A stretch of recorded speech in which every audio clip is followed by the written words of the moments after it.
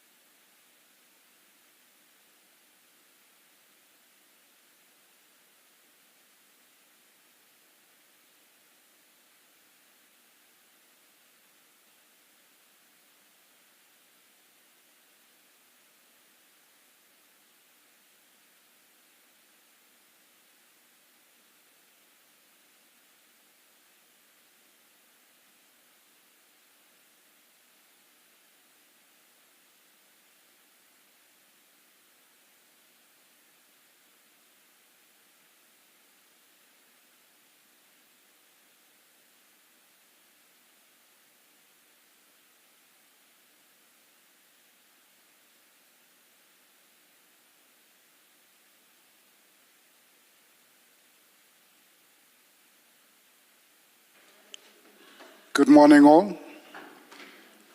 It's 29 minutes past 9. We are ready to start the day's proceedings. Please make sure that your cell phones are off or on silent, your devices. Let's not disturb the proceedings. Thank you. Please stand.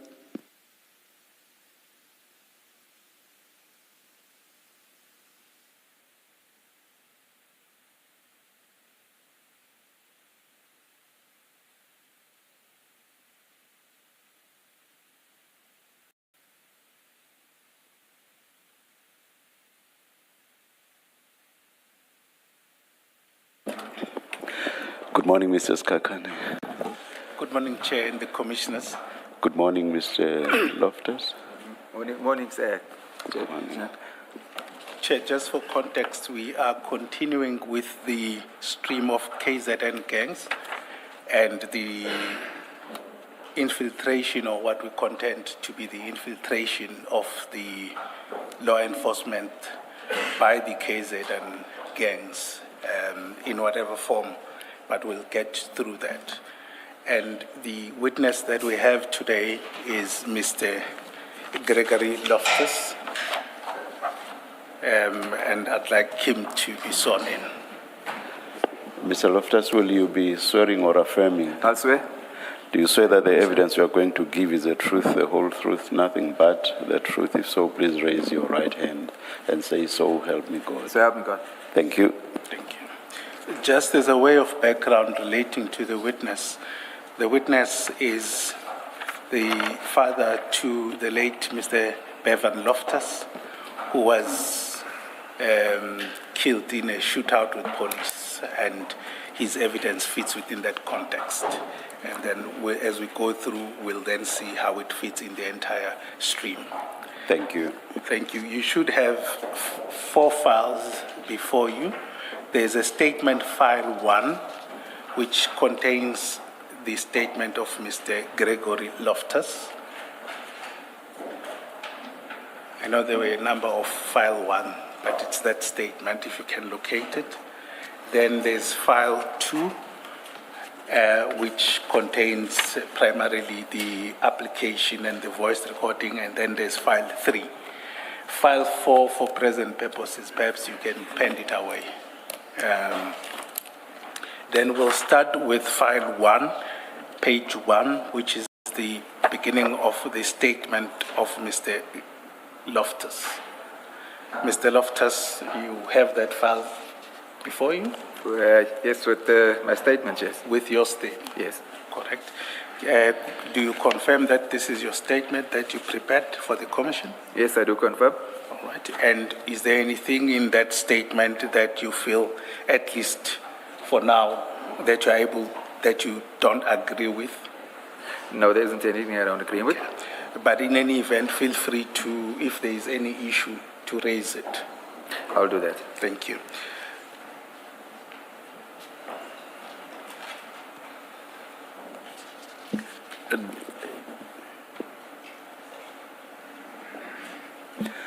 Our copies of the statement are not signed. Are there signed copies? Thank you, Chair. I think, can I request that it be signed after During the tea break? Yes, during the tea break, apologies. All right. Thank you, just because of the travel and there are certain logistics All right. that we couldn't sign it that way. Thank you. Thank you. Mr. Loftus, as we would start initially, the form of your evidence is that we'll give you an opportunity to go through your statements. Okay. Thereafter, we will then ask some questions that we have relating to your evidence, and the commissioners will ask certain questions or clarity-seeking questions or probing questions for that matter at the end. But it may be that during the reading of your statement, we also have questions that we'd rather have them at least answered there and then. Okay. Thank you. May you then proceed to read your statement starting from paragraph 1. Okay. I see on the screen here, some stuff is rejected. It's fine if I don't say my addresses and stuff. Yes, please. In fact, those personal details like your address and ID number, please don't mention, or the names of other persons. Okay. I'm an adult male, 61 years old. I reside on the Bluff in Durban. The contents of the statement are within my personal knowledge, save where the contrary appears from the context hereof, and are, to the best of my belief, both true and correct. Where I rely on information from other persons, I do indicate where the context so shows. I am the father of the late Bevan Loftus, who I strongly believe was murdered in cold blood on the 1st of April 2023. Bevan was murdered by the police under the guise of a legitimate police operation and at the instance of Clive Nyker, a competitor of Bevan in the tow truck industry and an alleged drug dealer. I will deal with the incident on more detail below. At the time, Bevan was with other four of his friends, with whom he was hiding because he had been warned that Captain Dina Island, alias Dina Govender, who is a captain we know as Captain Dina Govender of the SAPS, was intending to kill him. The events that I describe in this affidavit occurred several years ago, and I may not recall some of the details. If I recall events after submitting the statement, I will either submit a supplementary statement or elaborate thereon during my testimony. On March 31, 2023, the day before my son was murdered, I deposed to an affidavit in support of an interdict application which was issued that day and which sought inter alia to interdict Captain Dina Govender and the SAPS from murdering my son. If I can just say something here before I go on. It says here in support of an interdict application which was issued. The interdict wasn't issued, it was the summons that was issued. There's a correction there. Okay. A day after the application was issued, Captain Dina Govender and a group of SAPS officers under his command murdered my son anyway. I attach as Annexure GL1 the notice of motion and founding affidavit in the support of the interdict application which I had issued on 31 March 2023. I confirm the correctness of my founding affidavit in that application. That application, of course, does not deal with the circumstances around my son's murder because I deposed it the day before my son was murdered. For reasons of convenience, I therefore repeat many of those facts in the present affidavit before going on to address the murder of my son. Captain Dina's deposed to an answering affidavit in that application, which affidavit is of technical points and appears to be protecting Mr. Clive Nyker. I am not formally employed. I provide panel beating services on an ad hoc basis. Sorry, before you proceed, I just want us to go to GL1, which is an attachment to your statement. Just to confirm, is that the application you are referring to? Yes, this is it. This is the application. Thank you. Please proceed with paragraph 7. Okay, I am not formally employed. I provide panel beating services on an ad hoc basis. I am the registered owner of 3 residential properties situated on the Bluff. that one of the properties belongs to a trust, of which I am a trustee. I reside at my premises with my wife, and Bevan and his family lived at the adjacent house to mine. My other son, Nicholas, and his wife, Melissa Loftus, currently use the property, one of the properties, as a creche, or should I say a CD something. It's not actually a creche, it's a higher learning. It's for older children. The property at number 1, at where Bevan lived, was occupied by Bevan and his family from June the 20th. I have a history of approximately 20 years of service with the South African Police Service. I joined the police in 1986, where I was based in Langlaagte in Johannesburg. I was transferred back to KwaZulu-Natal in the early part of 1987, where I was based in Wentworth Police Station as a constable. I temporarily left the police from 1989 to 1992. I joined the police SANAB in 1992. SANAB is SANAB, South African Narcotics Bureau. I held the rank of detective in 1992. Later in that year, I joined the Child Protection Unit. I went back to be based at the Wentworth Police Station in 1993. Although I cannot particularly remember the given passage of time, I left the police in 2009 because I had been victimized at the Wentworth Police Station, and that was taking a toll on me and my family. At that time, I held the rank of a warrant officer. After I left the police, I worked in the construction industry for various companies on short contract basis. Bevan did his matric during 2007 and 2008. He failed his matric, and consequently I sent him to do courses which he could use to sustain himself. The courses relate to welding. After completing the courses, Bevan joined me in the construction industry. He focused on welding testing and worked mostly with me. We were able to sustain our family and accumulated some savings, which Bevan used to buy and sell cars for profit. He was a business-minded person. Later on, with my assistance, he became involved first in the taxi industry and later in the towing industry. During 2005, Bevan bought a towing van which he used for his towing business. The business was registered as First for KZN, Towing, Panel and Paint, and has an office and vehicle storage facility in Clearwood, where he conducts his daily business. I do not know much about that industry. Safe to say, I know that there were the Durban South, the Durban Central, and Durban West regions. He operated in the Durban South region, which covers the following areas, namely the Bluff, Wentworth, Oosterville, Merebank, Jacobs, Clearwood, and Seaview up to the N2.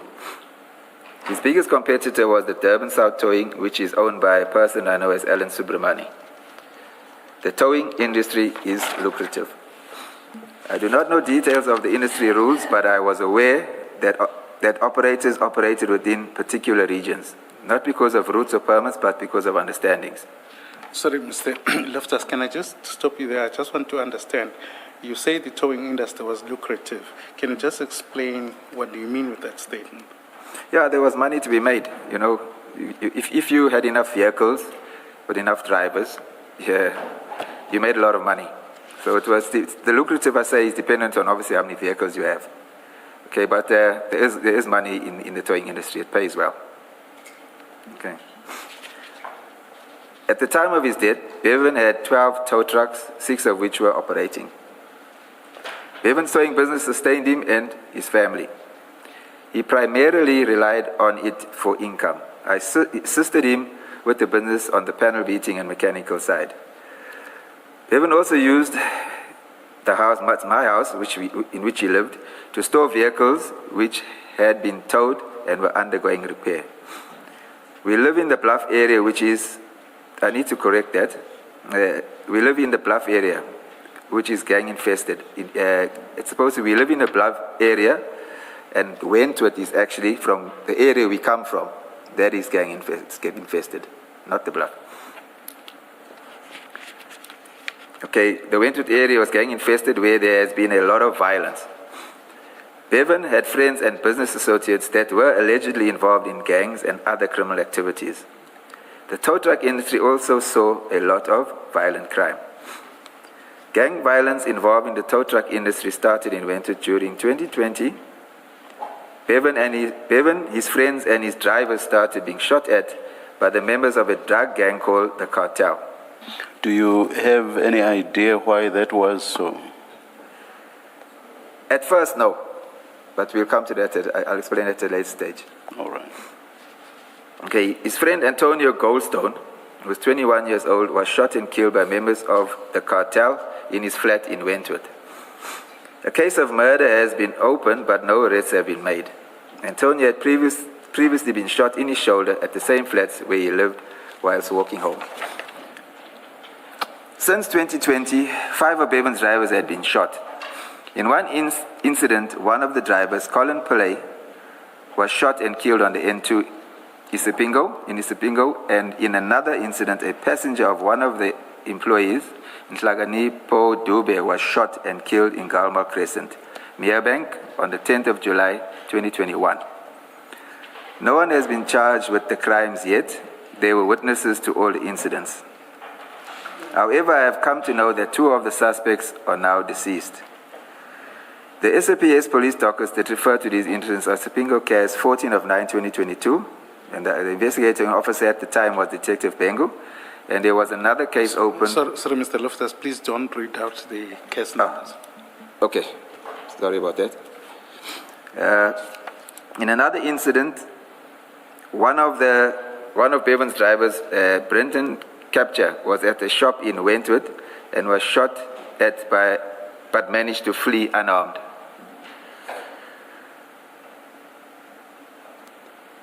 A while later, the same driver's father was seated on his veranda with his son and was killed in a drive-by shooting. The incidents were registered under a Wentworth case. A friend of Bevan, a friend of Bevan and his wife were shot in Tiflin Road in Wentworth while he was taking his wife to work. His wife was injured and he was hospitalized for a few months due to the severity of the injuries. He is now in rehabilitation to assist him to walk again. This shooting incident is also registered at the Wentworth police station. In another incident, one of Bevan's ex-drivers, Denzel De Silva, was shot while awaiting his food order in Wentworth. He survived the shooting incident. A colored male by the name of Dion Ismail Wood was arrested for the shooting and is currently in Westwell Prison. A police docket that refers to this case is a Wentworth case. I now turn to the events leading to the murder of Bevan and his friends. The allegations against Bevan. There are allegations that Bevan was involved in drugs or killing people.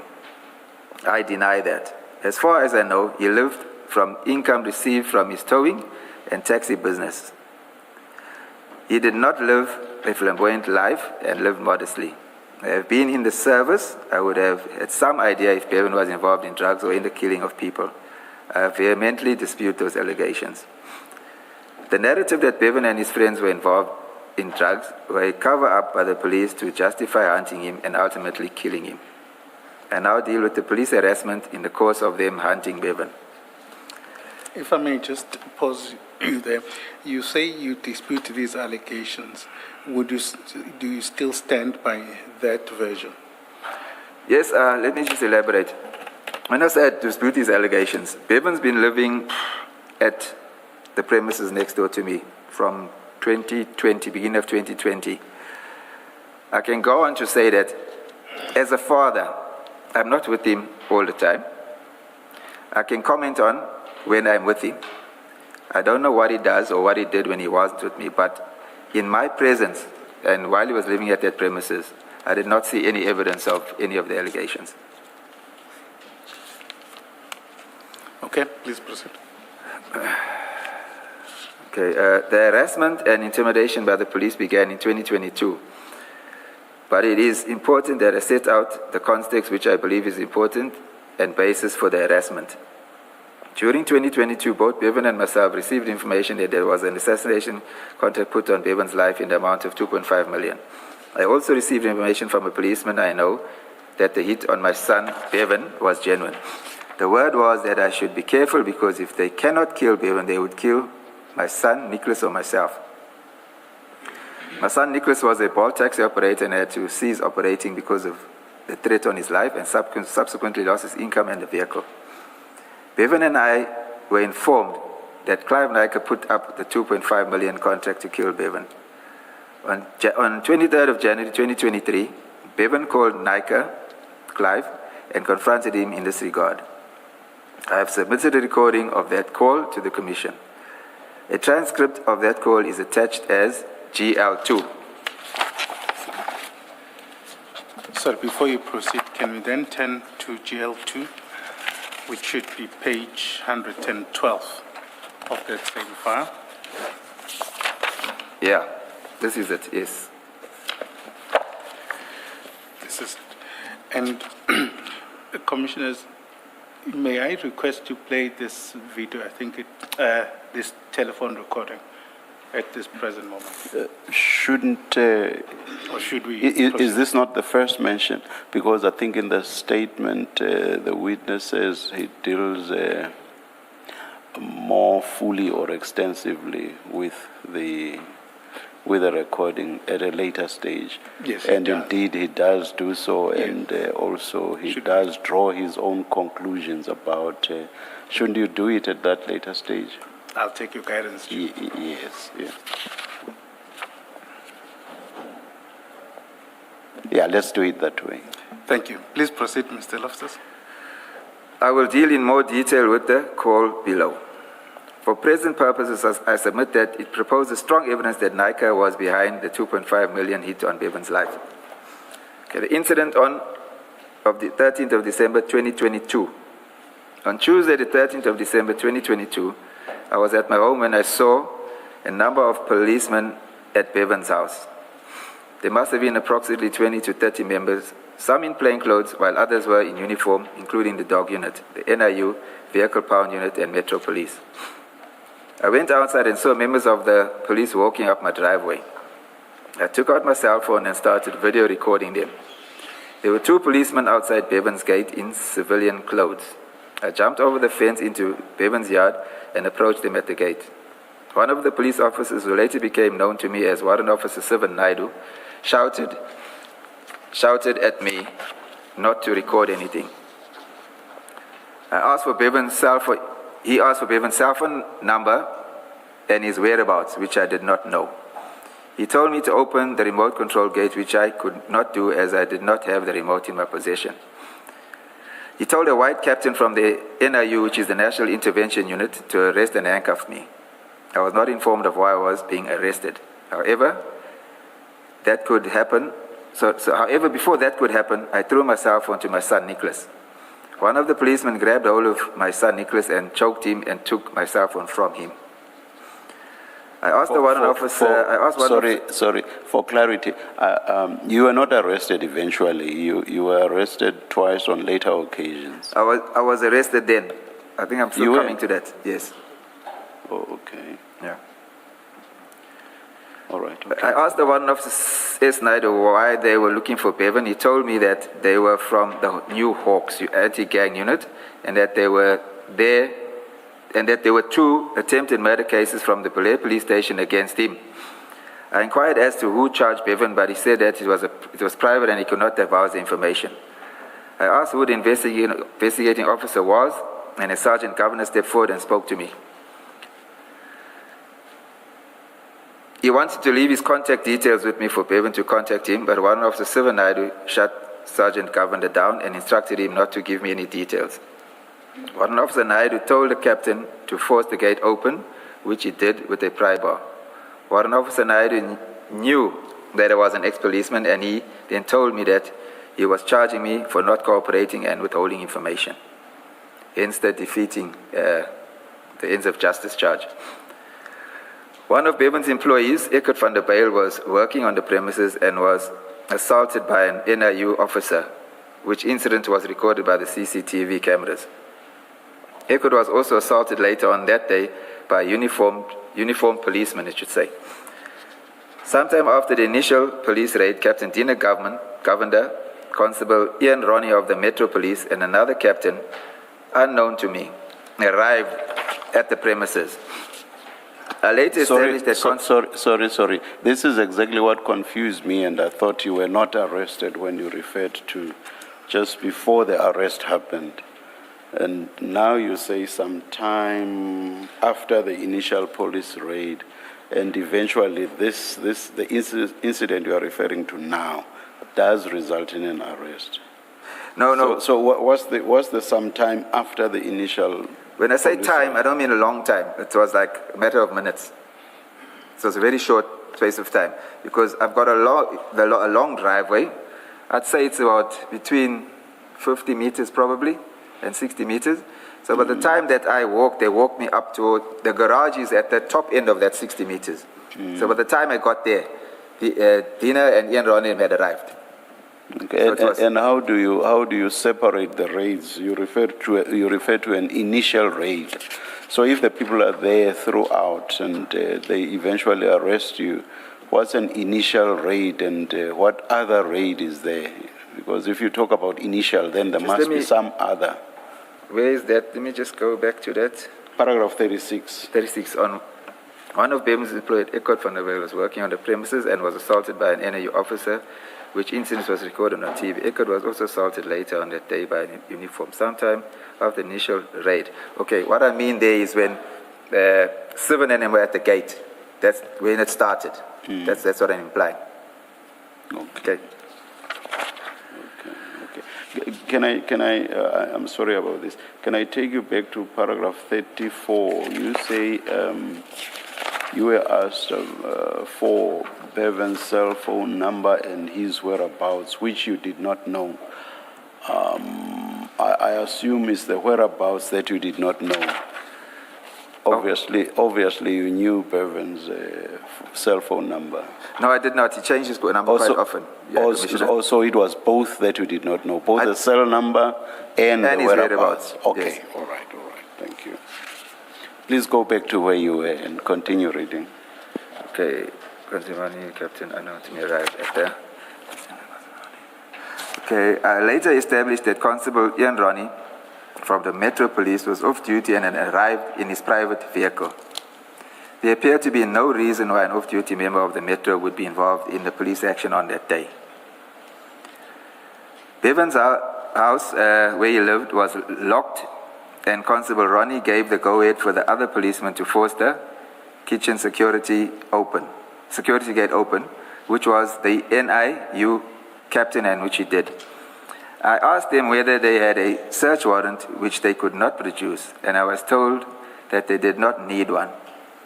I told them that I do not live at that address and did not have keys to the premises. They insisted I enter the house with them.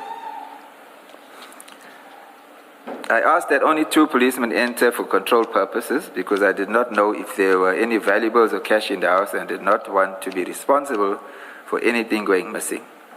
Many police members entered and went into different areas of the house without any supervision. A young man, namely Michigan Hippolyte, who was then 19 years old, is now deceased, was asleep inside the house. Constable Ian Ronnie from the Durban Metro picked up 2 Chinese-manufactured two-way radios from the shelf in the kitchen and said that they were police scanners. Constable Ian Ronnie and one of the Sivan Naidu took Michigan into the bathroom and questioned him about Bevan's whereabouts. I saw Constable Ian Ronnie push Michigan's head into the bath with water and hold it there on 2 occasions while Michigan struggled to breathe. I interviewed and told Constable Ian Ronnie to stop what he was doing to Michigan. He then stopped. Various other items, including 2 pellet guns and empty cartridge casings, including 9mm shells, a Ronnie rifle frame, which housed Bevan's Glock 9mm handgun, were taken. Later, I was informed that an AK-47 round was also allegedly found. I informed the policeman that both Bevan and his wife were licensed 9mm firearm holders. Sir, Mr. Luftus, just before we move off that, did Mr. Bevan own any high-caliber rifle or assault rifle? No, he didn't at that stage, no. At that stage? Yeah. Okay. When did he own it? Let me just correct what I said. He registered a security company and he had applied for firearms. They were shotguns, but they actually in the license of being processed, which didn't materialize. Okay, so, yeah. Did he own any AK-47? No, he did not. Okay, thank you. Paragraph 40. Very 40. Bevan sometimes towed vehicles at his address when his business premises were full. The policeman scanned the disc on a Renault Duster motor vehicle which was legally towed and stored with the owner's consent during the floods storm which occurred in April 2022. When the policeman, called it up and it came up as a stolen on a Brighton Beach case, the Brighton Beach policeman had previously come to the premises with the owner to remove the vehicle. However, the vehicle was left at the premises and had attracted storage charges which the owner had not paid. We showed the police the legal documentation together with the newspaper advertisement in the independent newspaper on Thursday, 21 July 2022, indicating that the vehicle would be sold to defray costs. After seeing the documents, the police left. I was then forced to open the garage, which I did under duress without a search warrant. My old police issued bulletproof vest and handcuffs were hanging on the wall in a bag, which was covered in dust and insect droppings mess. I informed them that it was my issue, which had been hanging on the wall for the last 15 years. When I resigned in 2009, they only took my service pistol, and I kept all my uniforms and other equipment. Sorry, just before you go there, out of interest, aren't you under an obligation to hand back all the tools of trade? Some of them, yes. The bulletproof vest should have been handed back, but if I can just explain how it remained in my possession. When I resigned in 2009, I went to the station commissioner and told him that I'm resigning. I had accumulated 9 months vacational leave over the years. And at that time, I don't know if it's changed now, if you left voluntarily or resigned, you lost your leave, whatever leave you had accumulated, and you didn't get paid out for it. So I said to him, I want to resign. Can he please sign my accumulated leave, which amounted to 9 months? He refused to do that. He actually said to me that he won't do it because if he signs it and the 9 months leave is completed, I probably will withdraw the resignation. So I said to him, okay, let me post-date the resignation and he can keep it in his safe, and on that date he can submit it. So I had my firearm with me. I handed in my firearm. The bulletproof vest was still at home, in the garage, because we didn't really wear it. So I left almost immediately. I went to Secunda where I had employment. So I hardly came home. It was every now and again on a weekend. So I didn't have the opportunity to hand it in, and to be honest with you, I totally forgot about it. And as well, none of them actually came to me and reminded me or came to looking for it to hand it in. So I totally forgot about it. Okay. Can I just to clarify, this garage you referred to at paragraph 41, is this at your property or where Bevan That's where Bevan lived? was living. Okay. Yeah. But I used to live there previously. Yes. Okay. Thank you. I was subsequently falsely charged for obstructing or defeating justice because I did not know Bevan's cell phone number and whereabouts, and also could not open the gate. Impersonating a policeman, possession of state property, possession of a stolen motor vehicle, possession of ammunition, which was a .357 Magnum rounds and 1 AK-47 bullet, which was allegedly found on the premises at Bevan's house. Just on that paragraph 42.5, you say allegedly. Do you dispute that? Yes, I dispute it. Firstly, if I can just explain further, Commissioners, the .357 Magnum rounds, I'm a licensed firearm holder of that caliber of weapon. And on the day, there was a captain from the Durban Central actually asked me if I have a firearm, which I said I do. So he went with me to my premises next door and he took possession of my firearm. The AK-47 bullets, I know nothing of that. Let me get this. You were in possession of state property because you had the bulletproof vest, the uniform, and the handcuffs. So why would that charge be false if, even on your own version, you forgot to hand them back? I wouldn't say that charge is false because I agree with you, Commissioners, because it was in my possession. Yes. But I'm saying it wasn't maliciously in my possession because the implication on the day was that I read from Captain Governor and Warrant Officer 7 ideas that I'm using it for malicious purposes. That's why when it was taken off the wall, it was hanging on the wall, I actually said to them, please take a photograph of the condition of that bag to show that it wasn't open because there are a whole lot of insect droppings on it in the zip area. So I wouldn't say that's false. It's not false because I was in possession of it. And the badge, where was the badge? No, they didn't find the badge. The badge, did you hand it back, the badge? No, I didn't. I destroyed it because they didn't take it. And there are other policemen that will tell you the same, that they also left with their badges and they themselves destroyed it. Thank you. Just for context, Commissioner Kumalo, I think the photos relating to that raid are in the bundle. Just, I don't know, in the interest of time, whether you want to go through them. But the one of the badge, of the bulletproof vest and the handcuffs appeared page 951, which is file 2. And 952, and then you'll see the rounds going forward. I don't know whether you need to see them physically. I think my concern with the statement was the allegation that he was falsely charged for possession of state property. And I'm saying the charge can be false if you are in unlawful possession of state property. Yes, I think the witness has answered it, yes. So maybe in similar vein, just clarify, the vehicle, the Renault that you say was on the property, it had you do explain that how the circumstances in which it ends up there, but you also say that when they checked, they found that it was still reported as stolen property. So at this point, it had not yet been taken off the stolen property or stolen motor vehicle report. Is that what it means?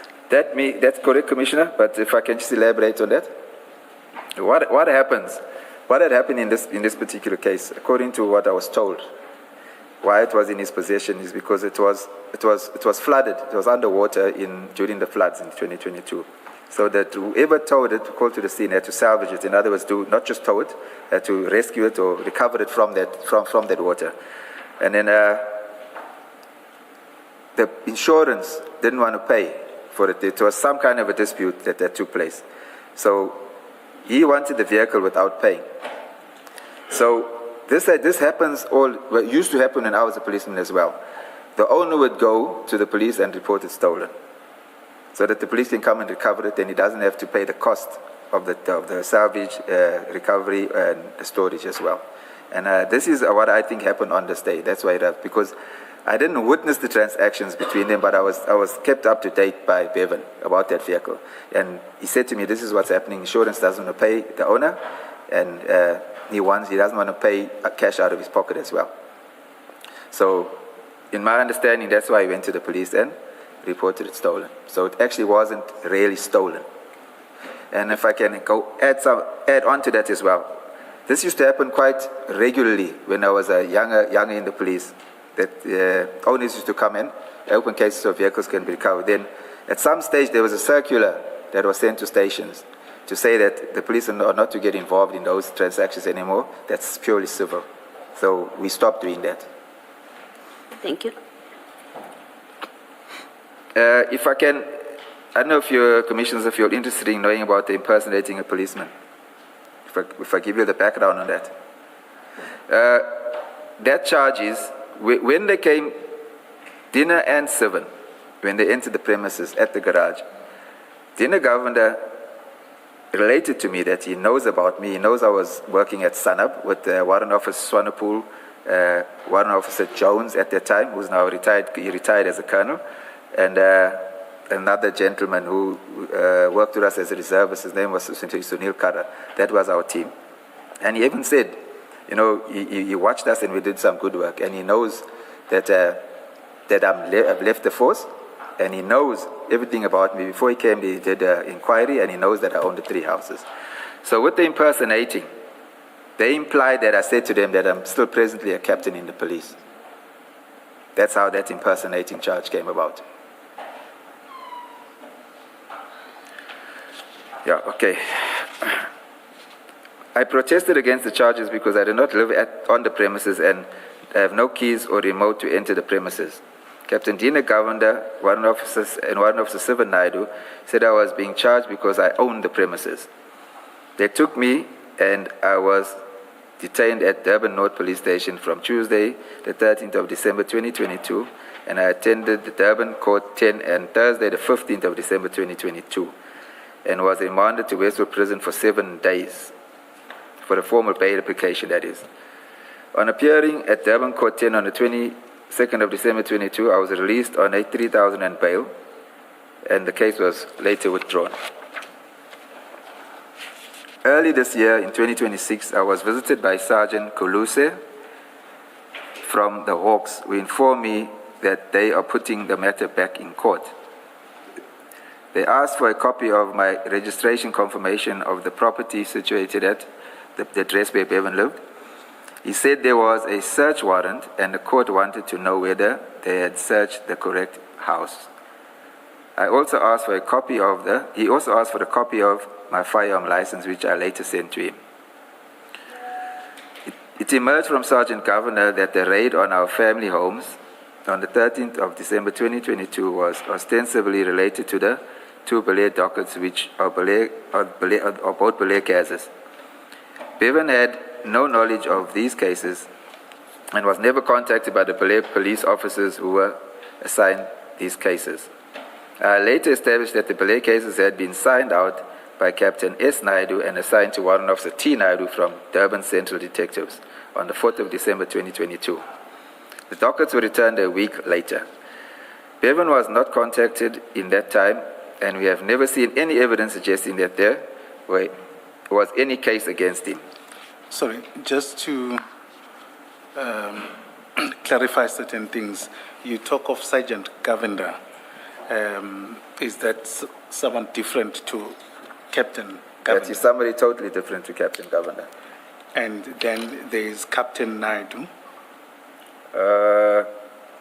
It was Captain Govender, it was Warrant Officer Naidu. Okay. And Sergeant Govender. Okay. All right. Thank you. Please proceed at 46. At 46. Whilst I was in custody at Westwood Prison on December the 22nd, I received a message from Bevan's best friend Marlon Stewart, who is known as Sticks, that's his nickname, and another male known to us as David, who is a tow truck driver for Durban South Towing. They were shot and killed near Moses Mabhida Stadium. Bevan knew both deceased as he grew up with them, and Marlon was his best friend. According to Captain Dina Governor and Warrant Officer Sivan Naidu, Bevan and his manager, Hendrik Nunes, were persons of interest in the matter. This was mentioned to me and Bertie Lang, who was my attorney, by the officers. The allegation was suggesting that Bevan was involved in the murder of Marlon and David is fanciful. Marlon and David were his close friends. Moreover, Bevan was in Johannesburg when they were shot and killed. Okay. Sometime in January 2023, Bevan came home one day and told me he got a phone call from a friend that is in the Sydenham Taxi Association together with Clive Nyker. The friend told Bevan to be careful because Mr. Clive Nyker had put a hit on him. Apparently, no photos of Bevan or details of his appearance had been circulated, but word was out that Bevan lived in the Bluff area and drove a white BMW and a white Toyota Bucky. Bevan informed me that his friend had advised him not to drive those vehicles and stay off the streets. On 25 January 2023, Hendrik Nunes was at Bevan's home as he had just returned from Port Elizabeth, having purchased a motor vehicle. He, Hendrik Nunes, came to talk to Bevan about Captain Varley, who works at Brighton Beach SAPS. He's a captain in the detectives. It was bothering him about a motorcycle that one of the drivers recovered at an accident scene and was now in storage at Bevan's storage yard. Captain Varley wanted the bike released free of charge. Bevan indicated that he was going to call Captain Varley.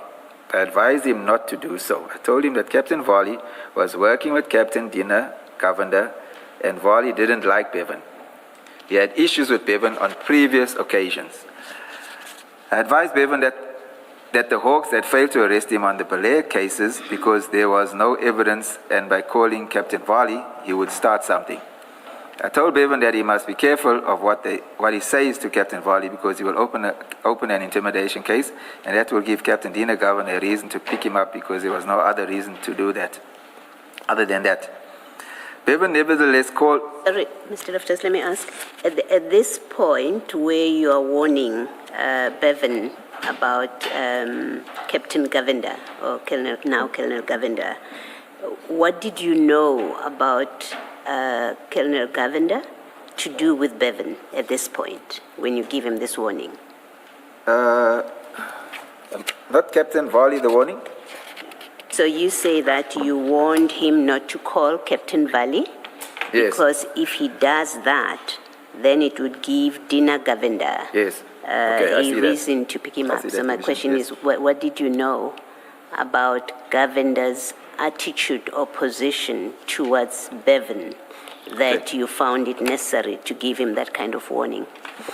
Okay, what had happened, if I can just go into a bit of depth. Captain, far as I was concerned, because what was happening, I was concerned about Bevan's life now, because there were threats made against him.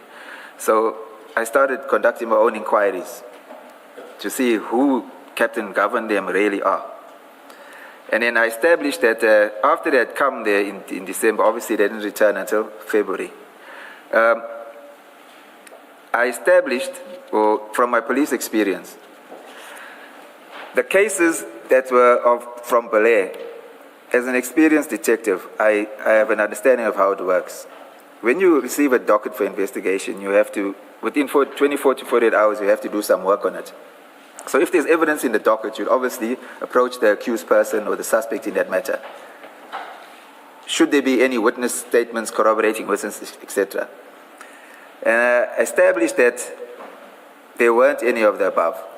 So I took it from that is why Dina Governor and his team didn't return for Bevan. Because had it been such a serious case, they would have been relentless to arrest him. Because I asked the question, why would a specially formed anti-gang unit go to a small station in an area and draw 2 attempted murder dockets, which the investigating officer hadn't pursued or made any attempt to contact the alleged suspect?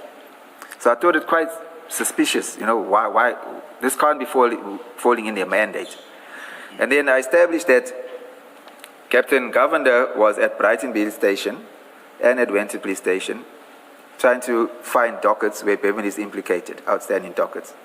And the information I got from my sources was that Captain Varley was working with him, looking for dockets so that they can arrest him. So in my opinion, I was saying, if the cases were so strong against him, why are they going further to look for other dockets? So I was of the opinion that there was no real evidence to arrest Bevan on those 2 Belair cases.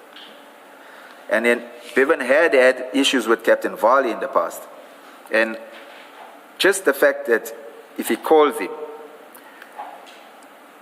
when he was a captain at Wentworth, Captain Varley was a captain at Wentworth Detectives. He was a group, because the detectives are divided into groups and they have a captain in charge of each group.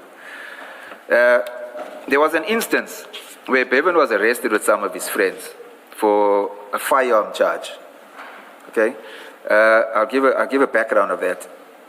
When they on the street, the tow trucks sit on what they call a patch, where they sit and wait for calls for accidents. It was late at night, and he says he was coming home. And a friend of his from the area asked him, where is he? So he indicated where he was, so he said he's going home. So the friend asked him for a lift home because it was on en route to Bevan, to us, where Bevan lived. And he knows the boy is naughty. So he said to him, there's a roadblock opposite the police station, Wentworth Police Station. He says, I'm going that way. If you have anything illegal on you, declare it now because I'm going through that roadblock. He says, and the guy said, no, he hasn't got anything legal.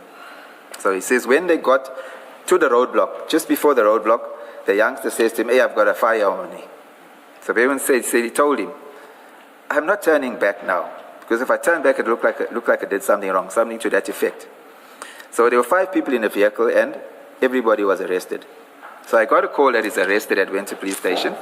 I know most of the detectives at Winter Police Station because I worked with them. So I established who was on call and who would have the docket. So I made a phone call to say, what is the way forward, what's the charge, etc. So the detective said to me, no, I can come see him in the morning. So I said to him, look, must I get an attorney? He says, no, it's not necessary because he's going to be releasing them because there's no evidence. They can't place the docket, the file in anyone's possession. So fine, I went to the station on the Saturday morning and I spoke to the detective and he was now going to process all the cases that came on overnight. So he went to the cell. I followed him. I didn't go in. So he said to me, no, he's going to release them because Bevan and them were shouting and saying they don't know what they're going to do, etc. There's cameras in the cells. The policeman that was in charge, I won't say his name, he received a phone call from Captain Varley because he fell under Captain Varley's group. And he said to Captain Varley, he's releasing these guys because there's no evidence against any of them, and there's no chance of a successful conviction. The phone was on speaker. Captain Varley said to him, no, don't release Bevan. He's going to take that docket, and he'll handle the docket henceforth. So Bevan and him went to court based on that. He took possession of that docket as the investigating officer, which is not normal as the captain of the group to investigate the matters. And the matter, I'm not sure if it was thrown out or it wasn't placed on the roll. I need to confirm that. So Bevan had said, even in the conversation, when he phoned him, that's why I said to him, don't phone, because back to where we started.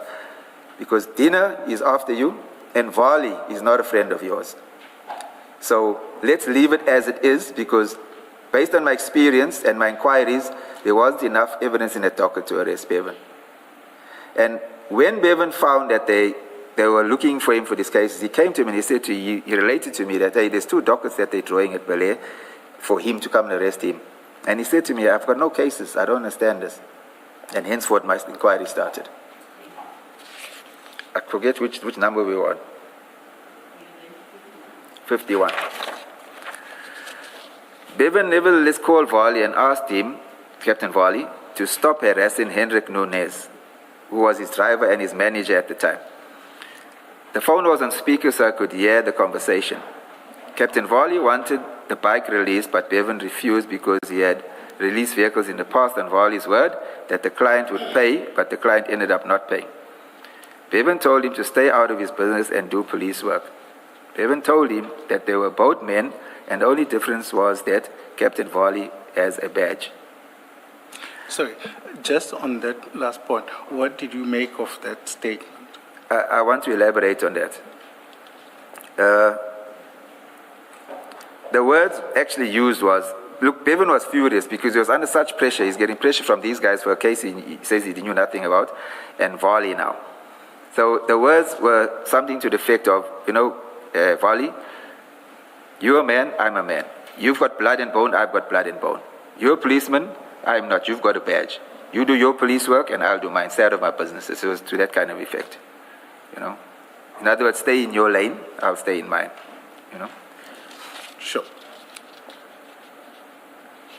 After calling Captain Varley, Bevan called Mr. Clive Naiker of Roadstar, towing again against my advice. The transcript of the call has already been referred to above and is GL2, as stated above. I have sent the recording to the Commission and I believe it will be played for all to hear. Again, this call was on speaker and I could hear the conversation. I wish to highlight that the following... Sorry, just before that, I think I'd like to take up the chair's invitation to play the recording at this juncture.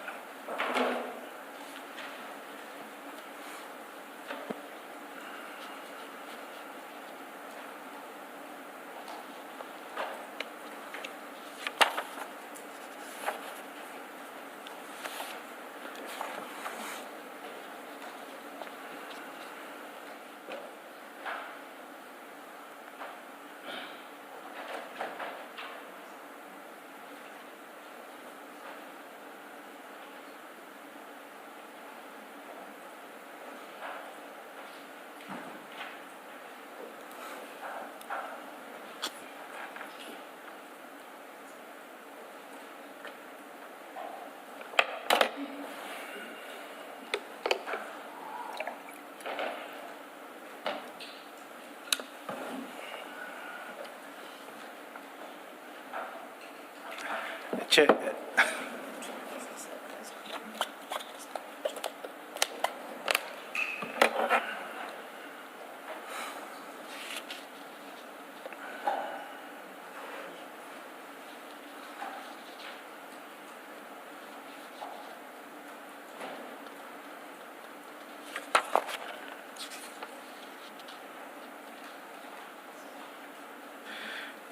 Chair, it seems that as it would happen, we You have were, some you were technical- ready and raring to go quite some time back.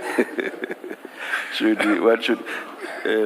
we, let's just carry on, perhaps you'll come Yes, back can to I it. request if indeed we get there, we'll Yes, play it. But yes. it's quite And- important for the context of, all right, I all think right. also for the question that was put to Mr. John. I don't know whether I can request because my colleague tells me.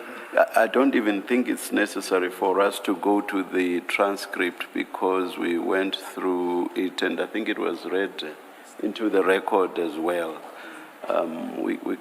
We can proceed so long. I'm not saying you should not play when you are ready with it, we can always go back to it. Can I perhaps just offer an explanation why I need to go to the transcript to explain? I'm not even stopping you, but please, if you want Okay. to explain, yes. It's because there was an issue about identification of Bevan and Mr. Naika, and Mr. Loftus was in that room. So I'd like him to explain, and perhaps if you have a question or the commissioners have a question, they can come from there. Oh, so are you suggest, for example, in paragraph 52, just before the sub-paragraphs, Mr. Loftus says he wants to highlight something, and then we have the sub-paragraphs, which are what he highlights. Are you saying we should not even go there until we've played the recording? Perhaps I just want, maybe, I don't know how the technical issues will be, but at this point, not to lose Yes. the point, I'd prefer that at least he explains 52.2. Okay, maybe let's just go to paragraph 53 then. We'll come back to the recording and then Mr. Loftus's observations. Before we move on 52, I didn't include it yet. Before Bevan made the call to Clive, I said to him, why I advised him against it, because I said to him, Clive is a powerful guy. They haven't got anything on you. He'll definitely open an intimidation case against you. I said you can guarantee that. And later on, okay, let me leave it there. I think I'll cover it later on, but I forgot to say that there. All right, and I'll explain further. You said something similar about, I forget the rank, Officer Valley as well. Captain Valley, yes. Captain Valley, Yes. yeah. Okay, all All right. right, I just forgot to include it here. All right, thank you. Let's go on to 53 then, if that's fine, Mrs. Kakan. Thank you. Let's proceed to paragraph I 50. point out further that just over 2 months after this call, Bevan was murdered by the SAP officers under the command of Captain Dina Governor in an operation led by him. On the 3rd of February 2023, Just before you proceed to that, if you go to file, well, let's just stick to the same file, rather. In the founding affidavit to the application, paragraph 18, page 38 of the same file. This is the founding affidavit that you deposed to, at paragraph 18. sorry, just say it again. Can you go to page 38 of the same bundle? 38. Page 38, I don't see pages. You mean the ones that are written on the top in pen? At the top in red. Say the number, 80. Paragraph 18, which should be at the bottom. 18. 1-8. Okay, this one. The one that starts with on the Friday. No. No, it starts during 2022. Yes. Both Bevan, red I think I'm a bit 38, mixed up, red yeah. 38 at the top. 38, just help me there. Thanks.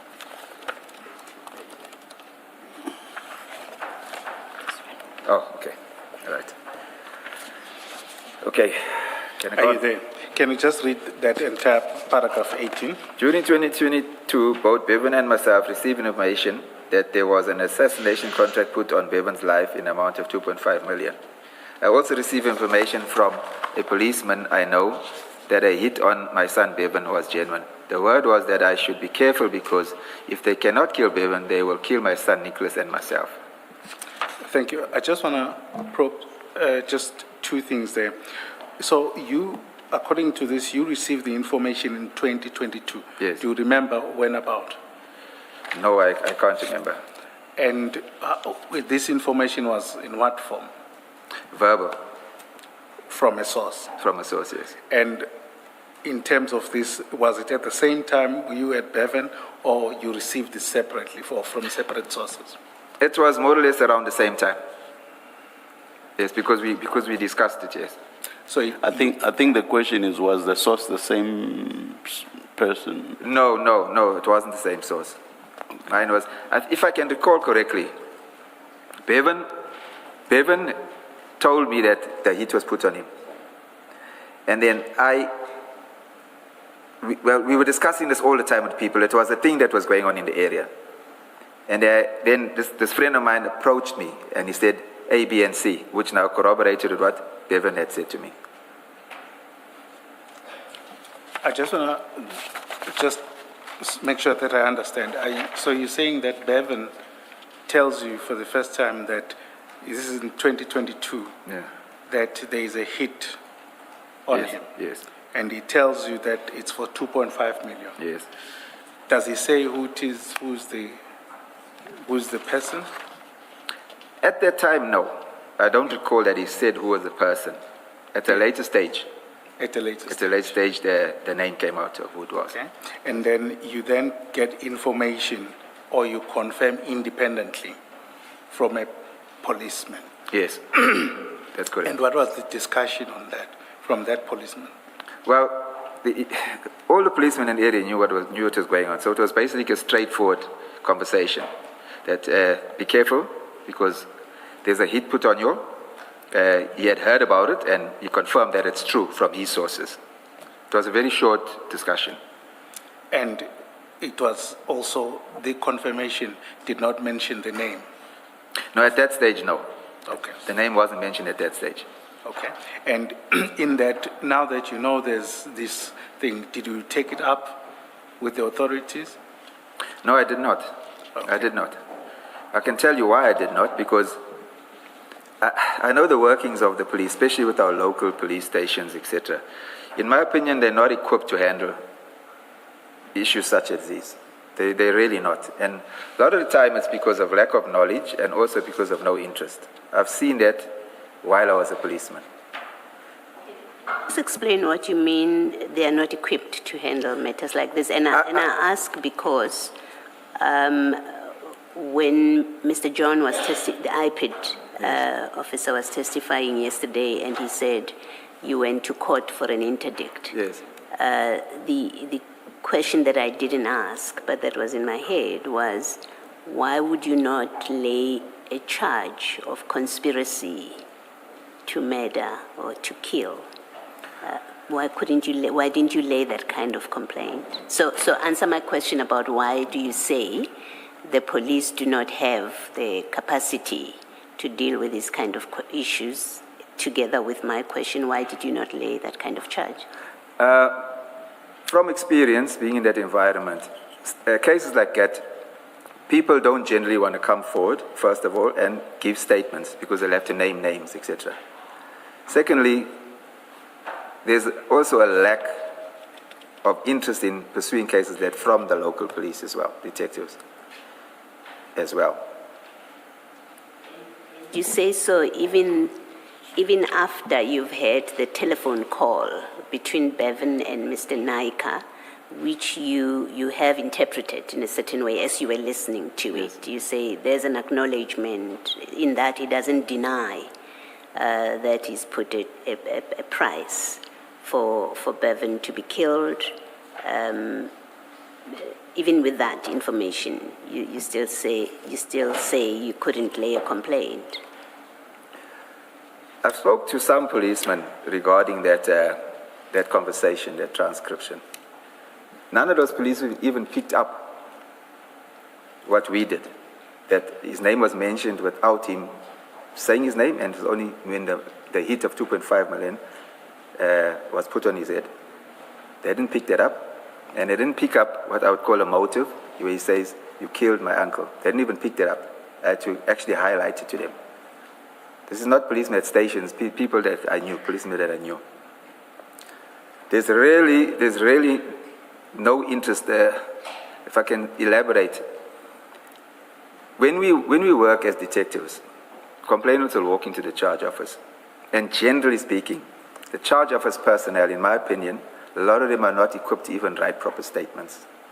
That I can tell you because I've witnessed it. We have to go and retake the statement. So a lot of the times, like what we did, we established what we call a crime office, so the detectives actually could interview the people, the complainants, and take the relevant statements in a proper manner. A lot of the detectives and the uniformed policemen, they've got this, if I can call it a thing, where they say, kill the case. So when a complainant walks into a charge office, there's a persuasion. They try and persuade the complainants not to open a case. If you can understand what I say, they try and inform that they can't open a case because there is no case, etc., etc. They find some kind of way not to help them. I've witnessed it. So, Thank you. I'll elaborate a bit more. There were times when this started, where youngsters would be intimidated at the flats before it escalated. When I say flats, it's where we grew up in Reykjavik, where this cartel was operating. These youngsters, two of them that are deceased now, and Antonio was also deceased, they from there, they were junior youngsters. They were being harassed, intimidated. I personally, and a lot of those youngsters had single-parent homes, single mothers. I was very well known in the area. So I took some of the mothers up to the police station and had a meeting with the station commissioner, with the mothers, to say, from experience, this is going to escalate. It's starting as threats and little assaults, but I explained how I could see this escalating from experience of the past. And there was no interest. We had those kind of meetings on about 2 or 3 occasions to try and get the station commander to intervene. I can't remember the station commander's name. He was a white gentleman. He actually said to me, and he sent me a document with the Intimidation Act, where he actually said the Intimidation Act doesn't exist anymore. So we did make efforts at that stage. So following that, there was no sense in going back there, because if the station commissioner could say something like that, there's no way that his juniors with no experience could pursue it. Just 2 questions on that. One is, what is, I think, a lot of your statement contain the words or the phrase that word in the street was. But I'd like to know, to explain, what does that mean generally? It's talk amongst people on the street, people, groups, just general talk. I mean, it's like social media. People thrive on activities or events that take place. So you pick up something that you hear and you pass it on like a grapevine story, you know, and that's how the word gets around in the street, you know. And it's a lot of the time what you hear is true. Not all the time, but a lot of it. And a lot of the time, some of what you hear is true and it leads to other things, you know. So it gives you some kind of something to grab onto, some of the stuff, and you can investigate. How investigation starts, and you can pursue whatever said, and you can actually find a lot of it is true most of the time. Okay. Then the second point is just to follow on what Commissioner Baloyi said, and what you then responded by, is that what do you think is the reason behind the police seeming apathetic or not willing or killing cases, as it were? That's a tough one for me to say. I'm going to get into trouble for this. I think it's just laziness. That's what I believe. Okay, thank you. Chairperson, I am advised that the sound is back. Can I request that we play that recording and then go back to the file, to the statement at page 15, paragraph 52.1, but we'll start with the recording. Roadster, Mr. Clive himself. How are you? Yeah, who's this here? Like a lot of money, 2.5 on my head now, eh? Who's this here? Who's this here? Evan, you? Yeah, how you can You phone killed my Dane? uncle. How you can phone Dane to tell Dane to set me up? You can phone Dane, Mr. Roadster. The Roadster, Mr. Clive himself. How are you? Yeah, who's this here? Like a lot of money, 2.5 on my head now, eh? Who's this here? Who's this here? Evan, you? Yeah, how you can killed phone my Dane? uncle. How you can phone Dane to tell Dane to set me up? I phoned in. I don't even Yeah, fucking know. me, I never ever fought with you. I got no problem with you, but look like you after me. You paying dinner, governor, you paying all the carols. You and Puff to do all these things to me. I never had nothing to do with you. I never minded your business. I got no flop with you. But Bali, you went out of your way to do all these things to me. You wanna kill me and all. What kind, Bali? Where's the numbers? Are you making allegations against me, or are you telling me the facts? I'm asking you, where's the numbers, Bali? I never do fuck all to you. Check your word, I'm fuck all to You're you. telling the people I killed Regan. See our Bali? See our checker? No flop, you wanna kill me, right? No flop. The fastest lives the longest. Right? Laka. Was it? Thank you, Commissioners. I think, I'm not sure whether it was audible enough for your purposes. Yeah, In any event, the transcript is Yes. at page 113, just to contextualize things. Now, this is the recording. Is this the recording that you were referring to earlier? That's correct. That's the recording. And at page 130, 113 is a transcript. Yes. Is that an accurate? That's inaccurate. Okay. And you were present when that call was made? It was made presently. It was his phone was on speaker. Okay. And what was the purpose of the call? After he phoned Vali, or let me say before he phoned Vali, he was agitated and he was quite angry and he was under a lot of pressure because he was tired of this. You remember, he hadn't been out of the premises for a long time. Because when he heard that there's a hit on him, he said to me, they're not going to get me because I'm not going to leave the premises. So, like he says, he can't go out. Sorry, just repeat that. He couldn't leave the premises. He says he's going to stay in the premises because there's a hit on him, and if he stays at home, they can't get him. Henceforth, Hendrik Noonan ran the operation in the yard and on the street with the tow trucks, etc. So he was angry. So when Hendrik Nunes came over, he was on the phone with Vali. Vali phoned him a few times, harassing him about this motorcycle. So Bevan was agitated by that, so he said, no, I'm going to phone him. I need to put him in his place, kind of, He didn't use those words, but that was the gesture, so to say. And then afterwards he said, you know what? I don't know this Clive Nika. He says, I'm going to phone him and ask him why he's doing this to me. And that's where the phone call came from. And where did he get the cell phone of Mr. Nika, if it is Mr. Nika? Yes, to be honest with you, I was quite surprised that he could get the phone call, but he was resourceful. What happens, you get a tow truck driver that drives for the operators on the bluff. And from time to time, they jump areas and they go and drive in other areas. So obviously, they make connections and friends with the guys that work for the different. So those guys have the contact numbers for their employees or their bosses. So he didn't tell me where it got, so I'm assuming that's how he got it. Because you hear conversations when a guy would ask, one of the drivers would say, have you got so-and-so's number? Then it would be like, no, let me phone so-and-so, and that so-and-so will phone so-and-so, and the number will come with the information, so to say. Yeah. But I wasn't present when he actually got the number. Okay. Yeah, I think I can't take that further with you as such. Yes. Then you confirm, or seem to confirm, that on the call was Mr. Nika on the other end. Yes. How do you come to that conclusion? Well, look, okay, let me retract that. I can't say that it was him because I don't know him and I've never met him and I've never heard him speak. Based on the conversation and the phone call, I'm assuming that was him. And why is that? Well, from the conversation, when Bevan called him Mr. Clive, Mr. Roadster, he acknowledges, he continues the conversation acknowledging, I would say that's an acknowledgement that it's him. Do you know whether his company is Roadstar? Yes, I do know that he owns Roadstar Towing. Okay. Okay. Can you then read paragraph 52.1, which are the points you wanted to highlight? 52.1. Page 16 of your statement. Page 15, yeah. 15. Yeah, One okay. five. 52.1. Yes.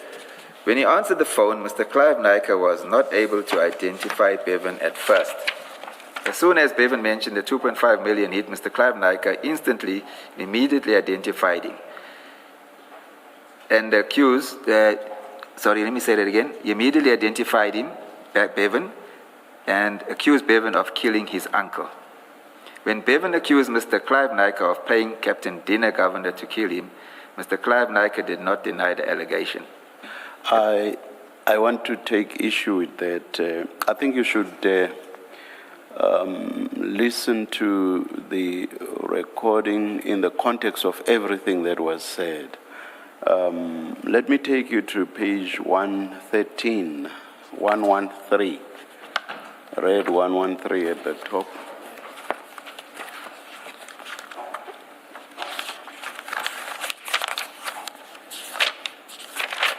Okay, I've got it, Commissioner. Yeah, the fifth entry where Bevan is speaking says yes, and then how you can phone Dane to tell Dane to set me up. Then the response by Captain Naika. I'm sorry, Mr. Naika. I phoned Dane. You see, even the fact that is asking a question there, I phoned Dane. It should tell you that implicit in that is, it may in a sense be a denial. I don't even effing know who Dane is, so it becomes clearer. I've never, so your source about me having called Dane to set you up, that's false. So that's a denial. Yeah. But let's go further down. So yes, it's not, it does not directly deal with the 2.5, but the context is the 2.5.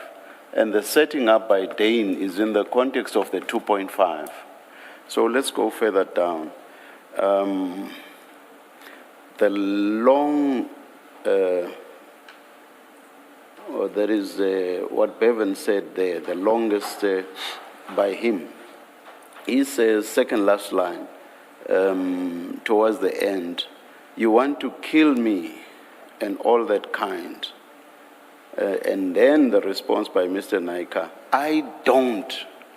You want to kill me? I don't. Are you making allegations against me or are you telling me the facts? So when you look at all this in context, he actually did deny the allegations. It's on that basis that I say I take issue with what you say when you say he did not deny. Sorry, I didn't hear that, Commissioner. I'm saying it's on this basis that I say I take issue with your statement that Mr. Naika did not deny. No, fair enough. That's the way it's read. All right. Accept that. Chairperson, perhaps one has to understand the context of the issue, whether it's taken with whether it was not Mr. Naika on the other side, or whether it's a matter of having put a contract on his head.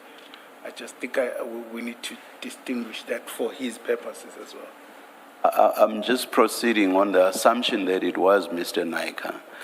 And what I'm addressing is the statement by Mr. Loftus that Mr. Naika, if it was Mr. Naika, did not deny the allegation. That's all I'm engaging Mr. Loftus on. Sure. Chair, Thank can you. I then take you to file 3?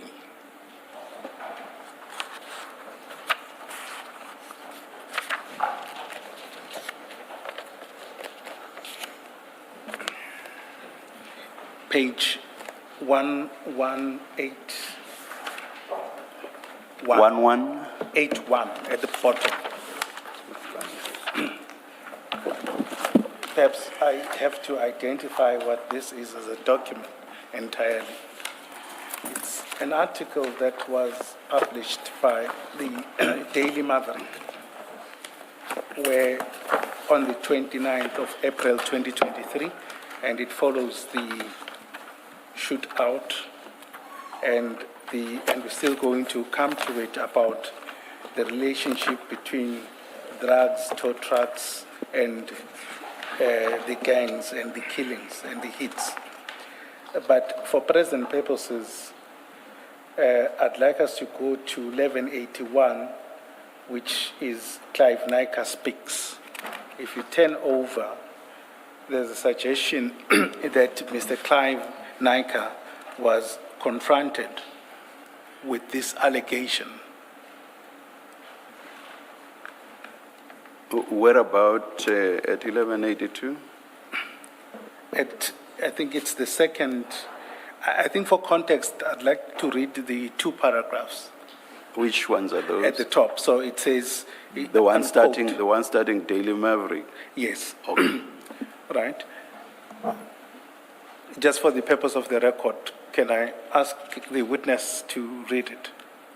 And what is this? What did you? Well, it's the point about whether Clive Nika denies Okay. that it was him on the call. And perhaps the point I'm trying to come across, to put across, is that he doesn't seem to deny that discussion, at least on the media reports. Also,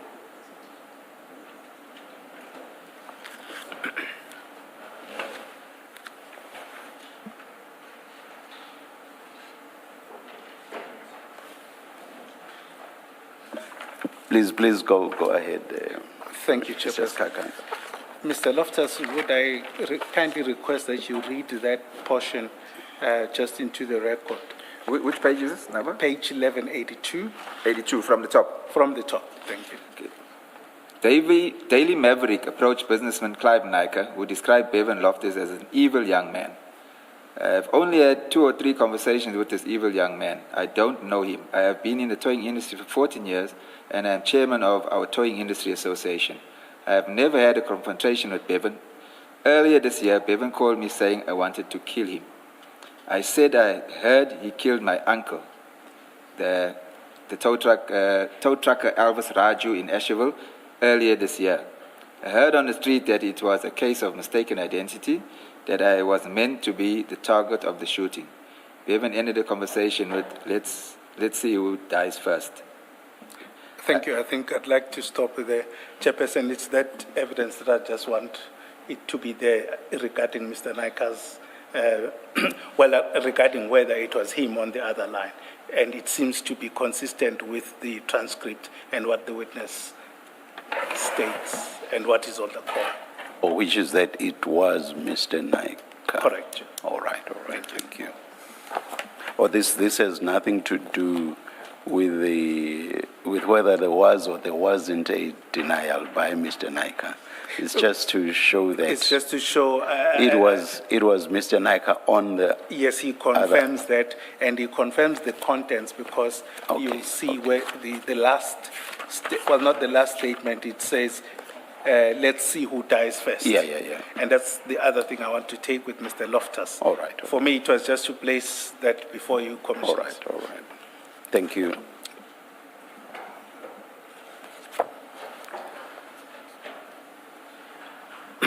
Then I will come back to this about this article later on after tea, but there is a statement or something that Bevan says when the call ends. Yes? And it is, I just don't want to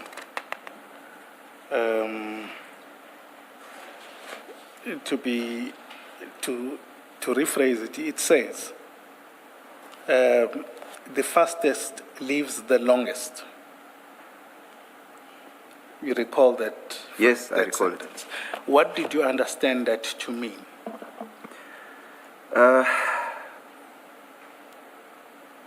At first, I didn't know how to take it, because I said to Bevan, I actually asked him, what did he mean by that and why did he say that? He offered no explanation.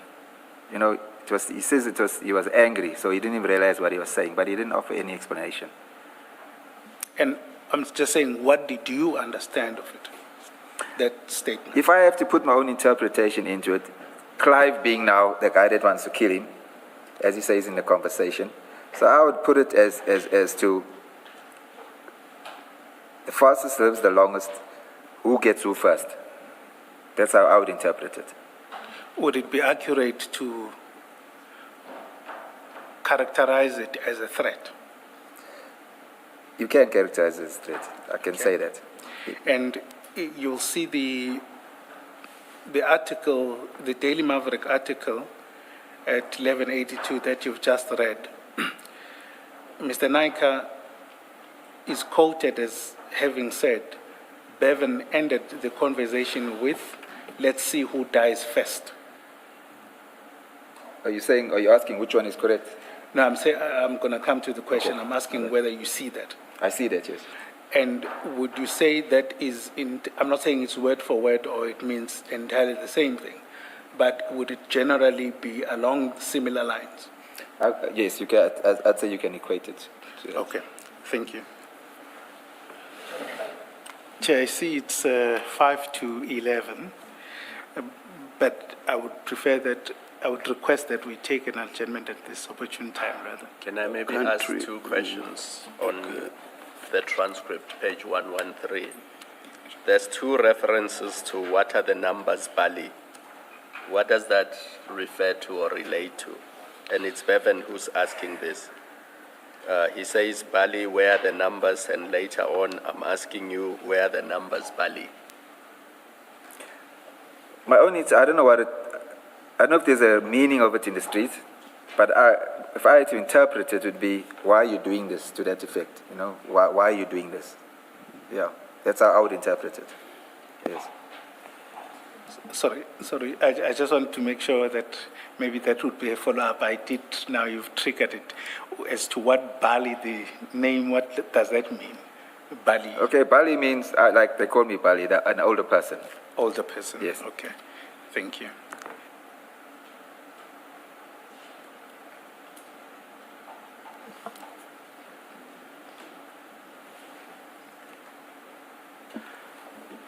Let's adjourn and resume at 11:30. Thank you, Chair.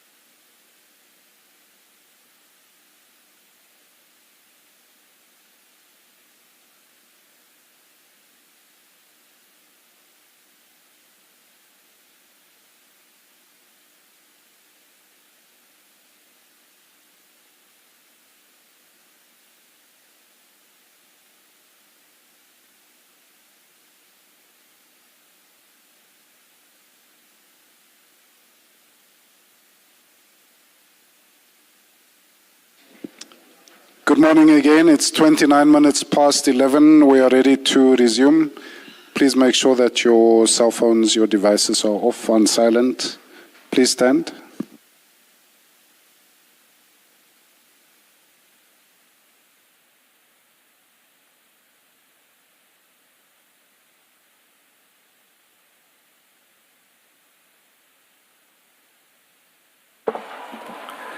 Yes, Mrs. Kakana. Thank you, Chair. Can I just request an indulgence? The witness requests an opportunity to clarify that telephone recording on certain aspects. Yes. Yes, Mr. Loftus. Yes, Commissioner. I was listening to that recording on my phone now during the break. And where he says, Clive Nacker says, I don't, or you're making allegations against me, or are you telling me facts? To me, it sounds like he wanted to say something, and then there was that talking over of one another. So I just wanted to say what we were saying earlier, that if you listen to it carefully, it sounds like he stopped mid-sentence of wanting to say something. You know? Yeah, so I had the opportunity to listen to it again. It's just a different way I look at it when I heard it. And there's something, I'm trying to find it, where it says, you're putting the cattles on me, you're paying the cattles. I just want to clarify what the cattles mean. The cattles mean the police. Just for clarity.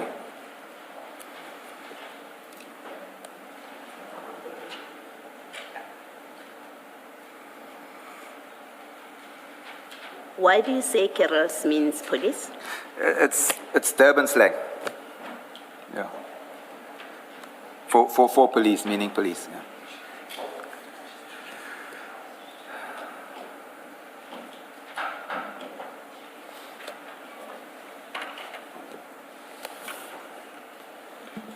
Can we proceed, Chair?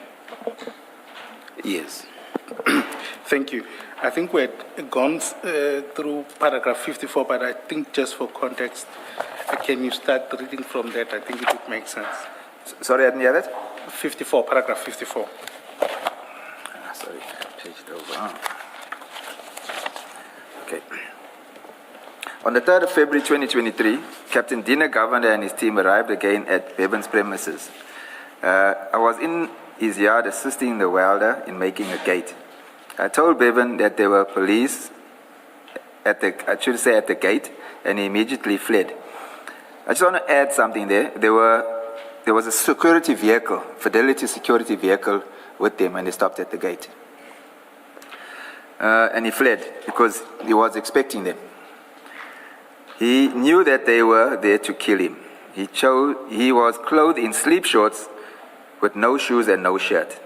I told Michigan to go with him because of their visit on the 13th of December 22 when they waterboarded Michigan. Bevan and Michigan managed to flee. The police came in unmarked vehicles, stopped at the gate at Bevan's premises. Captain Dina Governor, Warrant Officer S. Naidu, and a dog unit policeman, Warrant Officer Naika, approached aggressively and said they were here not to arrest Bevan, but to kill him. Because according to Captain Dina Governor, Bevan had threatened to kill the members of the Hawks and Captain Valia of SAPS Brighton Beach Detectives. The police searched my premises and Bevan's home, where Bevan resided. No search warrant was produced, and the bedroom door of the house was damaged. I was arrested by Warrant Officer Naika whilst I was handcuffed on the roadway. While I was handcuffed on the roadway, Captain Dina Governor and Warrant Officer Sivan Naidu and the dog unit policeman, Warrant Officer Naika, repeated that they intended to kill Bevan. I'm not going to mention other names. There's 4 other people involved. They kept insisting that Bevan was at the Bluff Butchery early that day, and that is why the Toyota engine was hot. Captain Dina Governor and Warrant Officer Sivan Naidu said that I must get Bevan's funeral policy up to date because I'm going to bury him, and my wife and I are going to mourn for him. Captain Governor said that Bevan shot his friend, Alan, which is Alan Subramani that I mentioned earlier. He's a Durban South Towing Company owner. He said Bevan shot him in the head. Warrant Officer Sivan Naidu sent... Sorry, just before you go there, did he pass away? No, he didn't pass away. Warrant Officer Sivan Naidu sent policemen into 190 into Bevan's premises, into my daughter-in-law's premises, where my daughter-in-law Melissa runs a creche. She protested because of the upset of the children and further because they did not have a warrant. A policewoman was called and she searched together with the premises whilst the children were there, and Melissa was handcuffed and placed in a police vehicle on the road. Mr. Loftus, just go back to paragraph 57. Yes. The second last sentence where you say Captain Dina Govender and Warrant Officer Naidu. They could not have both said that. Surely it must have been one of them. Okay, let me clarify that. They did not say it both together. It wasn't a one-off statement that they made. These guys overtalk one another. And they were in an aggressive manner. It was like anger in them. So they both said it, but not at the same time. It's like the one was repeating the other. They said it on numerous occasions. It wasn't just clearly we're gonna do that, and then we're gonna do that together. But who said to you, you must get Bevan's funeral policy up to date because I'm going to bury him? They both said it. Dina Governor said it first, and one of the Naidu, he repeated it. But as I said, it wasn't said once, it was on a number of occasions. They speak fast and they don't stop talking. And again, why did you not open a case? Because now they're making a direct threat. I didn't believe that the case would be accepted and that anything would become of it. Because I can say why, I can elaborate, because my wife, my daughter-in-law, both daughter-in-laws went to the police station and they tried to open cases at Brighton Beach. And there was a captain on duty there and he refused to accept the charge. They ended up going to the attorney who took them to IPID. And IPID referred them to Point Road Police Station, and I'm not sure where they eventually opened the case. It was a rigmarole. Nobody wanted to open a case. And this is not an uncommon practice. I've witnessed this before. So people lose interest.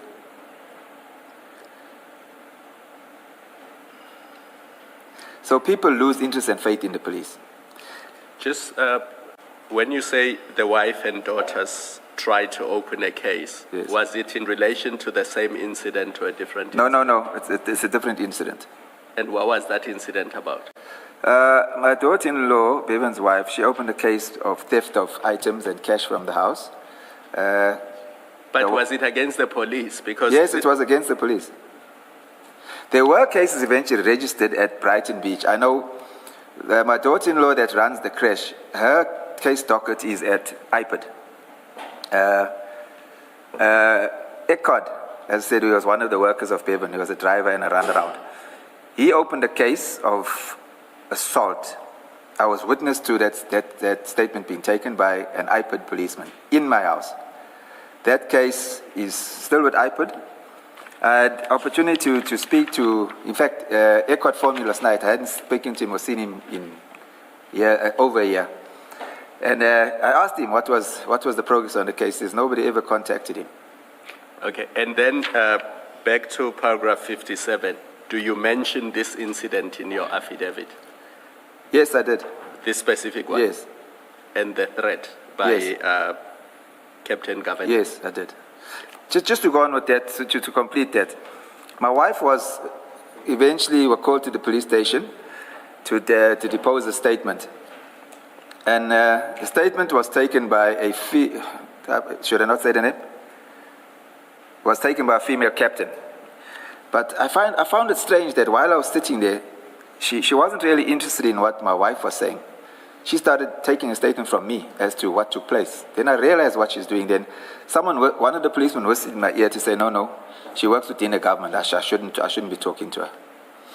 Those matters, I think there were 4 cases. Besides the cases at IPID, the cases that were opened at Brighton Beach are filed as undetected and false. Hendrik Nunez's wife also opened a case. I don't know what the charge was. that case is filed as false. Coincidentally, the cases were filed. Mr. Loftus, Yes. I'm going to stop you because you have to be careful. In this commission, when you mention people's names and you make allegations against them, we will have to call them to provide their version. So maybe stick to the question I asked so that we limit ourselves. Okay, Commissioner. Because if you end up mentioning 15 people, Okay, I acknowledge we will that. have to give them the opportunity to come and give their side of the story. So let's limit ourselves to Okay, I the acknowledge that. question I asked and only the answer to that question. Point taken. Thank you. Was the shooting of Alan supposed to have taken place at Bluff Butchery? Was the shooting Or, of who, Commissioner? I didn't hear that. Alan. No. That was in Durban Central somewhere. All right. Where you told was supposed to have been shot at Bluff Butchery? That Bluff Butchery shooting, the alleged Bluff shooting, was supposed to have been Bevan shooting at the police. Okay, Yes. all right. Thank you. Just to follow up on what Commissioner Kumalo is alleging so that we complete it. In relation to the threat in January, now you know the details. You know the person who is allegedly had put a hit on your son, or you both now know. Did you report or take this up as well? No, I didn't, because we were at a point where opening cases or trying to open cases were futile. I will say this. Brighton Beach Police, a lot of the policemen and detectives and Wentworth, they didn't have time for myself or for Bevan. So it was futile because there's an instance where one of the deceased, Michigan Hippolyte, was shot in an area in Wentworth. At point blank, like very close in the jaw. He survived. He went to the Wentworth police station to open a case and they did not take a statement from him. There was another instance where he was shot in Clarewood, which falls under the Brighton Beach policing area. He went to the police station when he came out of hospital. They refused to take a statement. So no cases exist for those two incidents. And why is that particularly, it would seem that you are targeted? It does seem that way. I wasn't popular when I was in the police. I wasn't one of the guys that did anything illegal. So I always tried to do the right thing, and henceforth, unfortunately, you get shunned when you do that because you're seen as working against the grain. Because I spoke out against any injustice that I saw while I was in the police, and a lot of my colleagues didn't like that. I can go further to say that none of them would work with me. When I was in uniform, only my black colleagues would work with me. Nobody else. Because I didn't do what they were doing, I was against what they were doing. As far as Bevan goes, there are policemen at Wentworth and at Brighton Beach that I listened to what Len John said yesterday, that there's certain policemen that would favor certain tow trucking companies. There were instances and certain policemen that did that as well. And Bevan didn't participate with that relationship between policemen. It was purely business. I know that there's money is exchanged as favors between tow trucking companies and police. When I was in uniform, I witnessed it. That's a fact. So what I'm saying, why against me? I've got no idea. I can just put it to that I'm not part of the team, part of the clique. Mr. Loftus, you mentioned that you, at some point, you speak to someone from IPID, and then they say to you, you must go and lay a complaint at a police station. Did I? I wasn't present Okay. when this happened. So you've never have you personally had any dealings with IPID to do with what was going on with you and Bevan?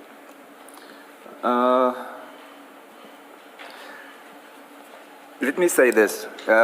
When the police came in February, and they did what they did because my oldest son was assaulted by police as well. Echoed was assaulted.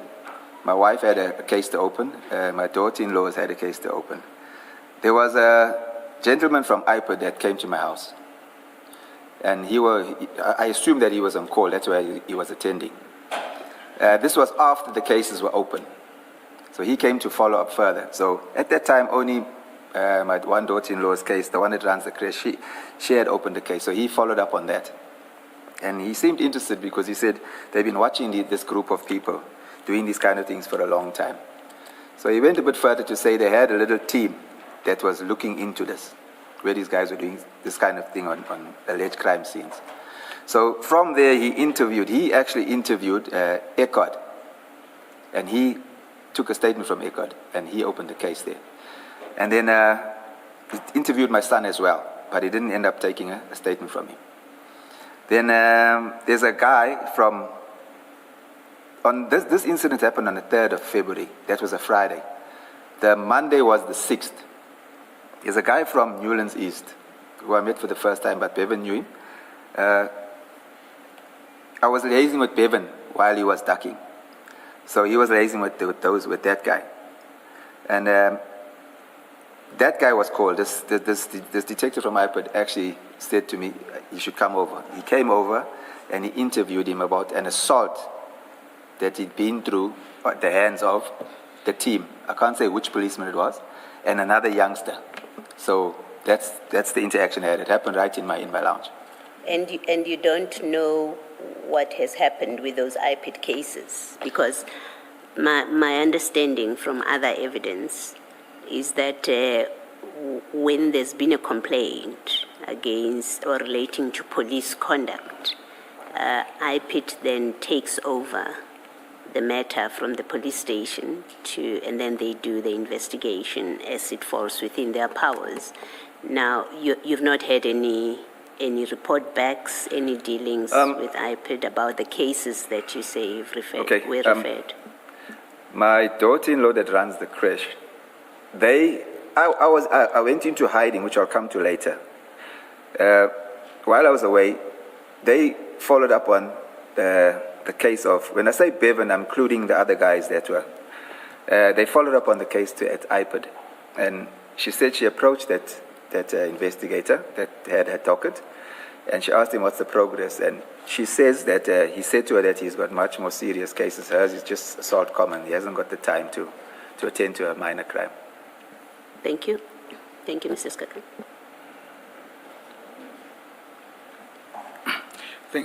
Thank you. Just while on that, we know that on around 31 March, at least there's some steps that you took against the police. Yes. Now, that's a period of, let's say, approximately 3 months. 2-3 months, give or take. Yeah, approximately, yeah. And if you trace it back to the telephone call, I think it would comfortably be a matter of 3 months. So or 2 months, let's say we give that period. Are you referring to the phone call, the time factor between the phone call and... The phone call.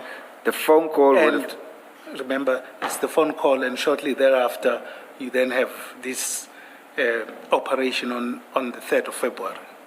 Yes, the phone call, if I can recall correctly, was in January. Yes. Yes. Late January. Late January. I think it's about the 25th or so. Correct. I'm trying to just wait for me. In that period, you say you didn't find it prudent to make any action, for example, to take any action rather against what you now see on the 3rd of February. Let's say on your theory, you now see that, look, there are police coming in, they are threatening about updating a policy and all of this. Now, don't you see it prudent to, in any event, register a case and then complain to IPID, or take even the court application earlier? That's a good point, but as I said, with the history that has been happening with Bevan over time, being harassed by some of the Brighton Beach detectives, because they ultimately end up with it. And there's certain members in the charge office as well that would not take cases. So we reached the point where it was like, it's futile to even try. That's why we went the court way. Yeah. Just on that aspect. Now, there's an issue, or at least the narrative, that Dina was put up to killing Bevan. Yes. Now, what would you say, would it be only Dina or other people as well? The way I interpreted it is, I just want to go back a while to when they arrived at the premises. One of the first things they said is, we're going to kill him. We're not here to arrest him. So the way I saw it from my inquiries, there's a small clique in that unit that knows what's going on. The majority of those policemen that work with him, in my opinion, doesn't know what's going on. So to me, it was Dina, Seven, and Nika, because they were very aggressive, and they, the ones that kept harping on, we had to kill him, we're not going to arrest him. Especially when they focused on when their friend Alan was shot in the head by Bevan. So I had no doubt in my mind that they were going to do it, having also done some background inquiries on them.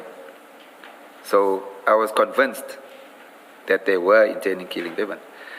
There was an instance where, at the premises, where one officer, Nika, he was wanting to search the premises. I did not see a policeman called Pedro Rodriguez arrive. He didn't arrive with them.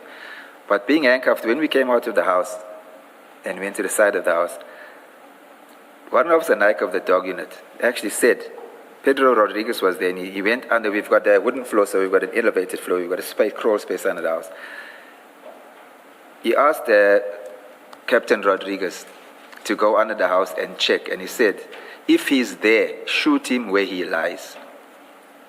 So I was like, these guys were really set to kill Bevan.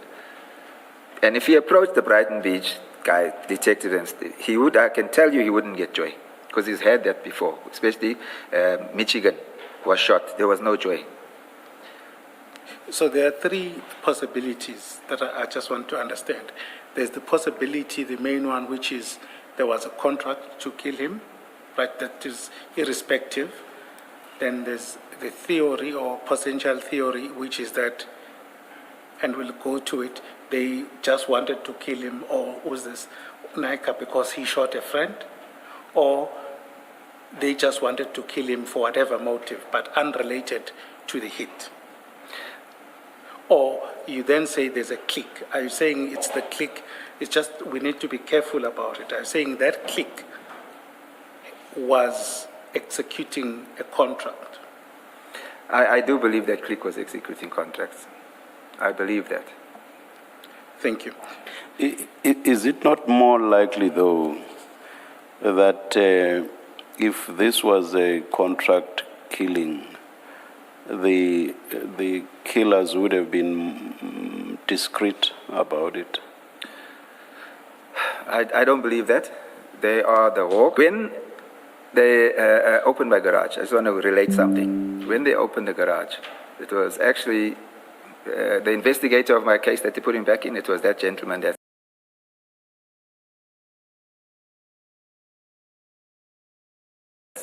actually went in and took the pictures. I can't remember who it was. One of them made a call and said, General, we've got him. And I wondered, why are they making such a fuss over a little thing like this to a general? You know? So to me, there was the narrative that they were targeting us. I'm not sure that I follow how that answers the question I asked.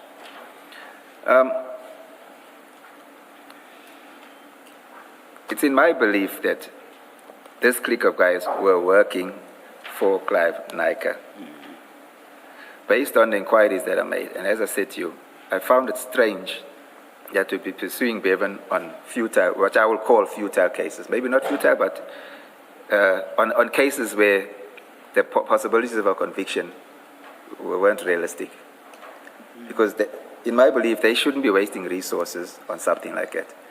And if I go back further, the information that was received while they were doing that, when they started doing that in Belair, when we got in fact, Bevan first got the information. It's a friend of his that told him about these Hawks guys signing for dockets, looking for dockets and signing for dockets at the Belair. He actually told him the case numbers. This is what they're taking from here. And I made further inquiries, and I got to the bottom of it, and I established that these are like futile dockets because had it been serious, they would have arrested him almost immediately. So I questioned and said, why are they doing this? Straight away, when we started getting further information from inquiries, I realized that this is serious and that guy's got a lot of power.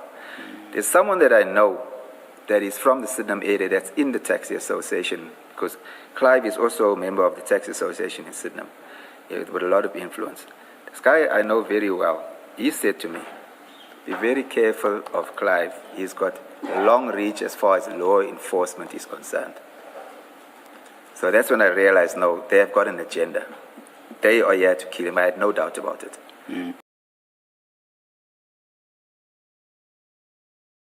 Henceforth, that's why he rather had fled and tried to go through the courts for protection.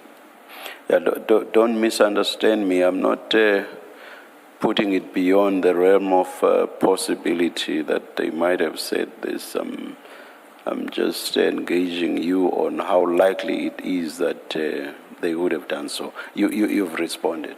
You've given your response. Thank you, Chair. Yeah. Chair, just before we proceed, can I just request to, so that because it seems like a critical thing for the record, page 952, which is those photos, but we'll just flight it.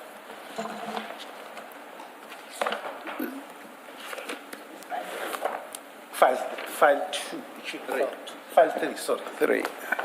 952, you said. 952.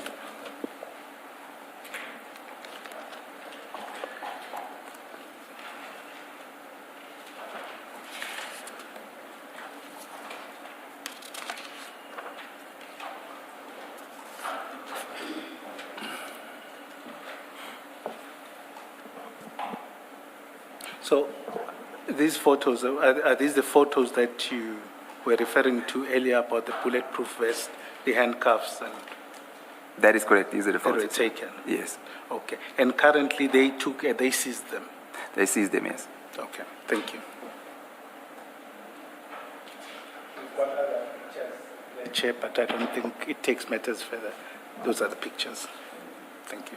Thank you. Maybe show 57, because on 58 there are 2 items missing there. Photo 57. What is that on the extreme right? It looks like a suit bag, but it's not. What Okay, is it? that's the bag that storage for the bulletproof vest. It's the storage for the Yes. bulletproof vest. Yes. Okay. So it could not have been insect infested if it was inside a bag. No.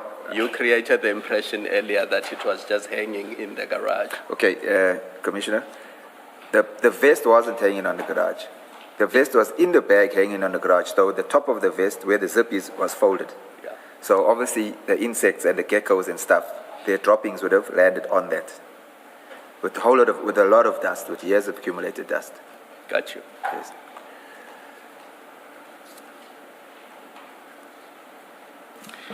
So let's then go back to your statement.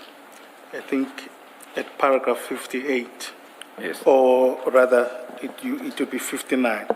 Okay. The other teacher had to try and calm the children down as they were traumatized by what was happening. Before Melissa was placed in the van, she was taken to the granny flat at my premises, where she lives, in the granny flat, right? Her identity card and sorry, let me just say that again, it's not making sense. Okay, the other teacher had to try and calm the children down as they were traumatized by what was happening. Before Melissa was placed in the van, she was taken to the granny flat at my premises where she lives. For her identity card and the premises were searched. She was later released on the instructions of Captain Dina Govender.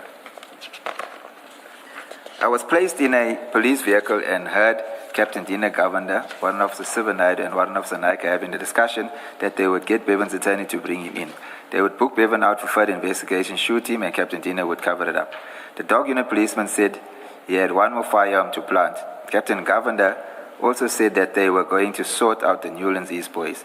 This is a reference to the people who live in Sawfish, Newlands East, Sawfish Road in Newlands East, and who were people who grew up in the Wentworth area before being shifted to Newlands East.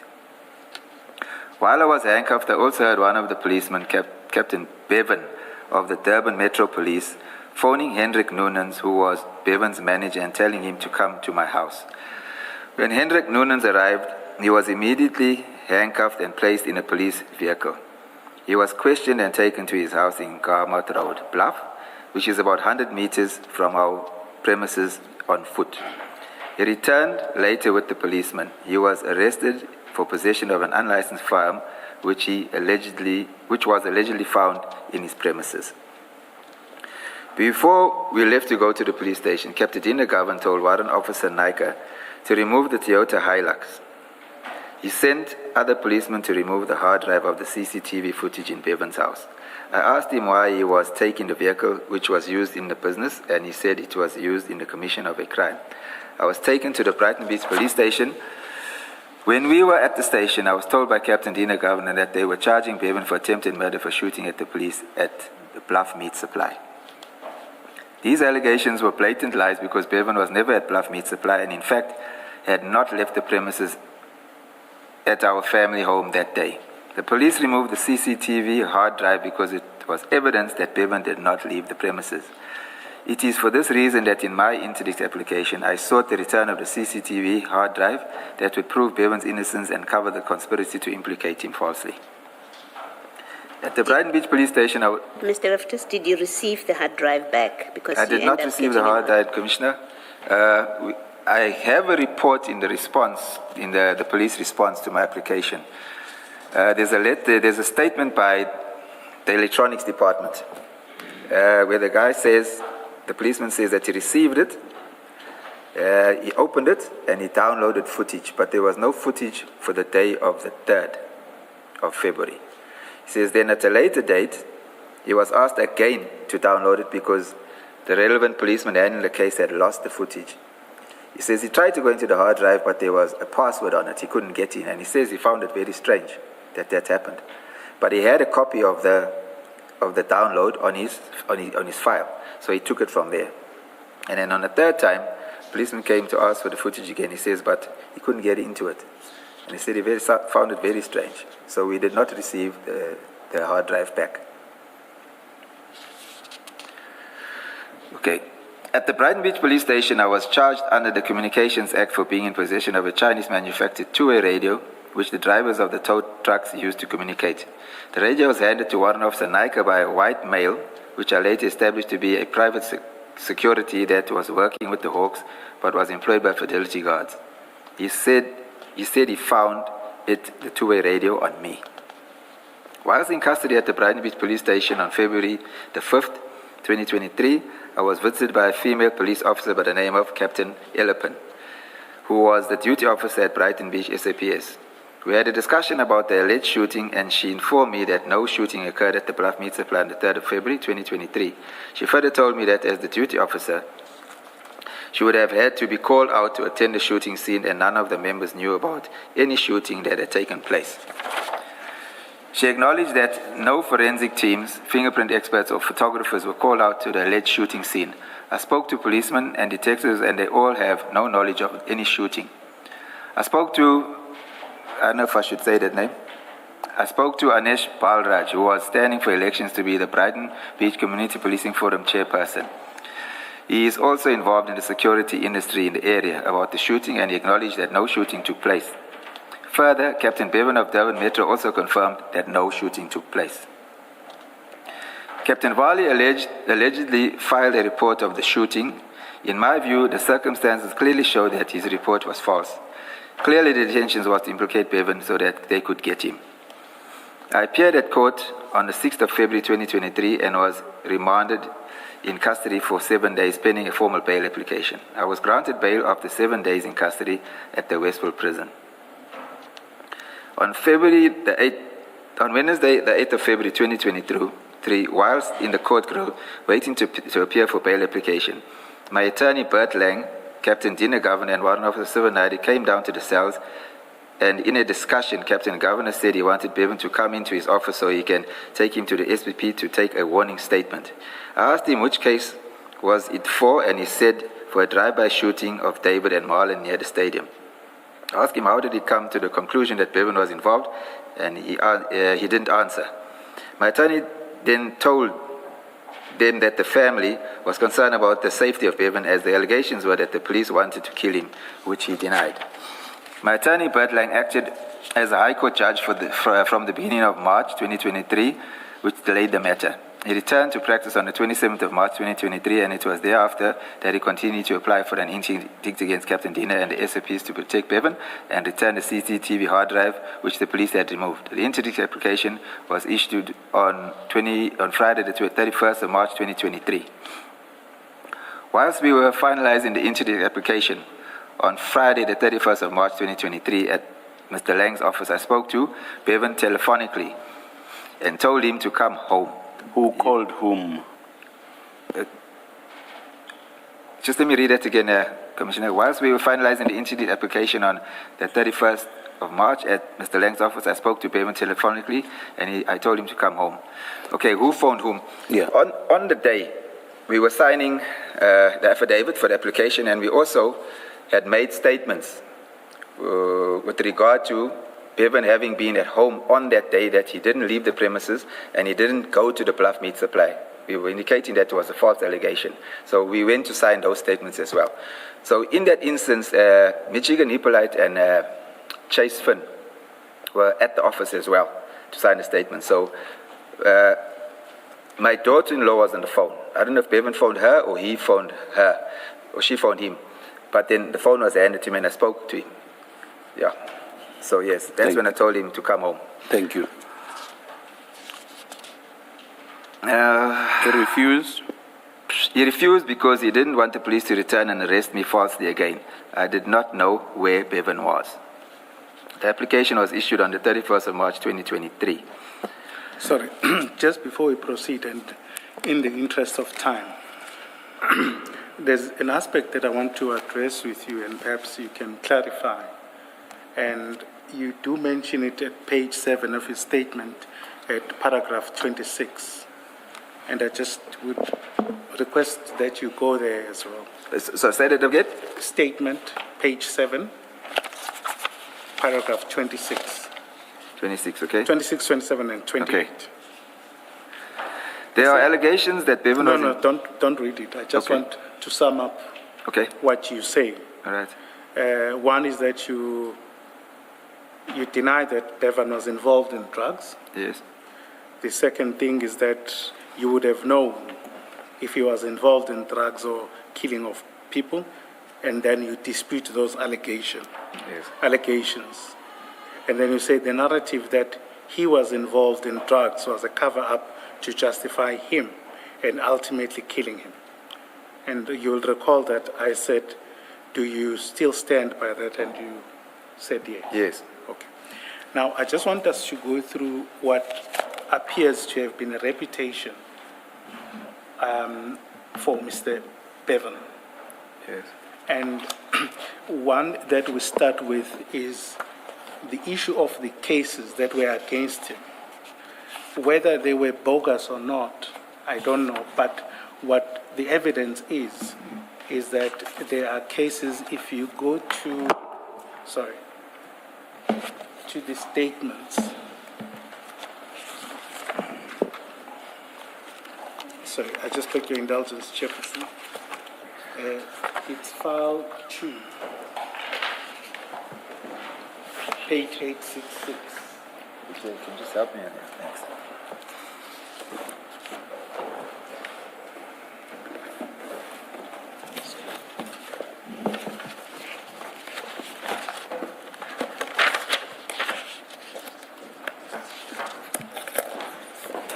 Sorry, it's file 3. It's file 3. 866, starting from 865.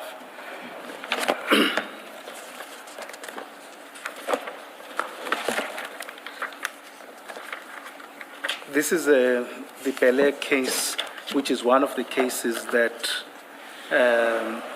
Bevan was sought in connection with. There's a statement at page 865 from a certain Mr. Jonathan David Thomas. right? He relays what transpires, but I would like for you to go to page 866, paragraph 9 of that affidavit or statement. And just for the record, I will read it out. And it says, Bevan and Coupon then drew pistol-typed firearms and started to shoot at me. I immediately tried to hide and open my passenger door and managed to dive out. By then, I noticed that the vehicle was being driven away, but they were still shooting at me. Let me just stop there. Would you dispute that statement?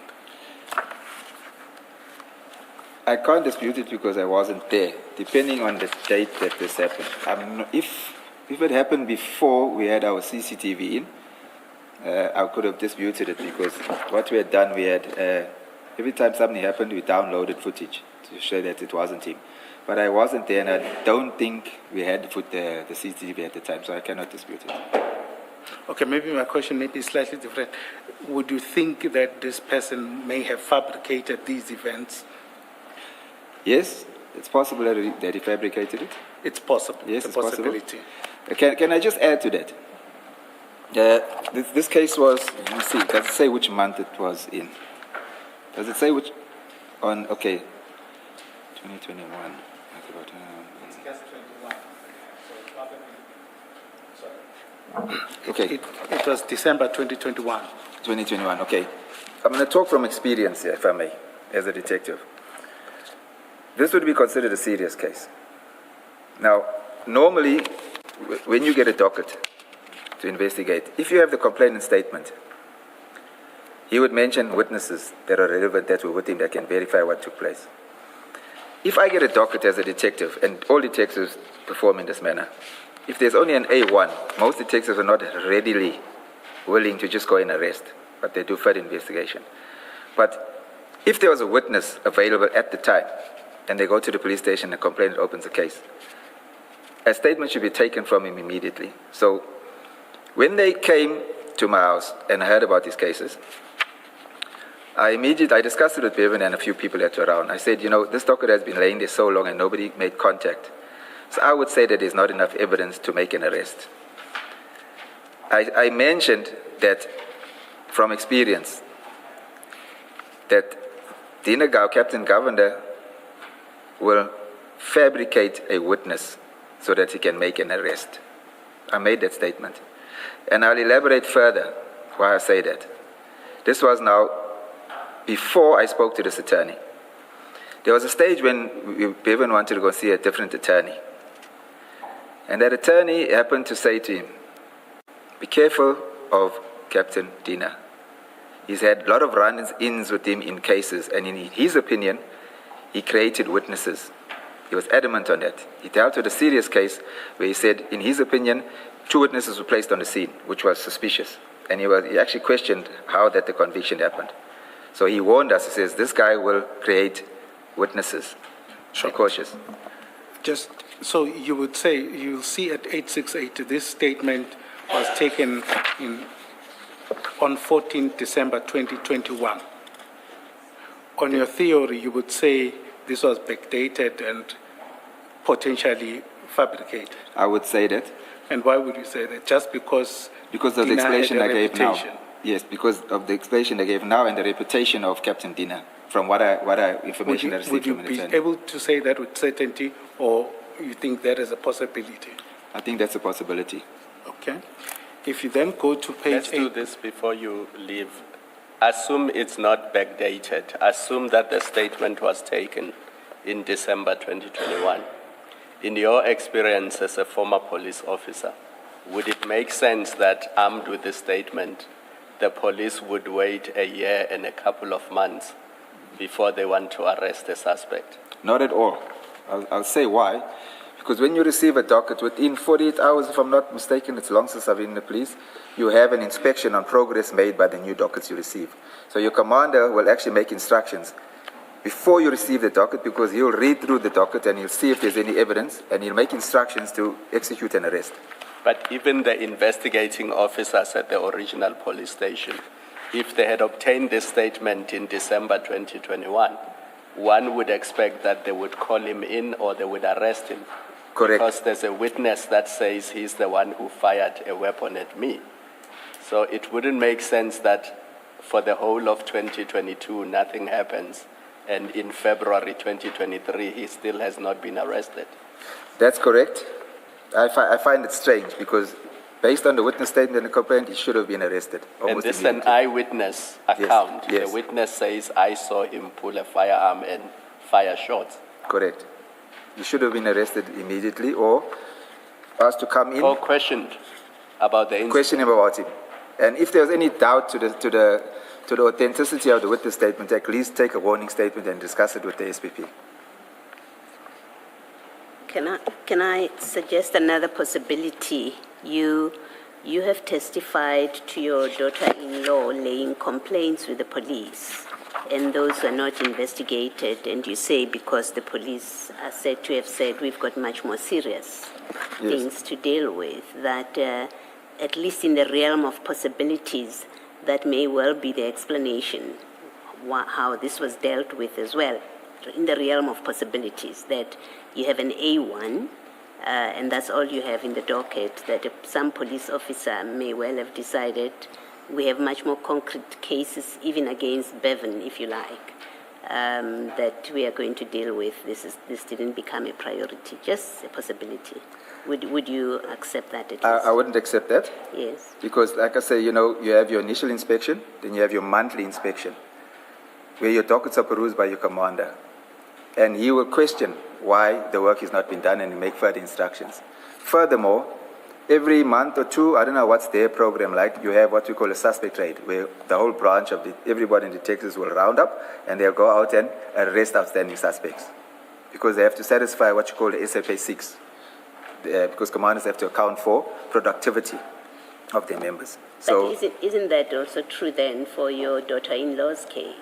I'm just trying to see, and I'm not saying there's a logical explanation for it. I'm just, from your earlier evidence about how your complaints to the police have been dealt with, and I must say, I think the public will agree that we hear those kind of stories every day. Your neighbor has got a similar story that I've been to the police and nothing's happening with my case. So I'm asking from that point that you have the experience about your own cases, your family cases, that are not being investigated. You have an explanation for why they are not investigated, and I'm suggesting that perhaps this is one of them where nothing is done because the investigating officer, even the one that does the inspection, if they did Melissa's inspection, docket inspection, you would still ask the question, why did the inspector not raise any issues about no progress in the matter? Similarly here. I would say, Commissioner, with the iPad matters, I think they focus, I believe that they do focus priority on the serious matters.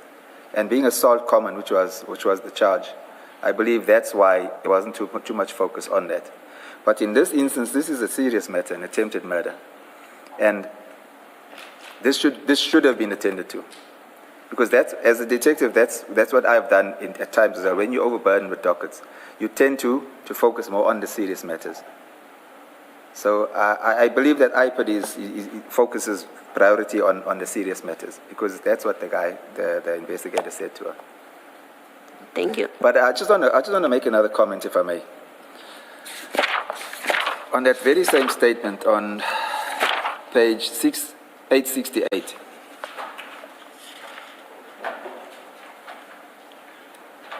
I find it strange that a captain commissioned this statement. I do find it strange, because generally when we take statements, a statement, if the witness statement is not taken at the charge office with the complainant, the detective would take the statement, and he would commission the statement. I find it strange that a captain has commissioned it. This is not, to me, not normal practice, because generally they don't get involved in the cases to this extent. Because if I'm depositing the state, taking the statement, I'm with him. So I do the prescribed oath. Is there subtext in what you are saying now? This is some text. Subtext. Are you suggesting something? Yes, I'm suggesting that this statement was taken at a later stage and backdated. Because this is not normal. So are you, sorry, what does that mean? Are you now implicating even the captain who commissioned this, that they're actually part of the scheme? I wouldn't say implicating. I'm saying that I'm finding it strange that the captain would take time to commission a statement like this here. The chairperson asked you what is the subtext of what you're saying. I find it strange. You're repeating it. Okay. What in All right, fact let me are you ask. saying about it? All right. I would say that he was involved in the fabrication of the statement. Thank you. Can I then take you, and please don't misunderstand me. I'm not saying the cases were not utilized for one reason or the other, but I'm just pointing you to certain affidavits, what they say about Bevan, and what's your view about it. And it goes to the reputation that is out there versus what you know. Yeah. Right? And on the same file, if we go to page 1003, 1003, same file? yes, same.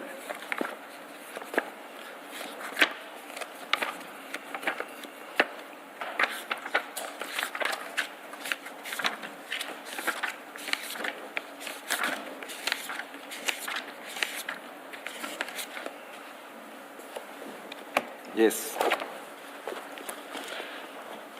This pertains to Bria case, which is January 2023. This is a statement from Alan Subramani. Yes. Sorry? 1003, you said? 1003. Yes. The one at the top, Berea? Yes. Bria, yes. So this would have been right in January 2023. What you then see is at paragraph 5 of that statement, it reads as follows. On 2023, January 05, at about 18 o'clock, I was driving my white Mercedes Benz. As I exited the parking bay opposite Bread Mill Bakery on Problem Mkhize Road, Bria, I was shot at by men with automatic rifles. Paragraph 6, I tried to flee, but I was shot multiple times and collided into a stationary vehicle. The gunman continued shooting at me. I managed to alight from my vehicle and hide in a nearby building. So that's the action. If you turn over, it says, I underwent several surgeries and still have a bullet lodged in my back. I am currently still in recovery and receiving treatment. Importantly, at paragraph 8, it reads, the suspects were in a white Toyota Etios. I recognized the driver, Bevan Loftus, and the front passenger shootist, Ryan Santos. He is known gang member and hitman for Bevan Loftus. The backseat shootist was a black male. Now, that is interestingly commissioned on the 25th of April, 2023. Would you say this event or this narration, you also find it, you wouldn't agree with it? No, I can agree with it, because if he was shot and he was hospitalized in a serious manner, obviously it will take time for him to recover too. Sorry, just speak up. Sorry, I wouldn't disagree, because if he was shot in January and it took him time to recover, if he underwent surgery and etc., it would take time for him to recover and to depose a statement. Okay, and then the narration of the events or the allegation that Bevan Loftus one was a gang member, or no, sorry, that was among the guys that were shooting him. That's a lie. I can, not because he's my son. On the date, that was came on social media. On that day, Bevan was at home. I can verify that. In fact, there was footage downloaded from the hard drive because he knew that it's going to come back to him. I'm not sure where that little disk is, or that data stick is, where the footage was downloaded. And if they hadn't taken the hard drive on that date, if it wasn't written over or recorded over, you'd see that he was at home.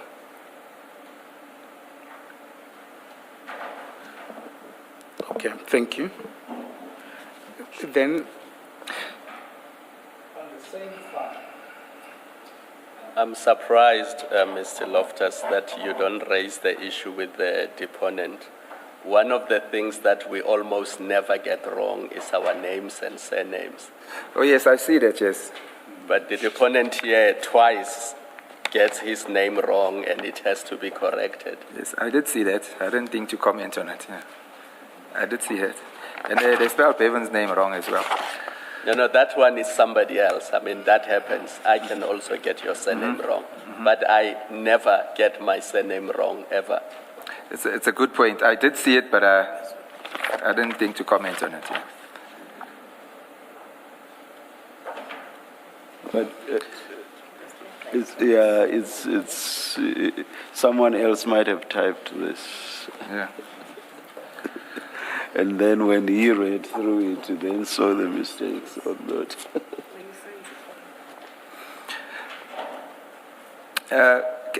Can I make a comment? Just to go back a bit. This Belair case where this witness statement is now submitted, which I believe is fabricated, I asked the question. They came basically guns blazing for Bevan, stating that they're going to kill him on these two dockets. And we had the information, it was reliable information, that they're getting these dockets solely to get him into custody. And they're going to kill him, which I don't doubt because they've done it. From what has been on air, and also from what we hear on the news. Sorry, just backtrack on that. You're saying there's been a similar occurrences? Yes, it's been. I heard John talk about it yesterday. Len John talk about the one case yesterday. My question is this: they came with those two cases and they didn't get him in December. They took some time to come back. If these cases that they had were so serious, why did they have to fabricate a case of attempted murder, of him shooting at the police at the Bluff Meat Supply, if they already had this serious matter against him where they could arrest him? Because when we got to court on the second time, there was no mention of these cases, he being wanted on these two cases. They focused solely on that attempted murder, which didn't happen. That has been my question. Why go to that extent when you already have cases against him? Sure. You recall earlier, I'm just probing those things and what the reputation is. Yes. And whether those affidavits, you believe those allegations are true or not, and you saying you deny them. It's denied because I can say with confidence that Bevan was at home on that day, because when the shooting happened, he actually called me from next door and said, look what's taken place here. They're going to blame me. Okay. Then I said to him, go and download the footage that shows that you were in the yard and that you haven't left. Sure. You say when the shooting in Berea case? Berea case. So was it on TV? No, social media. When he was shot, it went wild on social media. Everybody when had this man was shot? Yes. Okay. That's fine. If on the same file, and again, this is just simply on the reputation, and I'm not casting any reputation. I'm just dealing with what was reported. It's still on the same file. It's Exhibit CJC 403, but I'm more interested. There are other articles, but the Daily Maverick one, Where do I find it? The same file, 1169 on top.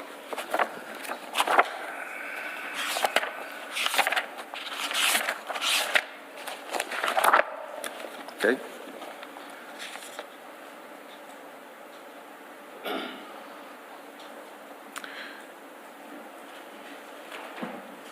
Now, just in the interest of time, this article narrates, is written post the shooting, which we'll come to now, but it narrates what has happened, the drug wars, the theft wars around the tow trucks. I think you also, I'm not sure whether you can dispute that. Those that interlink. Are you saying that there's drug wars? For example, that, you know, they were, between the tow trucks, there was theft wars, and then there were allegations of, drugs being used via tow trucks. Okay, when you say turf wars, my understanding of it is for turf war is if someone that from another area would encroach on another area, like in the taxi industry. Yes, exactly. No, in my opinion, that didn't happen because everybody that was running in the Durban South area were normally running in that area. So are you saying there were no theft wars? No, I don't believe that. Okay. So these reports about theft wars and the deaths that are there, you're saying they are false? I'm saying they are false. What I can say, as far as disputes in a particular area, what I can say is that there are disputes amongst tow truck drivers and, if I can say, owners at some stages, where there will be maybe disputes on the accident scene of who arrived first, because how it works is first at the scene picks up the first car, second at the scene picks up the second car. So sometimes there is disputes with that regard. But as far as turf wars, I'm not aware of any turf wars of anybody coming from another area and trying to encroach, which I would say would create a turf war. I'm not aware of anything like that. So there's just a lot of news reporting around that you would see in the file that they say that, but in any event, you're saying there were no such things. There were no such things. Okay. Then at 1169, then it talks about the shooting, but interestingly at page 1170. Sorry, I had it on the wrong page. Let me just get that. 1169. Yeah, but let's go to 1170. 1170.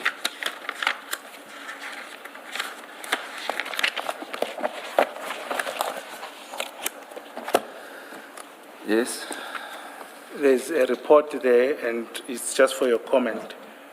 It says Bevan Loftus, 34, was a tow truck operator with a mean reputation who died with 4 others in what police described as a violent clash on the afternoon of Saturday, 1 April.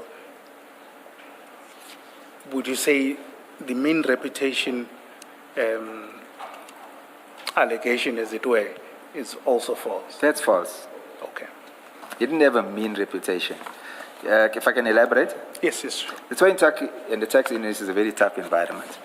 So what if he was put in a situation, for example, I'll use what I said earlier, hypothetically. If he got to an accident scene, which he only did when he started his business, when at later stages he didn't drive, he never driven a tow truck. He wouldn't go to accident scenes. But in the beginning, to establish the business, he didn't drive, but he used to attend accident scenes.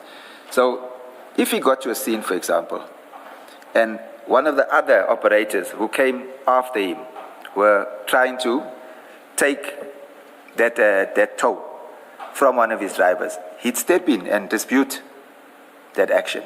When they say tough, I would say that's the kind of tough I would say that it was. Mr. Loftus, you, without in any way commenting on the circumstances of his death and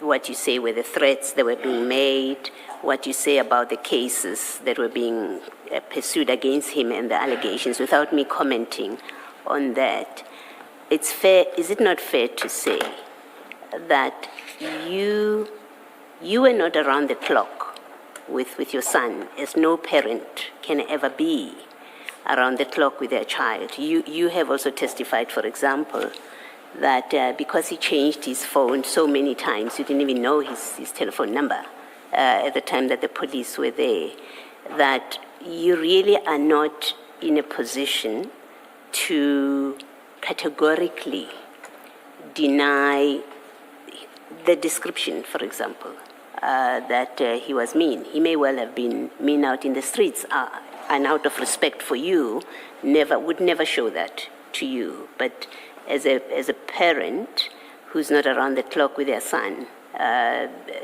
it seems to me that you may not be in a position to say in every case that allegations are made about him and where he's described in these terms, you may not be in a position to say all of that is lies. You have to make room, at least I think, you would have to make room for, well, I didn't live around the clock with him, so I don't know what exactly he got up to, but the son that I know could not be described as a mean person. Is that not, would that be a fair proposition? I agree that would be a fair proposition. Okay, thank you.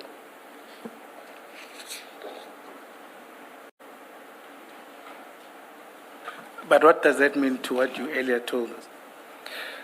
Look, as the community says, I'm not with him all the time. From what I know about him and what I hear in my sight and and whatever's on the street with the towing industry, I can vouch for what I said. But as the commissioner says, I'm not with him 24 hours a day. So I agree that I don't know what he would get up to if I'm not with him. But as far as his toughness, yes, he is tough, but I know that he's not a guy that would go and cause trouble unnecessarily. He's not that type of a character. But if someone brought the trouble to him to say he'd do what he had to defend himself, let me put it that way. He had that kind of a tenacity. He's not a pushover. He's the kind of guy that would step up for an underdog, you know? That's fine. But I just want to understand your answer properly. Are you saying that insofar as you are concerned, insofar as you were with him, you can't say he had a mean reputation or a bad reputation? No, I can't say that. But you can't say, for instances, you were not with him? To a certain extent, yes. It's obvious because I'm not around to see what he's doing. All right. Then if you turn to page 1185.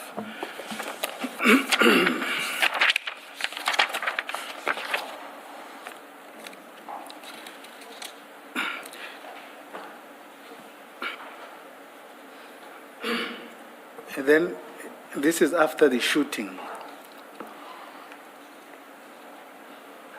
Cele was, former Police Minister Cele was interviewed by ENCA. And this is what it says. Well, let me read what it says rather entirely. The third paragraph. Cele arrived on the scene after the shooting and addressed the media. According to clips from ENCA and the SABC, Cele says, these guys have been profiled. They have been causing havoc. He continued, the syndicate seems to be much bigger than what we see. It's a group of guys who looked like the nucleus of this nonsense of drug turf wars.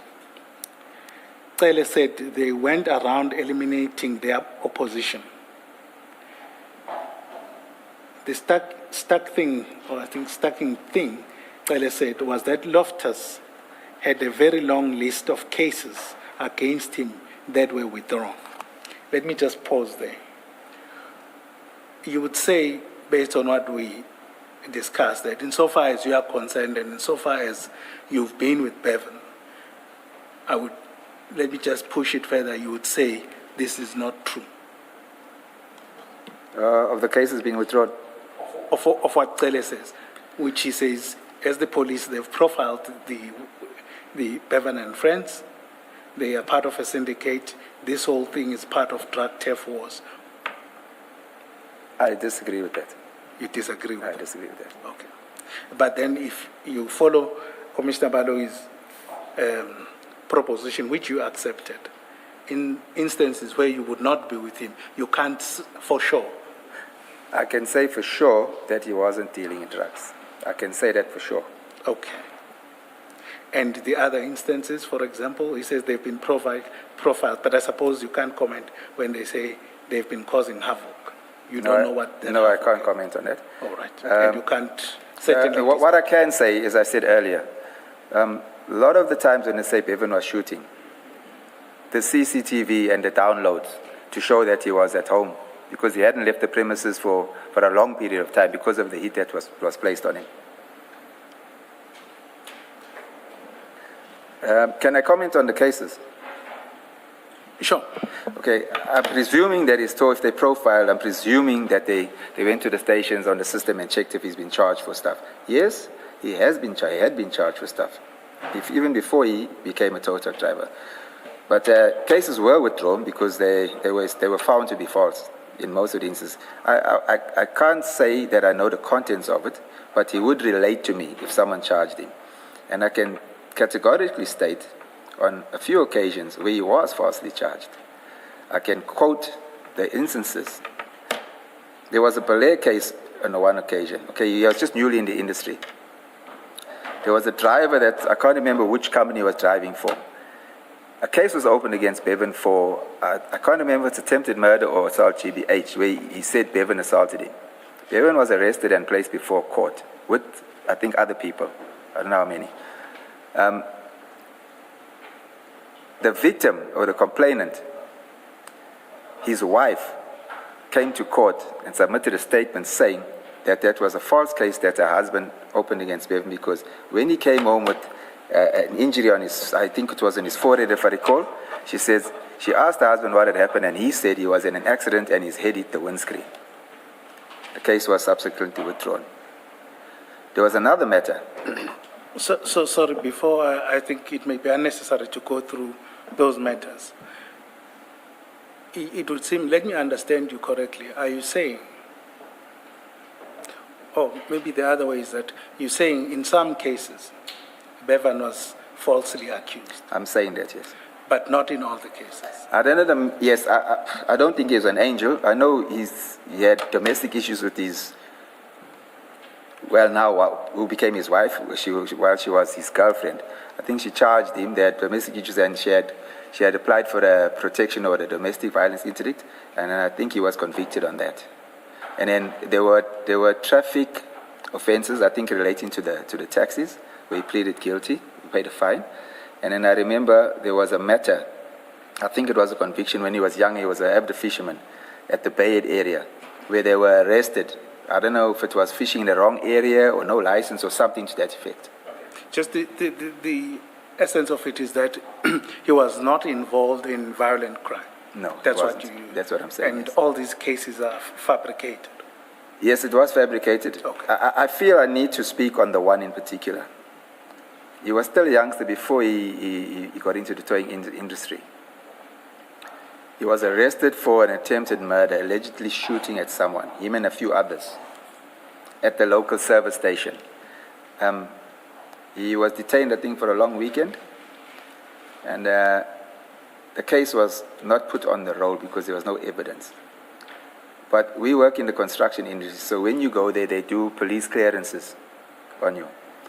I can't remember how I got the knowledge of this, but we were going to travel to Petro SA in Mossel Bay, the refinery, and I knew that they do these background checks on criminal records, because you have to make a declaration, and if you lie, obviously you don't get the job.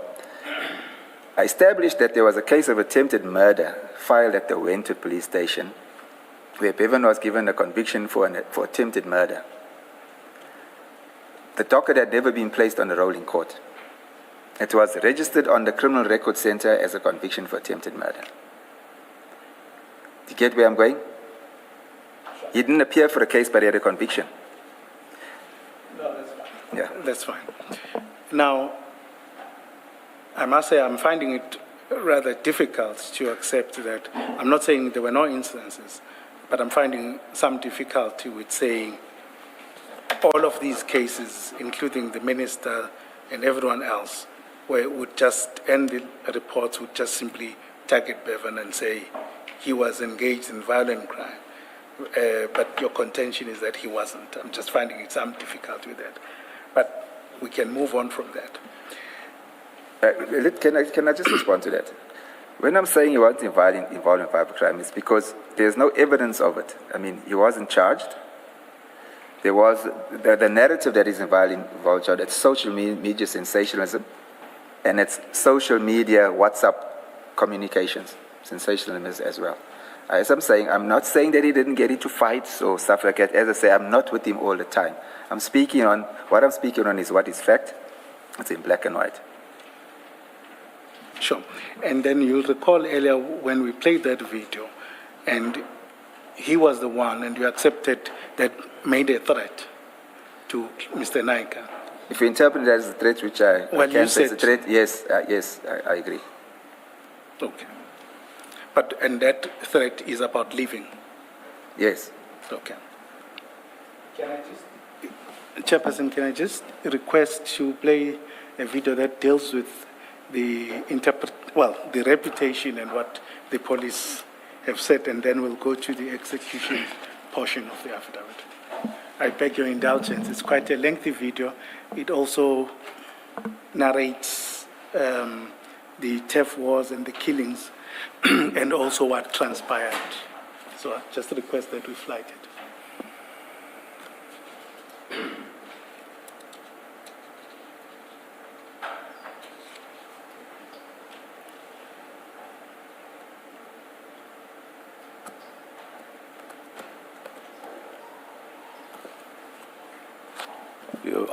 I'm looking at the warning there. Just pause, please. I'm looking at the warning there. So do we want to play it? It's not those photos, but I can see the difficulty, but it's not further up. Perhaps what we can do is to edit those in light of what you had proposed and continue and play it thereafter. Okay.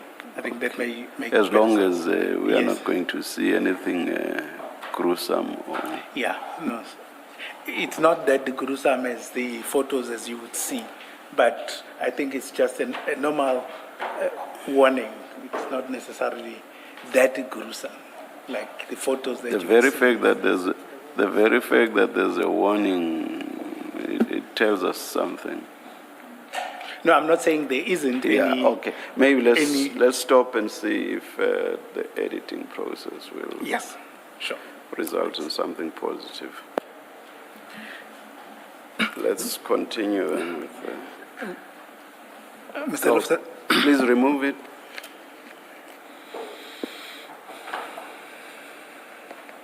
Let's continue with the statement.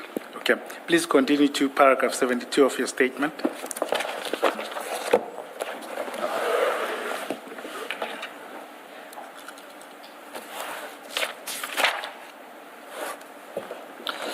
On the 1st of April 2023, I had been speaking to Bevan telephonically for most part of the day before he was killed. He was anxious about the court order being served. He said he was tired and wanted to come home, but first he was going to fly to Johannesburg to buy Toyota minibus taxis, which are quantums, to add to his taxis in Wentworth, where he is a member of the association.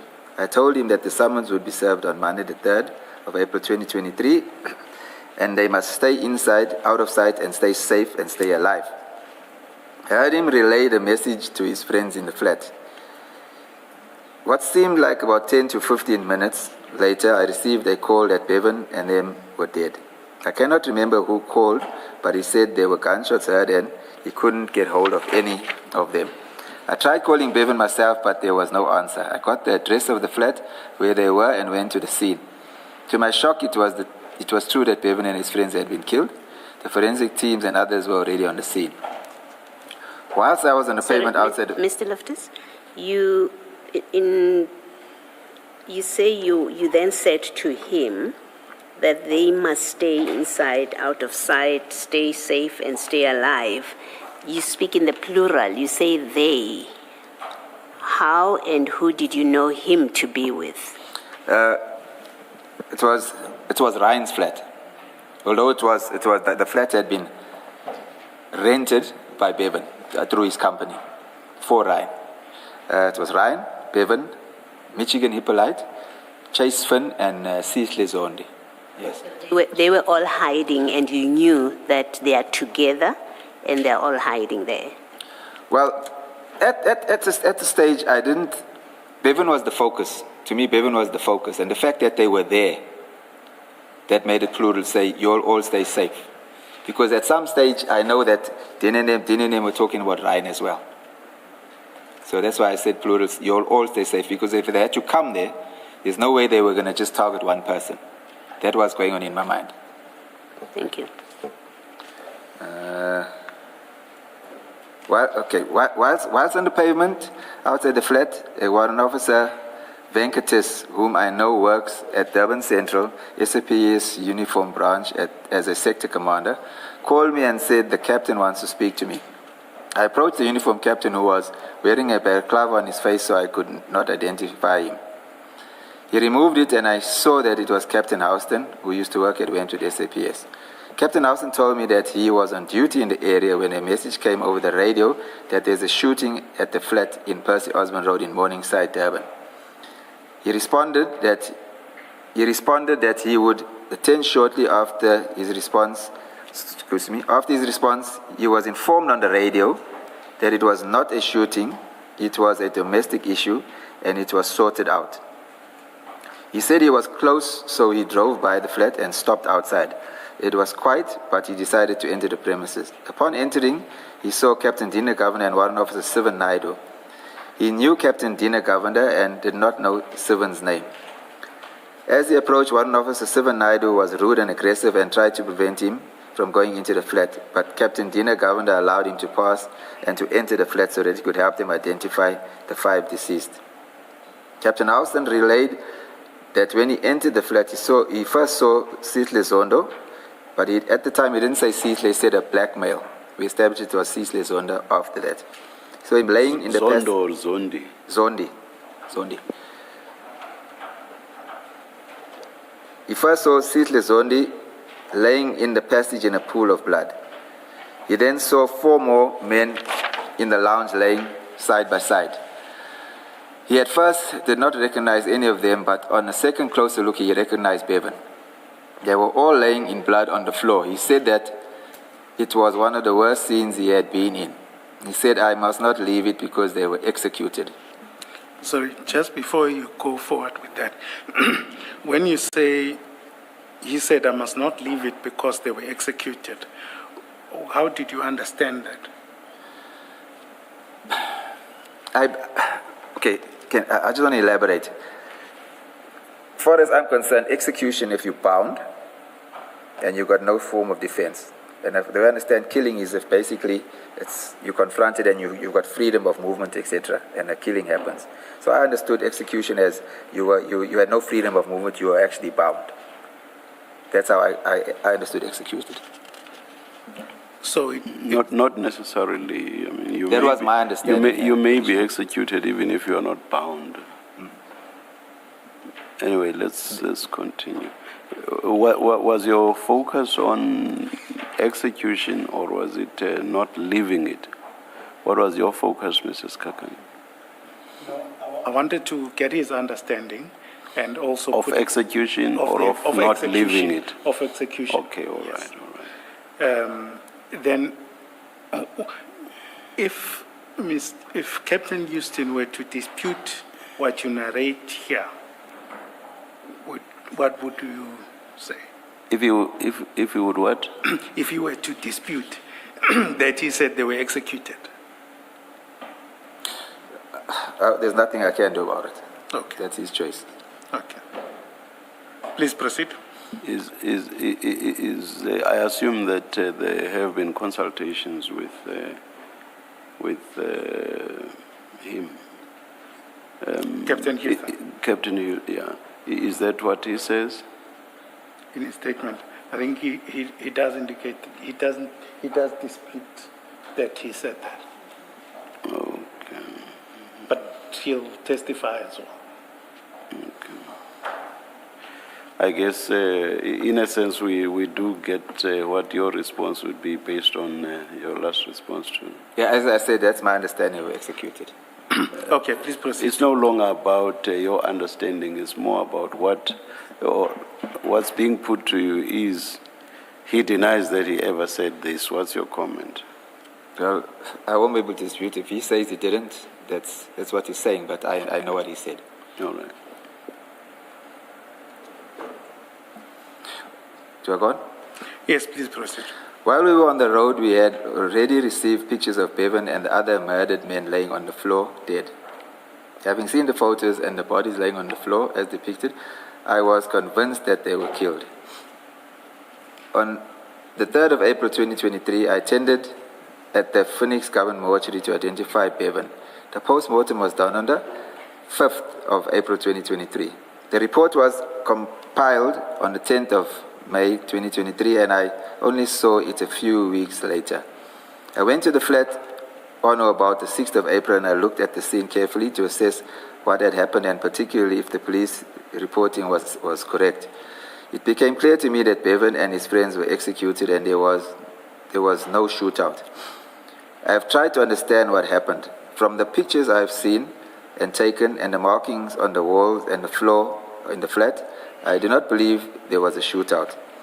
There is a video which I would refer the commission, which my nephew did based on what we believe happened. Okay, we'll come to that. These have been handed to the commission, and I believe will form part of the panel exhibit. No, that's fine. Just on this aspect, before we go to the photos, I want you to explain the scene as you see them. But just to put one issue aside, you say the execution as you understood it would have meant that Bevan and them would have been cable tied. Yes. And bound. And that's the version you have. Yes. All right. And I'd like us to go through to file 2.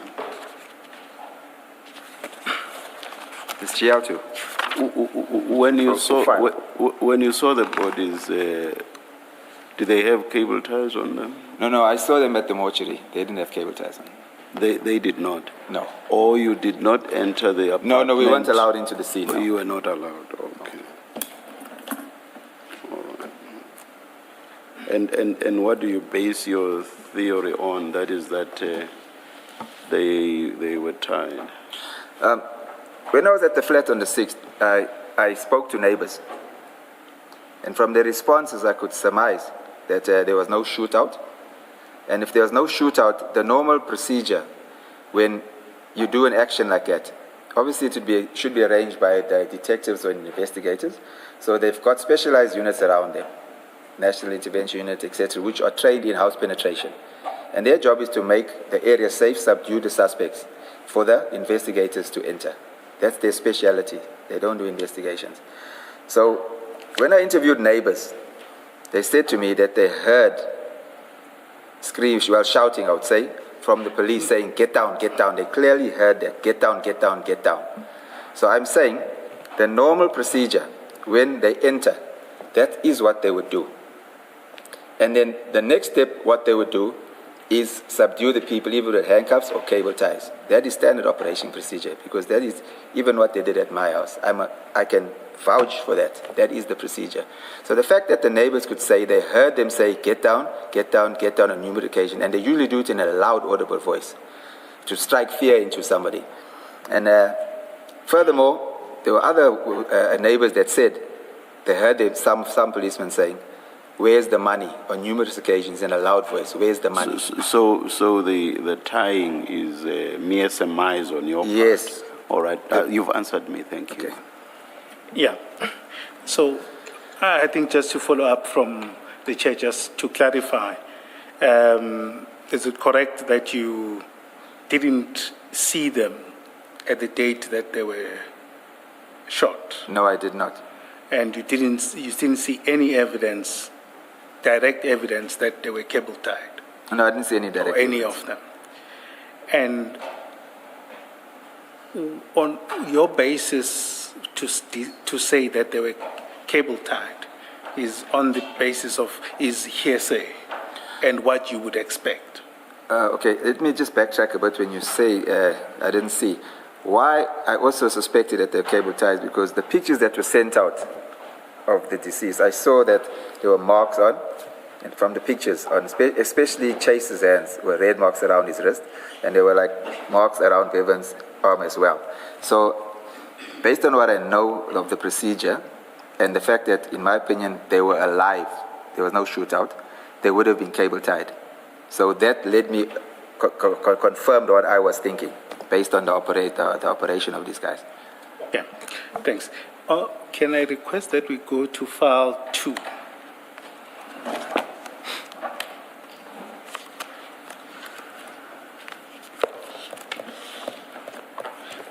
Page 833.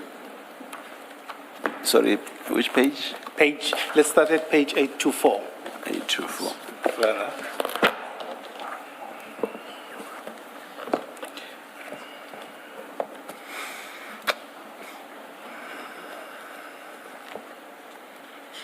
Please, sorry.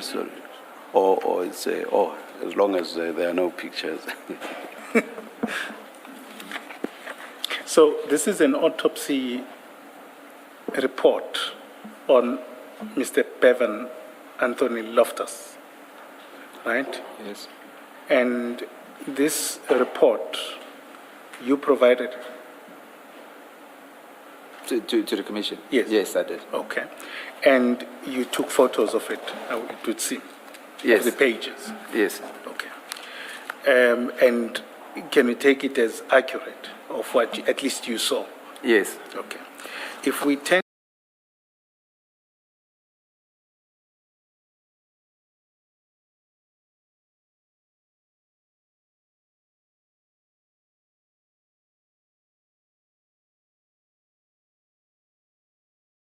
to just Yes. it's written, there is no evidence or suggestion of any restraint type injury to the wrist. Now, you would dispute that based on.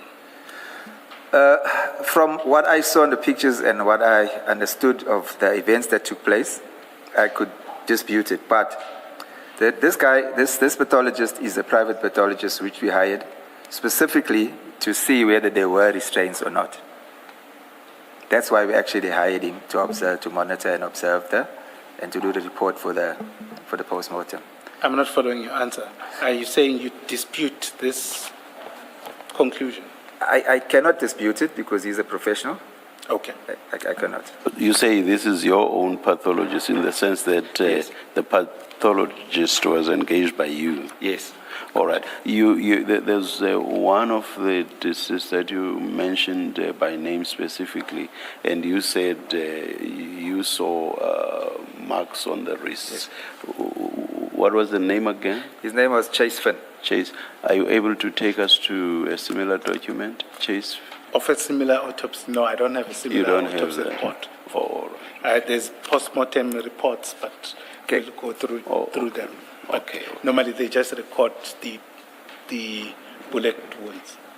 All right. Okay. Thank you. Can I make a comment? Yes. Okay.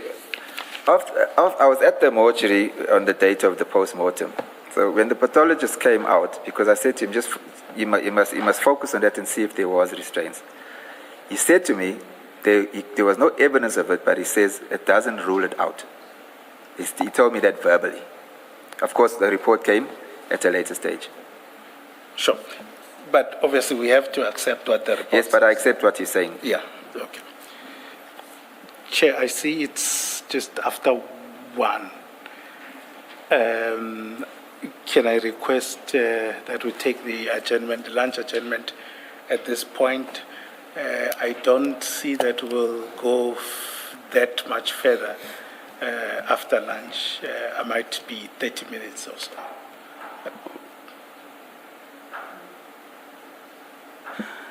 Let's adjourn and resume at 2:05. Thank you.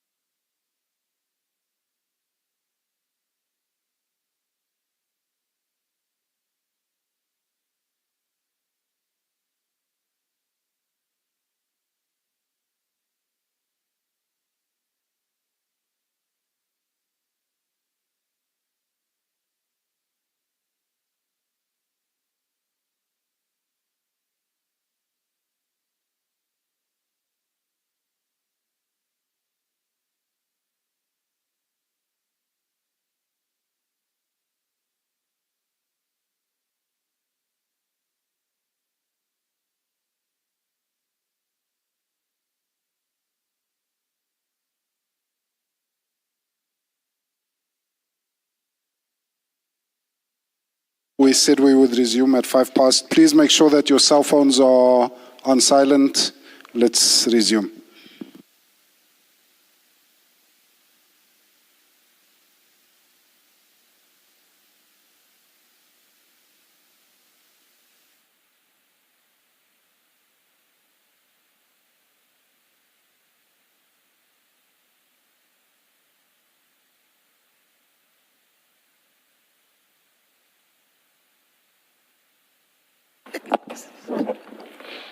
Yes, Mr. Skakanen. Thank you, Chair. I think in the interest of time, some of the issues that are on the record, I won't pursue them any further. The statement is there. But I'd like to finish up the element of that I was dealing with. Mr. Loftus, in your statement, there's something that I just forgot at page 5. If you go back to page 5, the statement file. Statement file, page 5. Paragraph? Paragraph 19.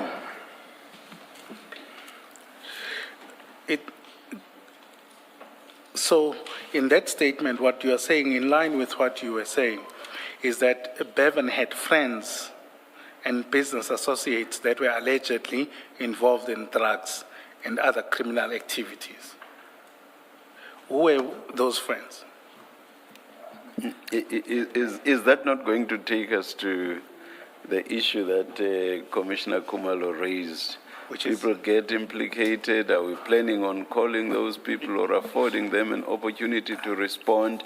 Unless you think it's crucial and it establishes something that we want to consider and decide. Otherwise, in my language, sinika ilike elinembovane. I can't translate this. No, I do want to press on it a bit, Chair, because I want to just proceed on the issue of gang activities. And perhaps I just want to understand around him who were those and whether he was part of those gangs. And can we do it without mentioning names? Because the moment you say Kumalo is a drug dealer, Kumalo is a member of a gang, then you're implicating him and he has to come here to clear his name. Can we not limit it to he was part of a gang and they were involved in criminal activities? That's fine, Commissioner Kumalo, but it's going to be a related question that I'll ask following from this, but maybe you'll guide me when I get... The issue is the names of individuals, sure. Because the moment you identify somebody as a drug dealer or as a gangster, then it creates the problems. That's fine. So you're saying those people, Bevan had friends and business associates that were allegedly involved in drugs and other criminal activities, right? Paragraph 19, right? Now, would that be gangs as in drug gangs? Yeah.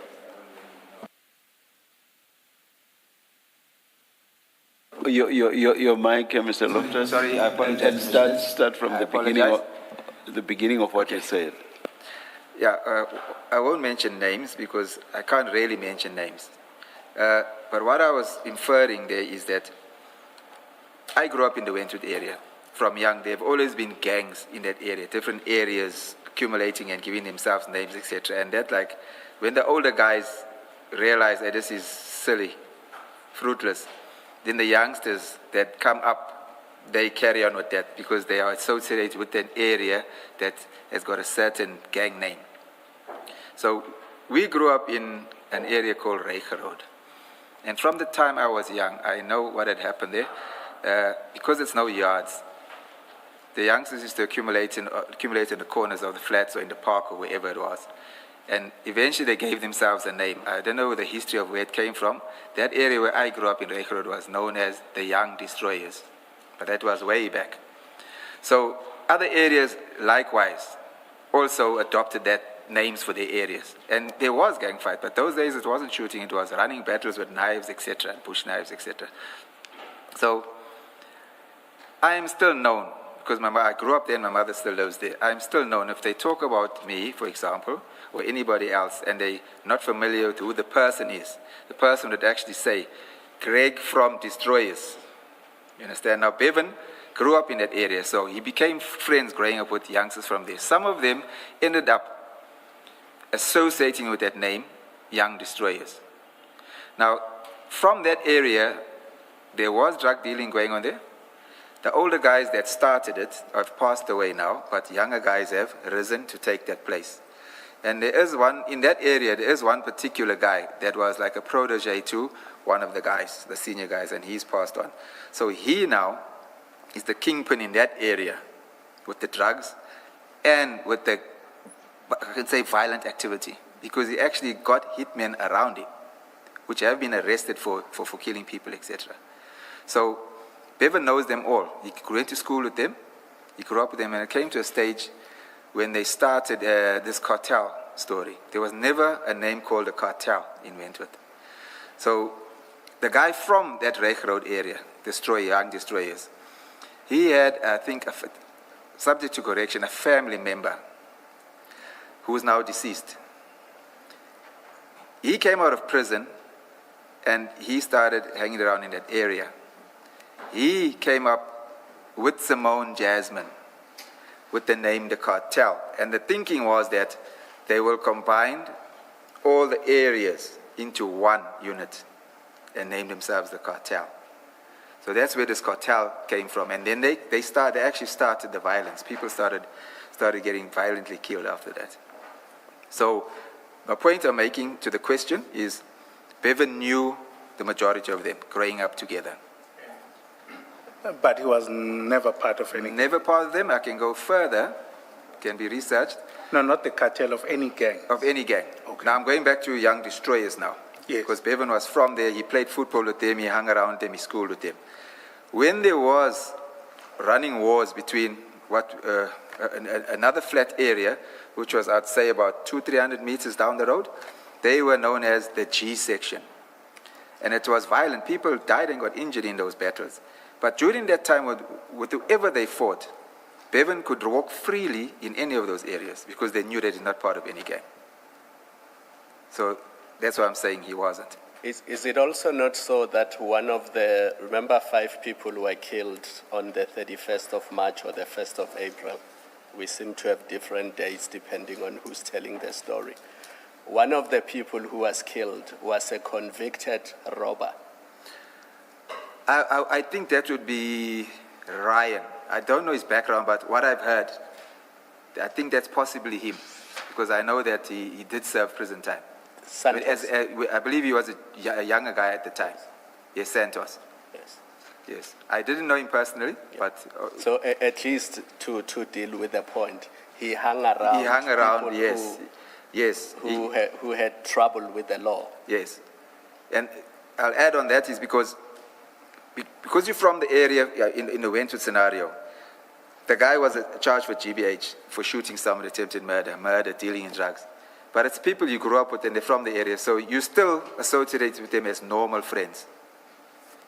Understand? Yeah. Sure. And then, can you then, just to explain what is sort of publicly reported, so you're saying there is no cartel, as it were, gang? There was a cartel. Okay. Yes, but a lot of the role players, the main role players, are now deceased. Okay. So you don't hear a lot of activity or that name coming up too often anymore. Okay, that's fine. And then the Hollywood gang?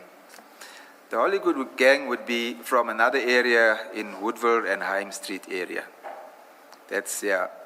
I don't think they exist anymore because you don't hear about that as well. Since the cartel members and some other role players have died, the activity has kind of simmered down. So let's say in the beginning of 2023, how was the existence of these gangsters? There was tension and friction between the cartel and the Hollywood. because cartel being now the whole of the Wentworth area. So basically the fight was with the cartel, which is basically the whole of Wentworth, fighting against these Hollywood guys. Yes. Okay, that's fine. Can I just take you back to your the telephone call between Bevan and Mr. Naik, for example? It's you don't have to go there. Okay. It's at page 113. It's an attachment to your first file. You in the call, there's a reference of a Dane. Yes. Who's Dane? Dane is a guy. Bevan was friendly with him. He's from the so-called Hollywood area. He grew up in that area. He's native, if I can say, to that area.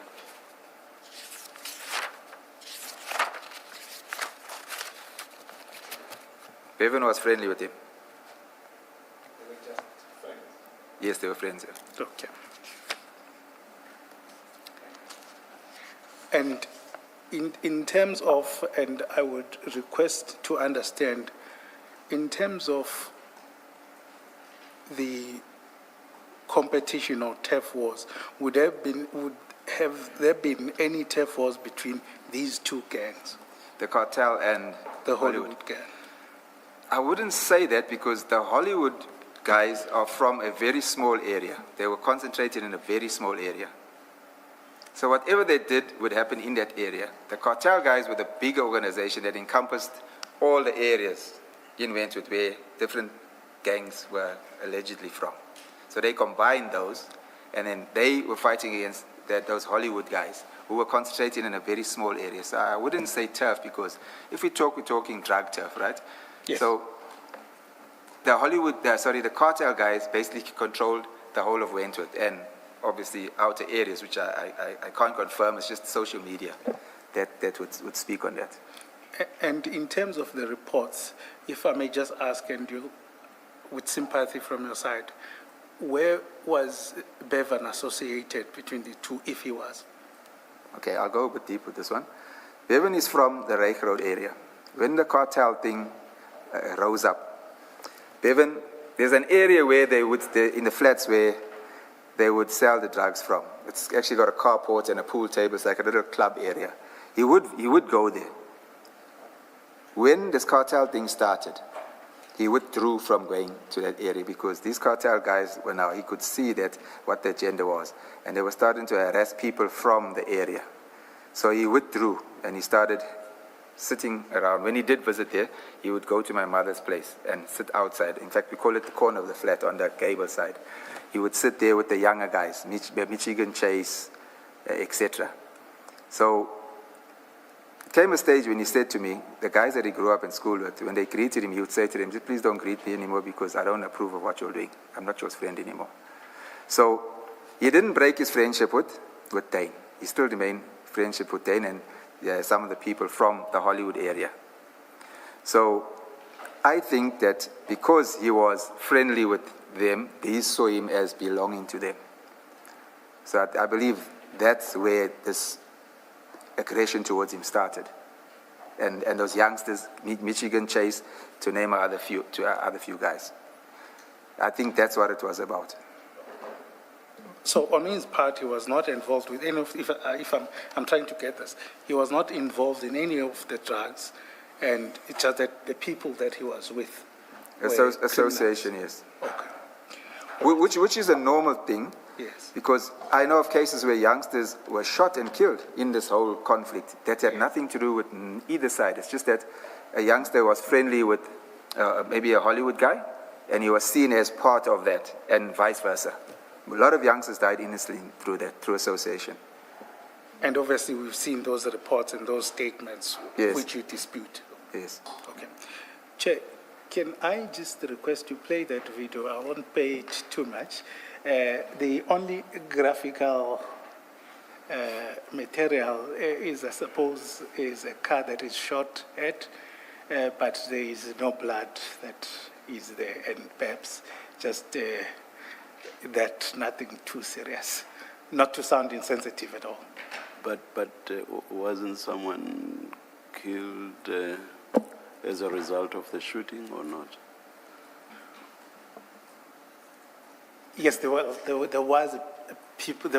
these alleged gangster people that were shot at, and Okay. publicly there's been reports about them, and I don't think it's a matter of something that is, it's a public video that has been circulating in the media.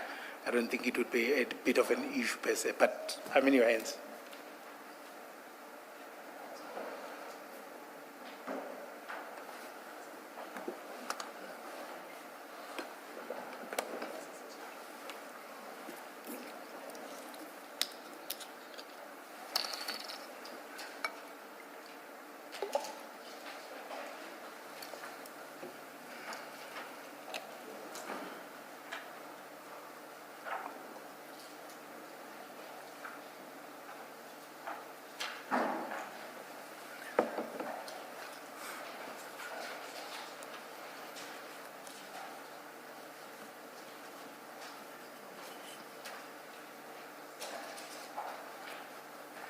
Mr. Loftus, I've reflected on what I said a few minutes ago, and I hope I wasn't insensitive, because the date of death of your son, you would remember. Remember, I gave 2 dates. Yes. It's because in the other statement of another witness, they said the 1st of April. That But is- yours is, which date did you It's give? the 1st of April. It's the 1st. The Yes, other one 2023. says 31st. So I hope I was not insensitive. by No, saying- not at all. Not at all. All right. Thank you. Okay, sure. All right, please go ahead. I do apologize, Chair, but it's just about the reputation, and I leave it there. I'm not, it's too, yes.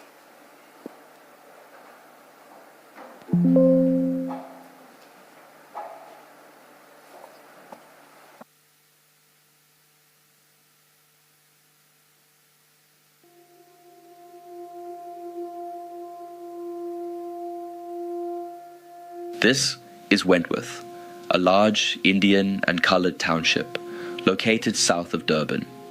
Wentworth is currently facing a severe humanitarian and security crisis. The neighbourhood is trapped in a cycle of extreme poverty, decaying infrastructure, and a ruthless gang war. Wentworth residents in KwaZulu-Natal are pleading for more help from police after a mass shooting left 7 people injured and 2 others dead.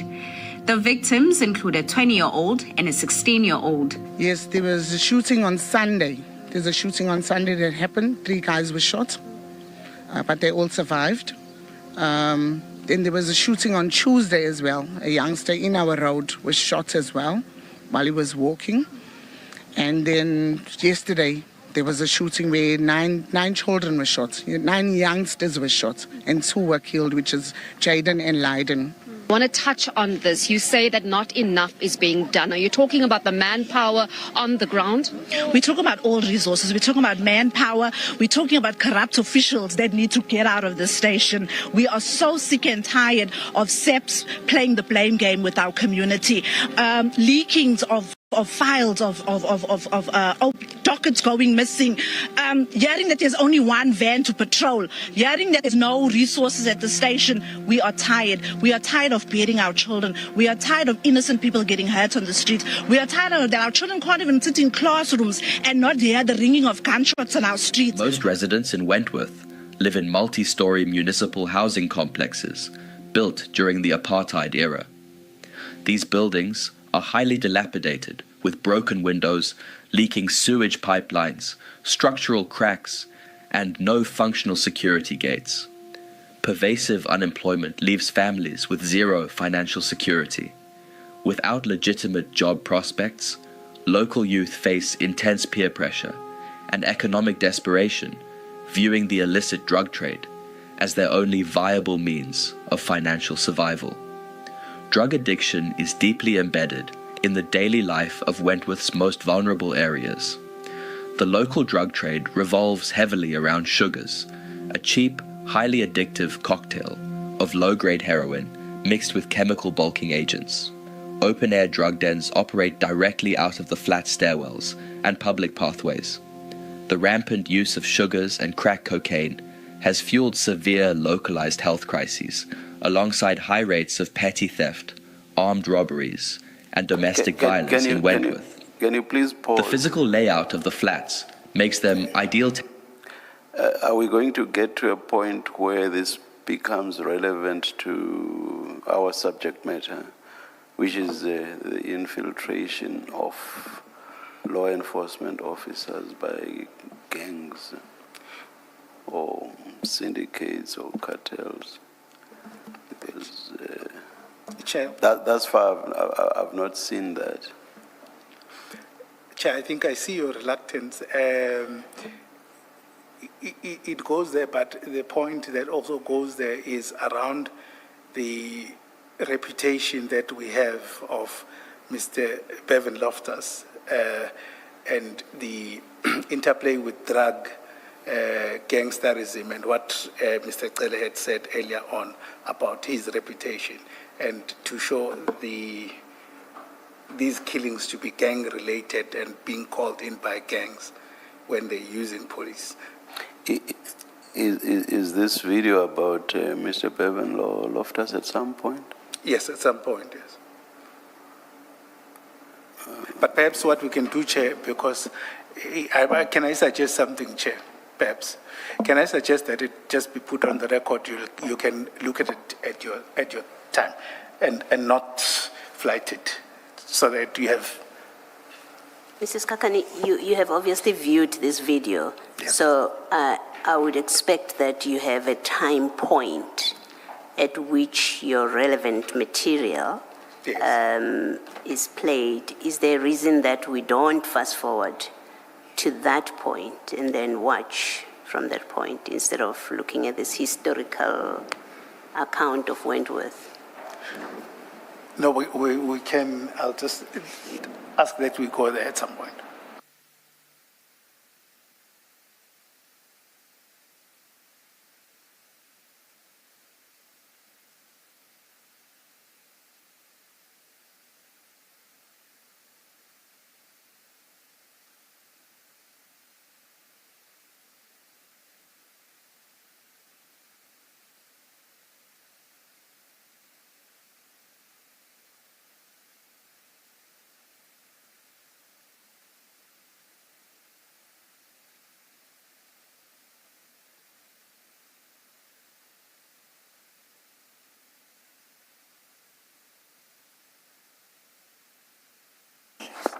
Why don't we finish the statement so long, please? Yes. Thank you. I think we're left with one paragraph, literally. Yes.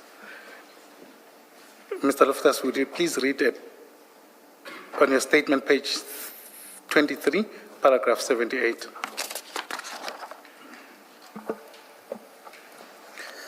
A few days after Bevan was killed, someone sent me a picture of Brent Thompson's WhatsApp status showing a photo of a tow truck labeled Roadstar with the captions, "The fastest lives the longest," with the hash emoji. A printout of the WhatsApp status is attached as GL3. Brent Thompson is Mr. Clive Nike's friend and associate. One of the last things that Bevan had said to Mr. Clive on the call of January 25th was, "The fastest lives the longest." Can you then turn to page 114 of that very file?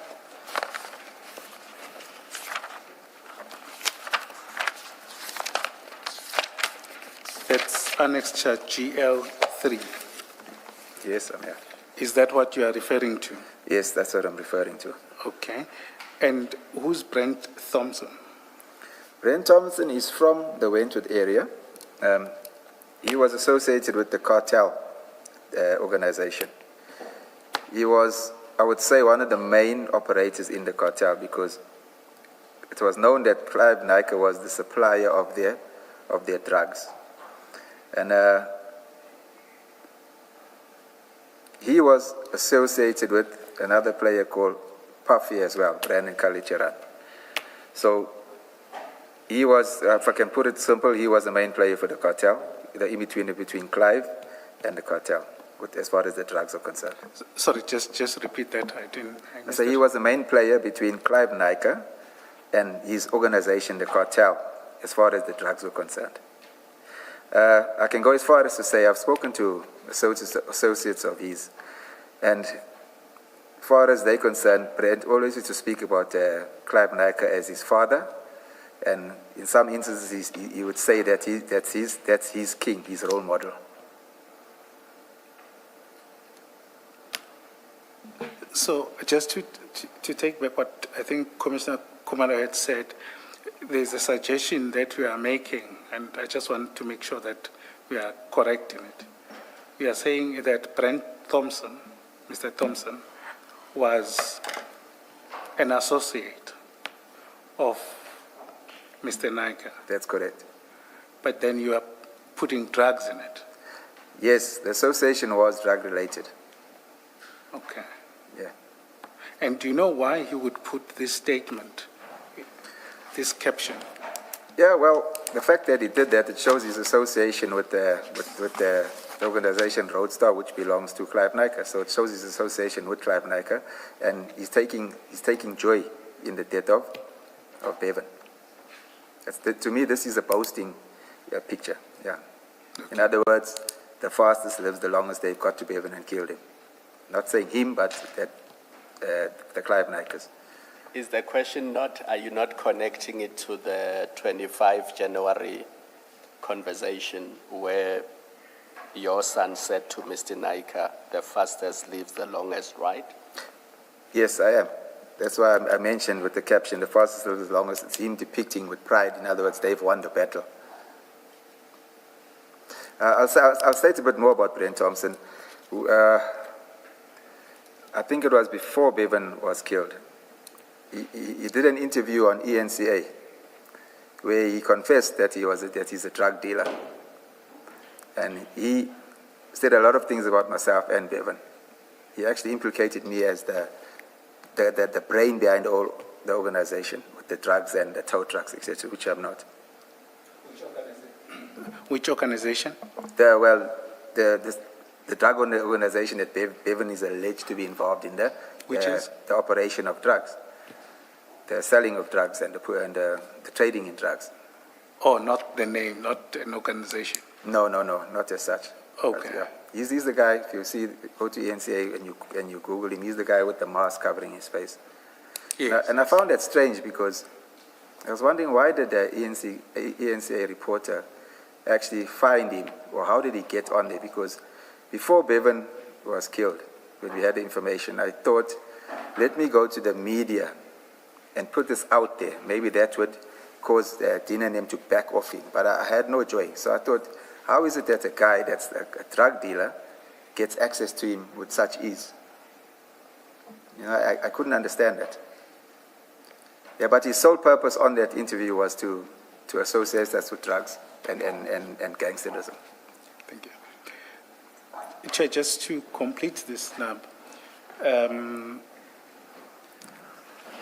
the video that we are going to play would have depicted these events that he's talking about, of the man with the balaclava and his own interview and what the former Minister Cere had said after the incident of the shooting.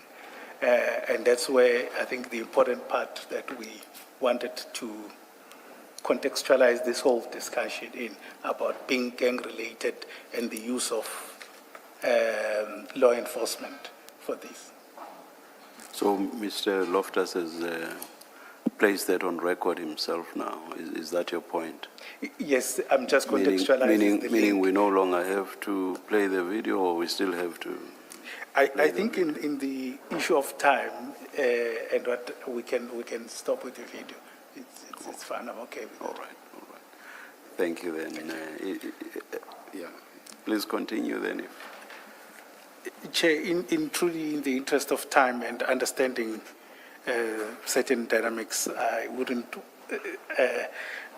end it here.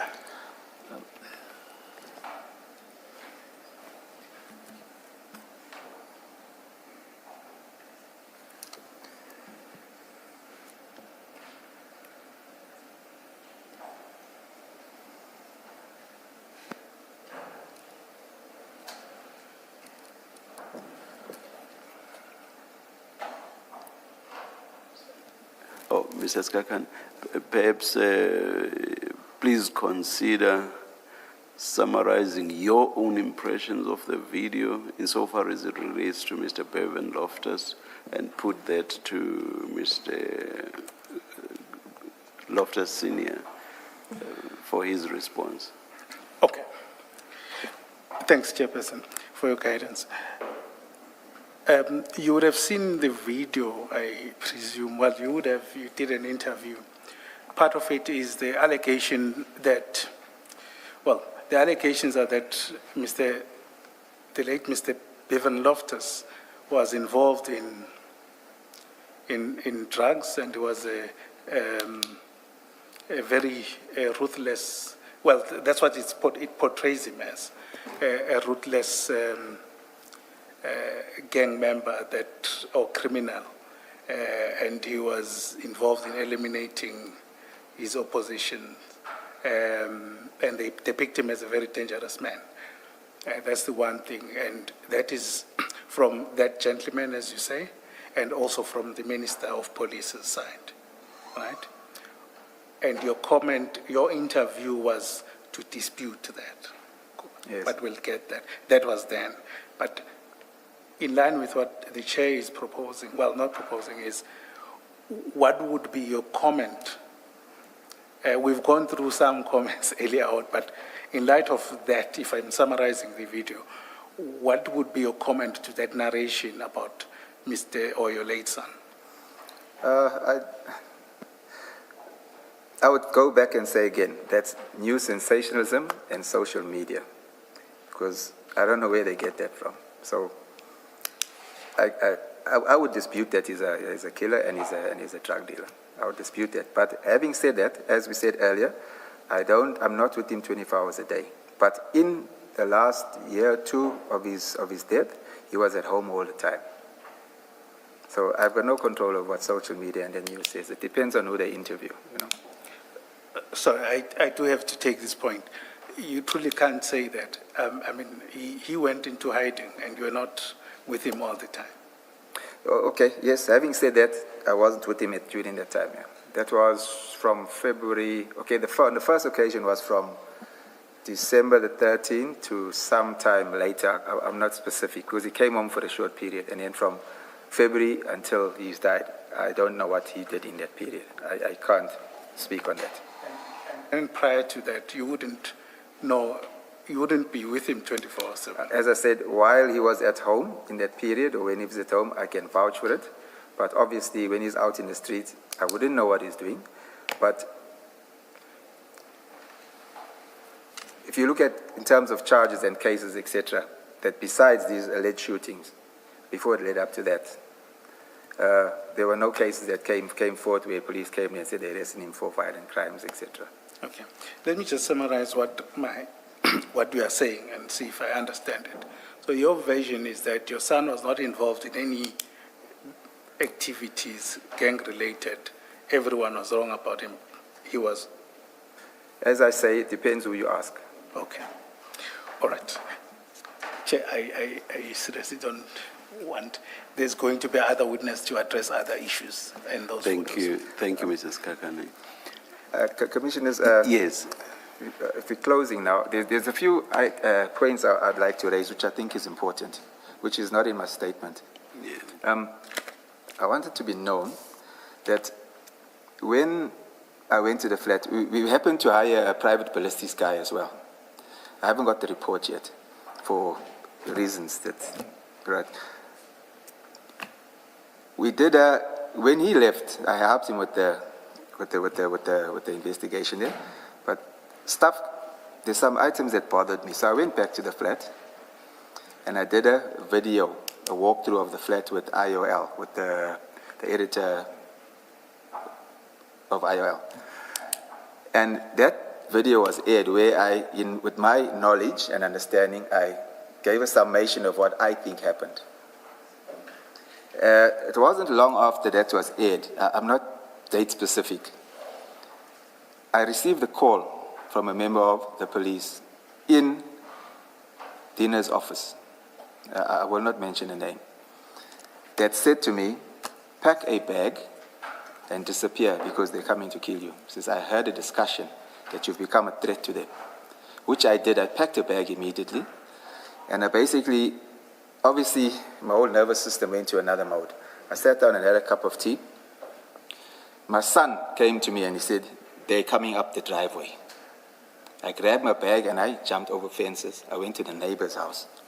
So while I was there, my daughter-in-law who lives in my granny cottage, the police went to her. And there was, I think I need to say this policeman's name.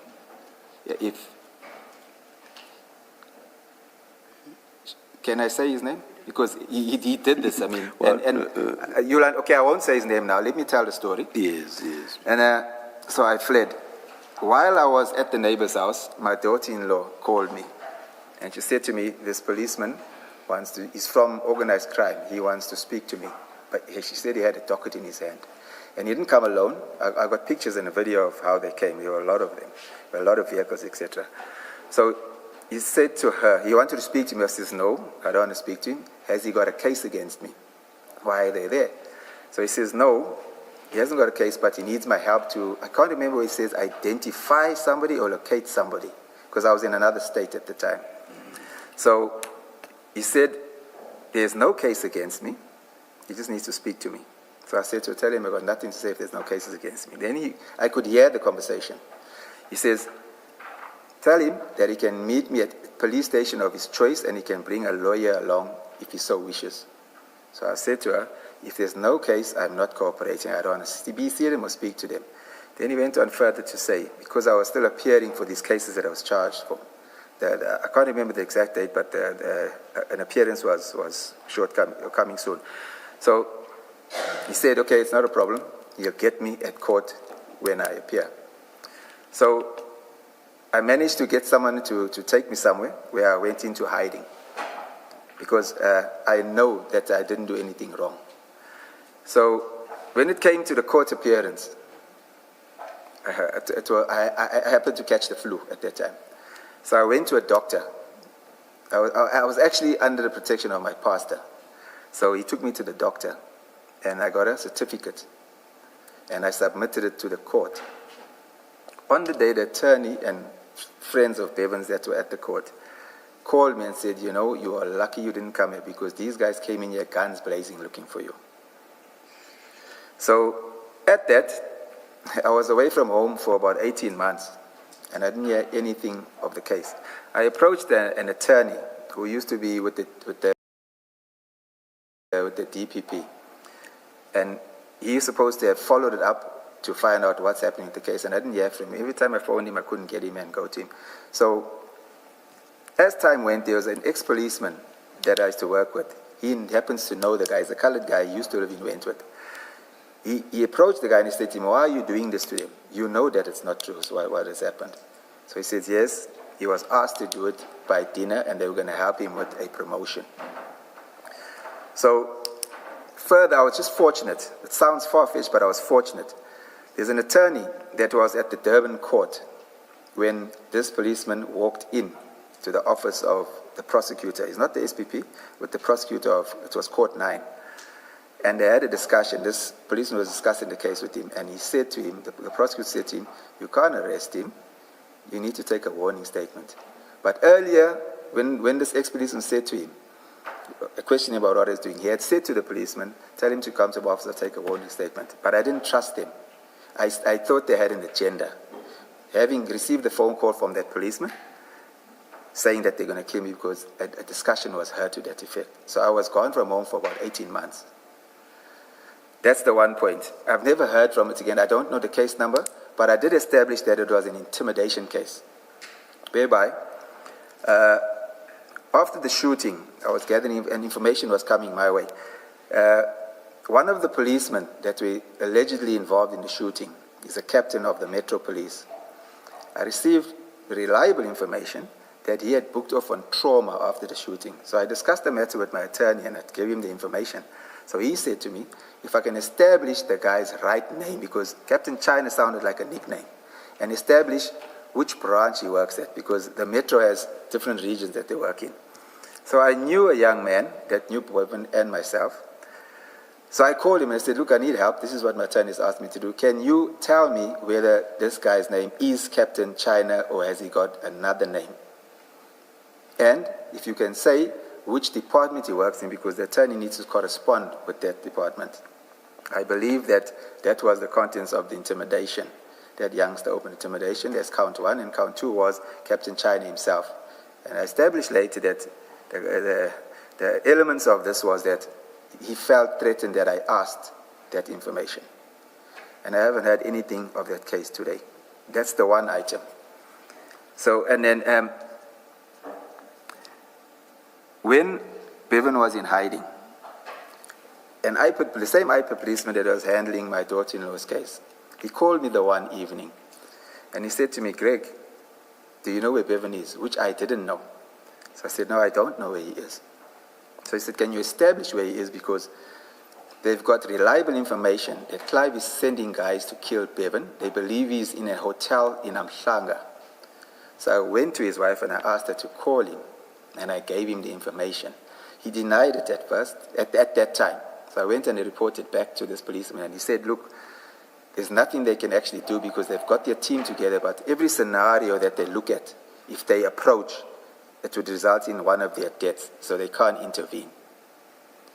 Later, when I spoke to Bevan, he said to me, yes, he was at the hotel. He didn't say the name of the hotel, but he said when I phoned him and told him that, he left the place.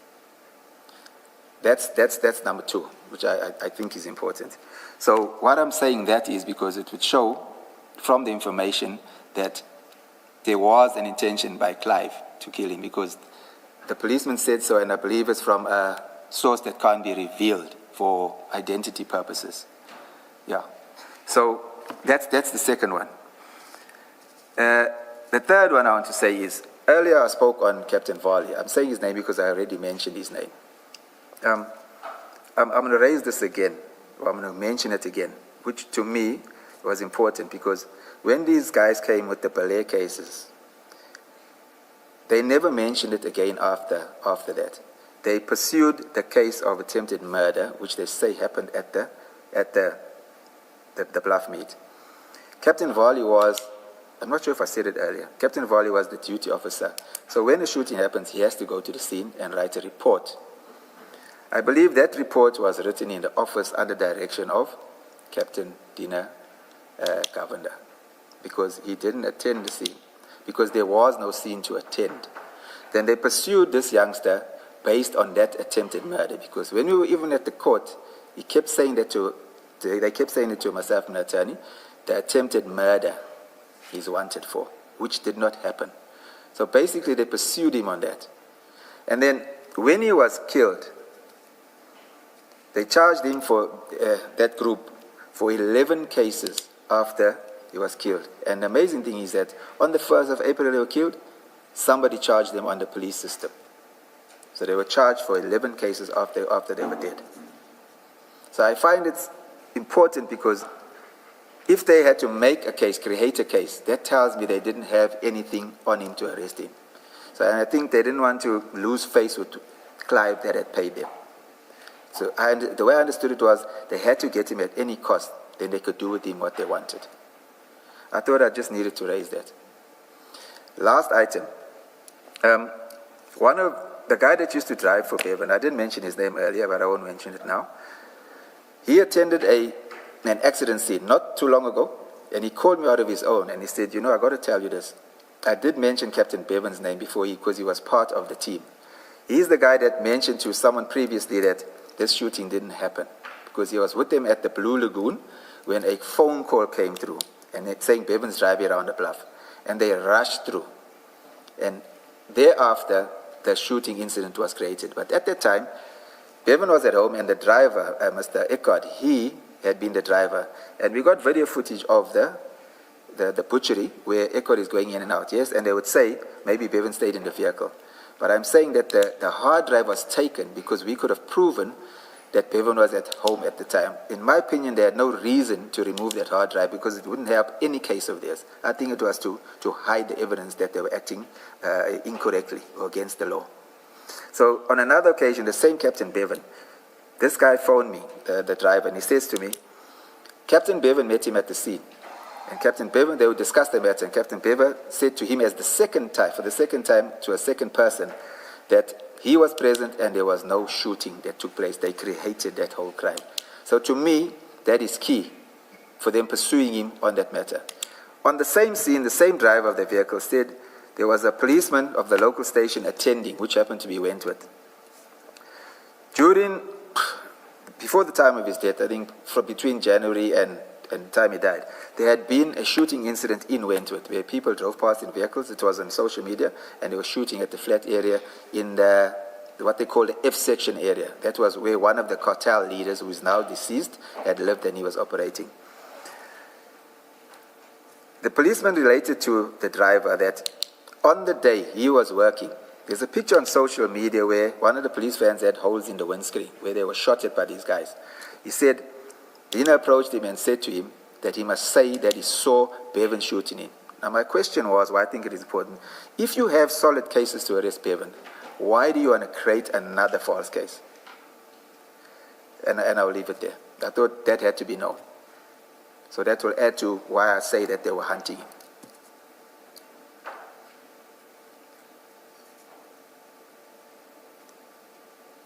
Any questions on what Mr. Loftus has just said, Mrs. Kakani?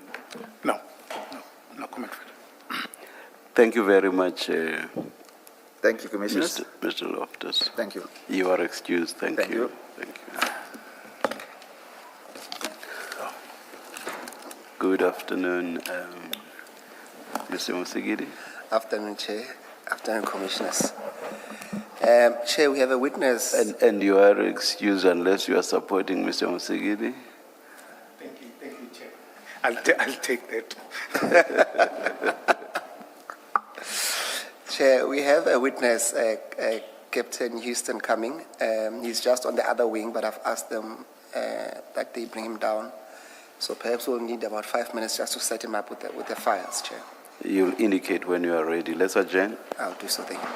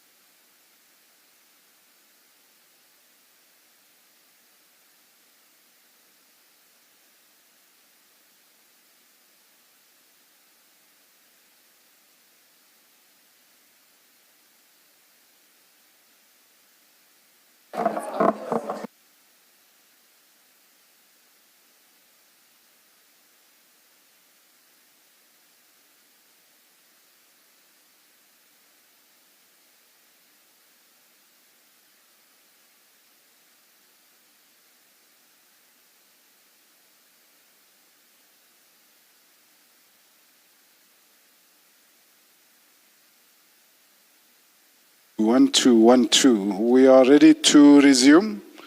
Please make sure that your cell phones are on silent or off. Let's not have disturbances. Thank you.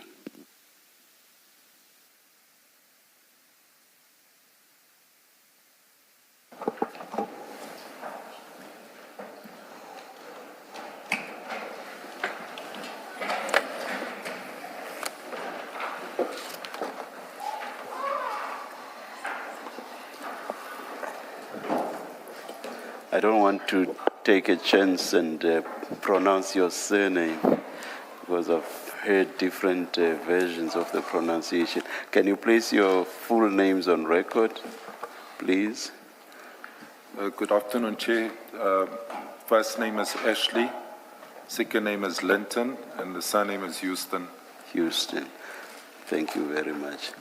Yeah, I will tell on him. Mr. Loftus pronounced the surname Houston. That sounds like school.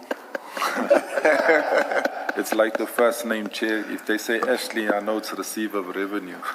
But I'm called Linton at home. Thank you. Good afternoon to you too. Thank you very much. Will you be swearing or affirming? I'll be swearing, Chair. Do you swear that the evidence you are going to give is the truth, the whole truth, nothing but the truth? If so, please raise your right hand and say, "So help me God." So help me God. Thank you. Thank you, Chair. Chair, Captain Houston would have been the first respondent to the shooting incident in the Morningside. That is the one that we've been discussing relating to the 5 young men that were deceased, with obviously Bevan Loftus being at the center of that incident, Chair. And his evidence will be confined to that, but also given his experience of 38 years in the police and having worked in Durban, he will share some of his views on the connection between the tow trucks, the drugs, and to some extent the interaction with the police, Chair. Chair, we'll be using 2 files. So there's a file that it's written Ashley Linton Houston statement. And then we'll be using file 2. So we concentrate on only those 2 files, Chairperson, for the purpose of this witness. And for now, Chair, let's look at file 1, which, it's file 1 in terms of his statement. File 2.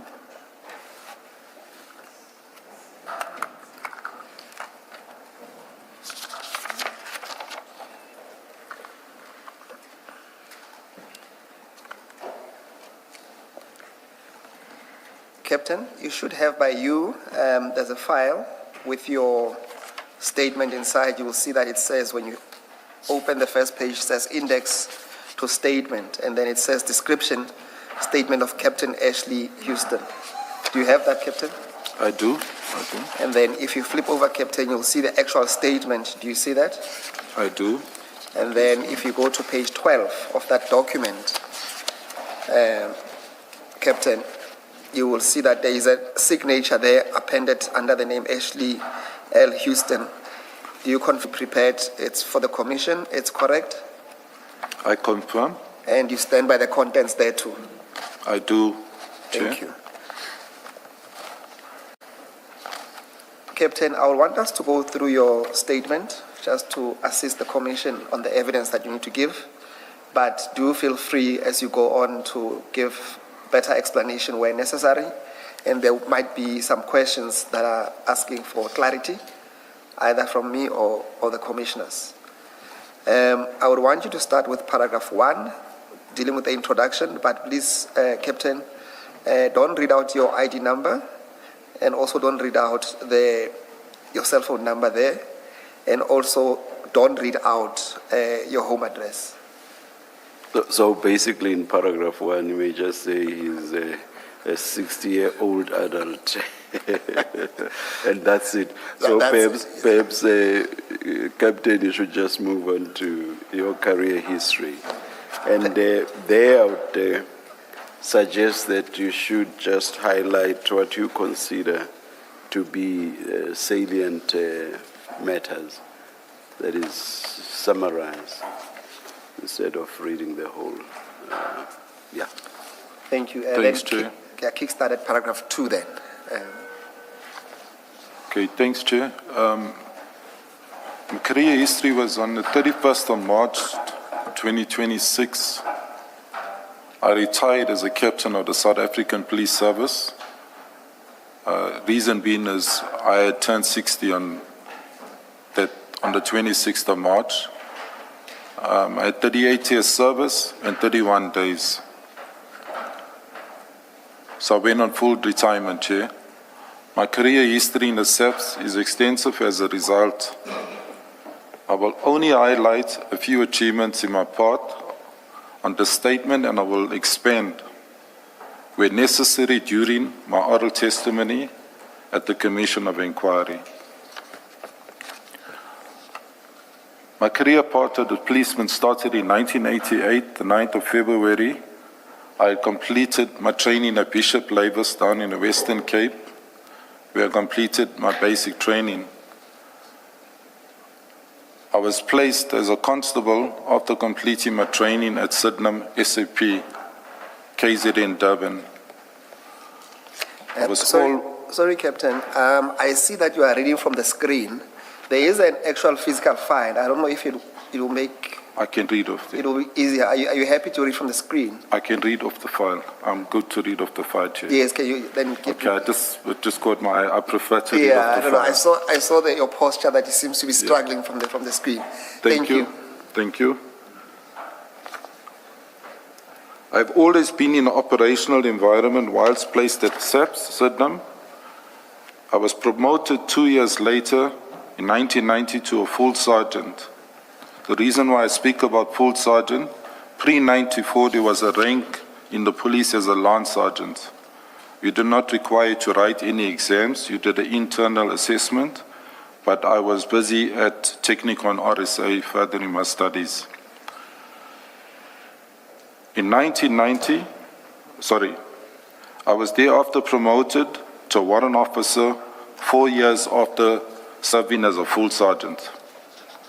I continued my studies, my second year studies at Technical and RSA. I've served 18 years at SAP Sydenham, which ended in 2004.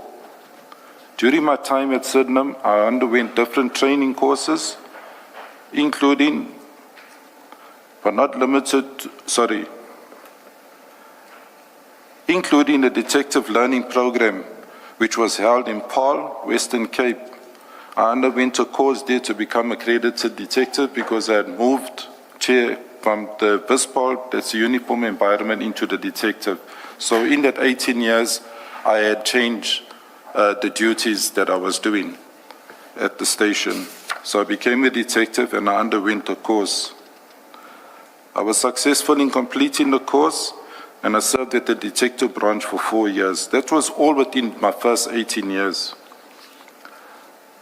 I there, after 4 years, took a transfer back to the VOSPOL environment where I became a team commander. I went back to an operational environment where I wasn't carrying or doing investigation. I was now working operational as a crime prevention operative with members under my command.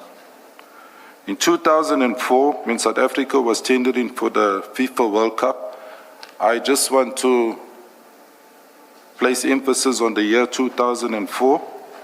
They may have been tendering earlier, I'm subject to correction, but it was during that period I was seconded to a shooting course where I competed at Vietnam shooting range with the top 20 shotters in South Africa. I excelled with all 3 weapons and came up in the top 5. So I was immediately seconded to training. I never went back to the station. my skill was identified that I was a good shotist. I'm breaking my statement down, Mr. Chair. I'm breaking my statement down because I want to try and keep it shorter, and if you pick up something, please, you can ask me, take me back. Whilst I was at training, I fell under Durban training, which was coordinated from the provincial office. I underwent courses to become an accredited trainer to the build-up. So I did my assessor examination through a company, Technicon RSA, and I went on to do a moderator's as in weapons. The unit standards that I was expertising in or became accredited in training people was firearms within the SEPs. At the same time, I came up to Pretoria and I did a further course, which was with regard to the EDTP at Pretoria College. It was an 8-week accredited course, and due to becoming an assessor and moderator with CETA, I applied because they had a detective course to moderate members that underwent investigation courses. So I became an assessor moderator for anyone who went for that training. Between 2004 and 2010, I attended various training courses. I also became a range officer accredited. I trained down in Edo, and this was my period that I was seconded to training. So I was developed as accredited range officer, and it was a prerequisite because I worked with weapons and I was training people out at the range. That was all members of the SEPs in KZN, especially the Durban area, would undergo from a constable to a general, attended their training, the use of weapons, tactical policing 1 and tactical policing 2, as well as, I didn't include their pyrotechs, that you'll be trained with stun grenades and other pyrotechs that we utilize in the police during our duties. Soon after the 2010, to fast forward, I decided to take a transfer. I submitted to the current commissioner of the time was a General Ngidi. My transfer, as there was no growth. I was a warrant officer, and there was no growth as in terms of there was no structure for promotion, and I was questioning my growth in terms of my career path. And I requested to leave, even though I had become developed and trained by the organization or the employer in various departments. I requested to start at Mabel, where he was reluctant at first to sign, but he was going out as onto retirement, and with my request on my knees, he signed my transfer to Mabel. So I reported to Mabel, the Vispol environment. As an operational commander, I was appointed by the station commissioner, who was a Colonel Van Zyl at the time. I worked at Mabel for 8 months, and during the 8 months, my name came up on a national list where I was promoted or considered for promotion to a lieutenant. Lieutenant's the old rank. It's the rank which is now equivalent to the captain rank. But I was penning at the time a grievance of where I applied for an operational commander's post in Brighton Beach, a captain rank, and I took up the lieutenant rank. With taking up that rank, I was offered 3 posts, so I had to leave Mabel shortly after 8 months. I reported to the provincial office in Durban, and I was identified. Obviously, management knew and members knew my skills from training and operations, so I was identified to work in operational environment. I was seconded to Durban South. That's to focus mainly on the Wentworth area because gangsterism was rife. So I had to deal with myself and my family in terms of my secondment, and I made request to management that rather they give me a post out in Wentworth and let me take up a post, which they agreed to. I signed the undertaking and I took up a post at Wentworth. I became the operational commander heading the crime prevention at Wentworth. That happened in 2010, Commissioner. I reported... Captain, before you move on, would it be fair to say, at least after 2010, as a range officer, would it be an overkill to say that at that time you have become now an expert in the use of firearms and accredited as a trainer? That is correct. The skills which I was accredited into was the handgun, the shotgun, and the rifle which we used. I did develop and I did become an expert not only in use but also in training and facilitating. I would say a marksman in layman's language with the weapon. I would do what you could call, I would train people who are our average to medium to a high standard of weapons within the organization. For example, the normal station policeman will do an application shoot where they do a standing shoot onto a target. The dog units will do advanced shooting. The TRT will do advanced shootings. And I'll go on further to mention why the TRT, because the first selection of the TRT, I was part of it in 2010. I'll come back if there's questions arising with regards to training. But my arrival at Wentworth, I arrived there for 1 day. And I was confronted by management, a major. That time the major rank was still like the lieutenant rank there. And I was informed, he was acting station commissioner, that the cluster commander, who was a Brigadier Mpete, requested me to report to him immediately at the cluster. Taking you back to my promotion that I was awaiting, there was a post, I remember 1818. It was in 2010 I applied for that very, very same post as operational commander where a grievance going on. I came up number 1, it was overturned because of equity, and I kept that grievance even though I came up on the national list. So I ended up in that very same post. I reported to the brigadier, and when I arrived there, he said, "This is your team, I know you know what you're doing, and these are the stations you police-wided and went with. You will focus on 6 stations which fell under Brighton Beach cluster." So I was stationed at Brighton Beach, overseeing the south. Brighton Beach Station, Wentworth, Montclair, Ambilo, Mayville, and there was one more. Ketamana. Sorry, I missed that one. I'm not even looking at my statement here, so I'm just trying to take it up forward quicker. I worked at the Brighton Beach as an operational commander. My duties were dealing with gangsterism, drugs. We got terms that we use in the police as contact crimes, trio crimes, and property crimes. Property crimes, for example, business robberies, house robberies where property is taken, common robberies on the road. Police-generated crimes was drug dealing, sale of illegal liquor, unlicensed premises. So that all illegal liquor, unlicensed premises. So that all became a package of mandate to deal with in the affected areas which I had to police in those policing precincts.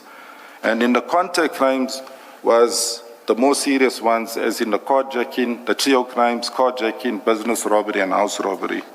All those married my KPAs and my team that was working with me in those 6 stations. So I went up until 2017. There was a restructuring in the police where they closed clusters down, and they just changed the names to districts. So I was thereafter seconded to, it could have been, sorry, I'm subject to correction, could have been 2015. I had moved on to Chatsworth cluster. The general, at that time, there was a general as a station commissioner, but I reported to the cluster where there was a brigadier. And at that particular station, again, I had to deal with Mariniel, it's still on the south, Bayview, Chatsworth, and then those 6 stations that I spoke about.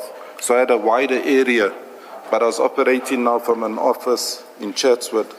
There is again gangsterism, drugs, there's robberies, as I mentioned earlier. I stayed at that particular office and as the operational commander. I worked with a team of about 40 members, which was seconded to me. Right up until 2017, I was identified to lead a team in Pinetown, the Tactical Response Team, that was the TRT. So I was called in by management, and I was told I was identified to deal with or manage a unit as I had the training, and I occupied the office in Pinetown where the helipad is just behind Pinetown Police Station. I had a team of 13 members. It was a small TRT group. That group, during my tour of duty, we would cover all 43 stations in the province. We will deal with the crimes I've mentioned. Additional to that, taxi violence, stretching all the way up to Newcastle, Ladysmith, Quadakuza, Margate, and we can think of the KZN cluster. Is TRT tactical response? Tactical response, the ones that we had parades, Chair. So I headed that unit up until from 2017 to 2019. In 2020, I received a further call-up to report to the province. I reported to a Brigadier Kaap. At that time, he was a full colonel. He's currently, I think, if he's still there, if he's still within the age group, he was head of operations at the provincial office. I became the lead member or the commander of one of the task teams on the 11th floor. My duties, again, my KPIs was to deal with serious violent crime, as in taxi violence, the drug problems, and anything the station could not handle with the district, then we would handle it from the province. When I say handle it, we'll go out and we'll police it with crime intelligence-driven operations. I will also assist, as far as, like I said, Newcastle, with the taxi problems, where there was violence, which was high at the time, where I would meet teams of Durban Pop, that's our crowd control. So they would deal with crowd control, but they would be utilized. They had a small section that was selected to deal with taxi violence. That's people in uniform. I will meet them at the dam outside Newcastle, and we will do our operations, if maybe, in Newcastle. That's just a small example of this task team that I was dealing with. We were, first of all, we were in uniform. We were easily identified, but we were a team of close to 30 members there from the province. I worked in this team up until 2021, between 2020 and 21, when I contracted COVID. It was the first variant. I had it serious, and I was one of the last in my team of about 35. We were only 11 at work when I collapsed at home, and I ended up in hospital for a while. I was on oxygen for a while in hospital, and I can say by God's grace, I pulled through because there was no medication that was working at the time. So on recovery, I went into the wing because there was slight memory loss. So the doctors needed, although I was not medicated, they needed to observe my cognizance and understanding and memory. And within 3 days after coming out of IK, I was discharged. I was a bit, if I would use the terms, paralyzed, as I could not walk. Those who had COVID would understand. They were affected by COVID. I had a quite serious way. Being physically fit at that time, although I was already I was over 50, but I kept myself relatively fit. But gradually I progressed to get myself to my fitness. I decided, because of my love for my job, to report back to the station, and I started where I started in 2010. I went to Wentworth and I had arrangements with the station commissioner to work 2 or 3 hours a day, and that assisted me with my memory loss, as in terms of what I had forgotten during my illness. Once I had recovered, I received a call-up instruction. I was operational in Wentworth with this gangsterism and this violence that was happening. Captain, can you just give me a moment? Just give us a moment.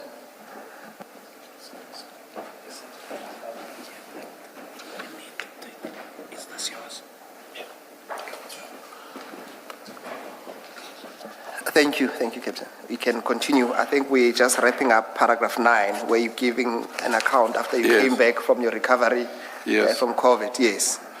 Yes, I received a call-up instruction where I had to report to Durban Central, to the district task team. That was a team that I ran previously, but not from Durban, from Chatswood.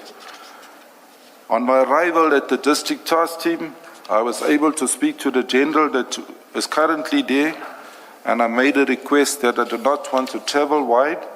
I was still on a recovery process physically, and I needed some space, and I preferred to rather go down to Durban Central because crime was extremely high in the city.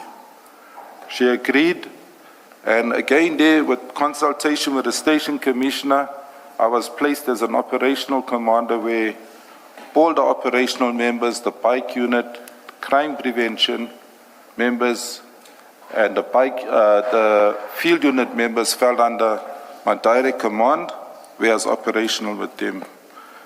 In my statement in that paragraph, I mentioned something that we were able in the first year to reduce, where business robberies was extremely high, to reduce with the strategies I implemented jointly with the team, our crime to 43%, by 43%. So we had lots of businesses, chain stores like the Pedros, the Nando's getting robbed, the Tops Liquors, and we pursued suspects, brought them to book, and that resulted in a drop of crime in the city during that period. That's basically where I was operative until I was summoned on the 1st of the 23rd. May I proceed with that? Yes, we are on page 4. Page 4. So you'll start at paragraph 10 under the topic relevant background. Then that will be dealing with the incident of 1st of April 2023. Before you do that, Captain, and this is really out of interest, in that paragraph 9, you mentioned trio crimes. What is that?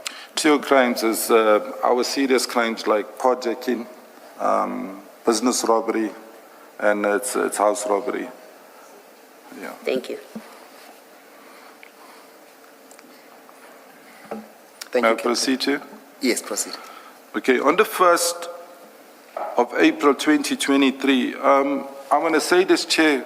I know I had consulted with the evidence leaders, and there was a back and forth because I'm not at work, I'm retired, with my timelines. So I did not have anything that was accurate, and I don't want to follow any social media. So I had to look into proper timelines because it was a sworn statement I was going to be making. So I want to place emphasis on that. I knew it was where I was on this particular day, and I knew more or less it was mid-afternoon. So I have put there 13:20 p.m., around about then.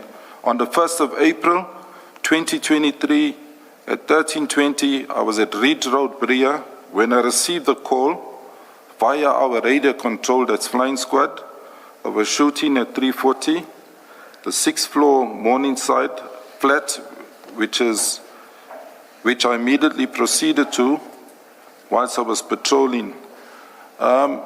To give you timelines of driving normal, I was never a speed driver. I always took a slower vehicle, gave it to the younger people. It would take me under 5 minutes with normal traffic to get there. That's how close I was to this particular scene. After receiving this information, I arrived at the scene.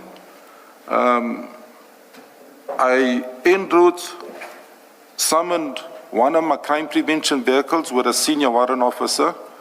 With his crew, he had 3 members on a double cab. I said, please meet me because I'm responding to a possible shooting, which he did. And upon arrival at this particular address, I drove down a driveway which had boom gates as well as a guardhouse. And in this guardhouse was a Sergeant Zwane, and coincidentally, I knew him for many years as a policeman. He also worked in a short time at Mayville under my command in the crime prevention, so I was able to identify him. He was in the guardhouse with 2 security guards. And I asked him what's going on, because from the road or from the driveway, we could not see anything in that flat. It's a long driveway going down, and then it's L-shaped, you go into the building. And he confirmed that there is an operation and there is a positive shooting. Captain, sorry to disturb you. Just to be clear, when you received this radio control call, there has been some instances where it was suggested that it was a domestic violence. On your call, can you clarify, it was a shooting, or was it even specific to say it was a police shooting, or what exactly did you, if you can recall? No, clearly it was a police shooting. I would have not responded to a domestic violence with the type of job I was doing in Durban Central. I would have only responded, but I remember clearly it was a shooting. Nothing about domestic violence came to me. Thank you. Just to mention, before I went in, the vehicle that I was driving was a marked double Nissan Navara double cab, registration, Bravo Whiskey Kilo, that's BWK 575B. The 17 must come out there. Sorry, it's 557B. The registration's wrong. 557B. 7B. So not 5757. No. Okay, I'll correct on my statement. You can also I already picked it up now. I'm sorry, Chair. The That's registration fine. number. Yeah. So it's the incorrect one. No, you've corrected that. Okay. I asked Zwane to accompany me into the complex. I drove my van, and I'm sure as seen on TV, those who have seen, there was only one police van that was parked there, marked vehicle in that flat. That was the vehicle I was driving. There was no other police cars where I was parked, or police vehicles. It was load shedding, Chair, at the time, so when I got out of the vehicle and tried to maneuver quickly to the lifts to get up, because I was looking up into the building where there was movement of members,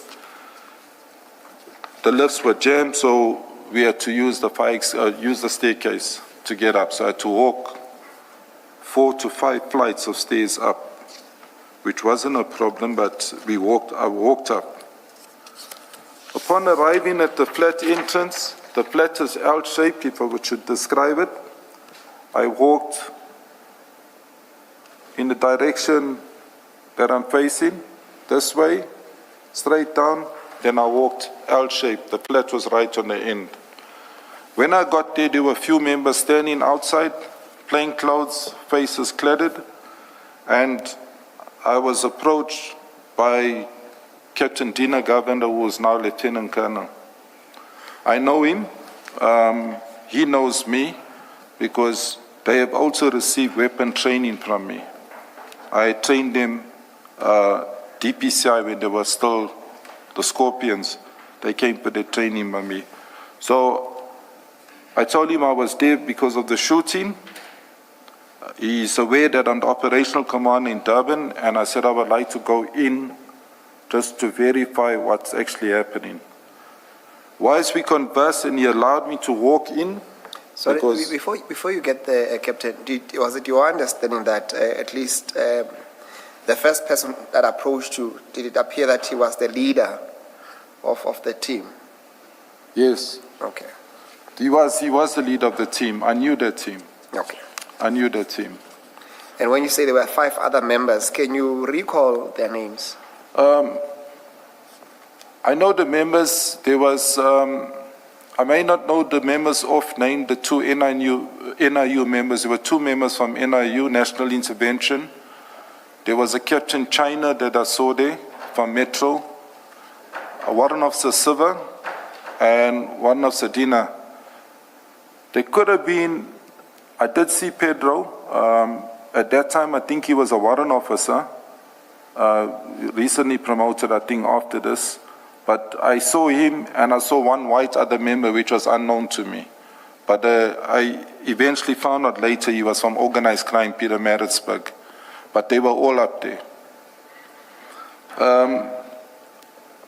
Just to indicate the entrance of the flat, I had a little passageway that you needed to get to the door. They had a piece of tape there, and on request to Captain Dina Governor to allow me in, which he did, I was stopped by one of the Silva. He asked me where I'm going to and what am I doing. And not to get into any arguments with him, one of the Dina said, Captain Dina Governor said, it's fine. The captain will be able to identify these people. I think that statement was made because they knew I worked on the South. They knew where I came from training, and I've only been in this province with policing, so it was common course I would know most of the people like they would know me in the Durban area. I walked through... Captain, just so before you walked into the flat, is it a fair interpretation to say that conversation would have alluded to a suggestion at least that they did not know the identity of the people that were shot? I would think so. Because it was strange. One of Sedina's body language was like, quick, I let the captain through. You'll be able to identify. I think he tried to justify, this is Captain Dina Governor, tried to justify to one of the civil who was coming out from there, the captain will be able to identify. I think that's the only reason what justified him, say, okay, you can go through. Otherwise, maybe I would have had a problem, but I would have been persistent because I was the first responder there. I was responding to that shooting. So I walked through, and led by Captain Dina Governor, as I entered the flat, the door was slightly ajar. As I entered the flat, I saw the C's laying on the floor, and I walked down further, and to the right, which was like blind side of the passage that I entered, there were the other 4 deceased were laying there. I was able, with a quick glance, a very short while, stay in the flat because I did not want to contaminate anything. I knew it's a scene of crime. I'm just going to confirm, look in, and I'm going to reject. But with that, I had moved my eyes around the flat quickly. Just as it's my first time going in here. I looked at it and I then went through. But I made out or identified 2 of the 5 males. I identified the late Bevan Loftus, and I identified the second male, which I knew as Ryan. I don't know his surname. If I hear it, I'll say it is his. I didn't know his surname, but I knew him from social media and from a lot spoken on the streets. I saw a video, Chair, of him shooting on his wedding day with an AK-47 on social media. Just which platform it is, it popped up on the TikTok. I'm only on WhatsApp and TikTok. I'm not on Facebook, Instagram, and all these other things. So I wondered who is this guy, and there's the same guy that was lying in the flat. In the statement, you say Ryan Santos. I would have confirmed by making my statement because I made my statement recently, but at that time, I only knew him as Ryan. Yes. I didn't know him by surname. When I came out... Before you go out, Captain, you say at paragraph 16, you confirm that 5 males were shot dead. And perhaps it's a pedantic question, but how do you know that they were dead? Did you test them? Did you check the pulse? The damage done there, there's no way of survival. Everyone had headshots. Leave the body shots. I know exactly the killing spots on your body. So, as a weapon expert, I'm saying this as a shotist, test me. I know exactly where to kill you, the killing shot went to. So, they all had headshots. So I didn't even scrutinize the bodies. There was no need, whether they were shot 5 times, once or 3 times, but they were deceased. These guys were gone. I got there, Chair, I want to mention, I got there very quickly, and I would say so from my experience in terms of the blood splatter or the spilling or the bleeding of the deceased. It hadn't even settled. The blood was still very fresh. It hadn't even started to dry. So that's how quick I was at that scene. When I say quick, I could have been if I were to use my experience going to shootings in progress in the CBD, which I did cash in transits, I done shootings in taxi ranks where it's still happening, I can hear the shots. I would have been there within easier than half an hour, the most. In fact, half an hour would have taken me from Durban to Maritzburg driving normal. But I would have been there within minutes after I got the call. So whoever raised the alarm to 10-111 with the complaint, those shots, that there's a shooting, that is when I immediately said I'm going. And I broke on the radio and called one of my bands to say, back me, we got a positive shooting. So I'm speaking about the blood because you come to a scene and you see blood is starting to dry, it gets a different smell, it gives off a different smell. When I walked in there, I couldn't even smell blood. From your experience or even information that you may have subsequently obtained, what's your estimation? Are you able to estimate how soon after the shooting incident the call would have come through, the distress call would have come through, and you then end up at the scene? And I ask because the previous witness speaking about task teams said something about often these members of task teams, they take long to inform, to report the incident to IPID, and IPID takes forever. Are you able to give us an estimate? Chair, I will comment on that because I've been following the commission from day one. Not because of this. I never knew I'd be sitting here one day. But just firstly, to answer the first part of your question, how soon, if a distress call is made on the radio to our control room and then it's relayed to us, I would say that call could have come very soon after that shoot. If it was delayed by 10, 15 minutes, that blood would have started to dry, although it was winter. With regards to where I'm going to now is what do I do after I confirm that there's a positive shooting? I'm not asking one of Sadina questions, who shot? I now need to call all the role players. What I used to do on a state phone is to put an active crime scene, because it becomes a crime scene. But I chose not to do because now I have different units involved here. It's a task team and it's a variety of members. So I liaise with radio control off the radio and I requested they get all the role players. And the role players I called for was the ambulance. The ambulance will do the certification, even though I knew they were deceased. The patrol van to come open a case. The detectives that are in, we got detectives that sit in the charge office, which attend to crime scene. So you don't need to call a detective from his house 24/7. They're in the station. So as soon as there's a crime scene, they leave the station. They mobilize and leave the station. The duty officer, the station commissioner, and the branch commander. I do not go as far as knowing with ethics, if the provincial commissioner or the district commissioner would be involved, they would be contacted by the station commissioner, who did arrive.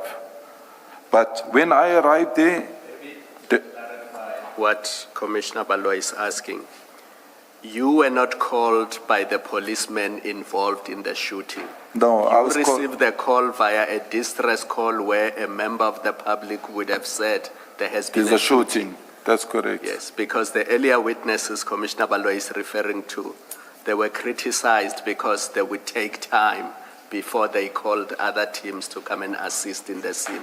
So Chair, you were not called by the shooters? Or No, people I was involved not in called by the shooting? shooters.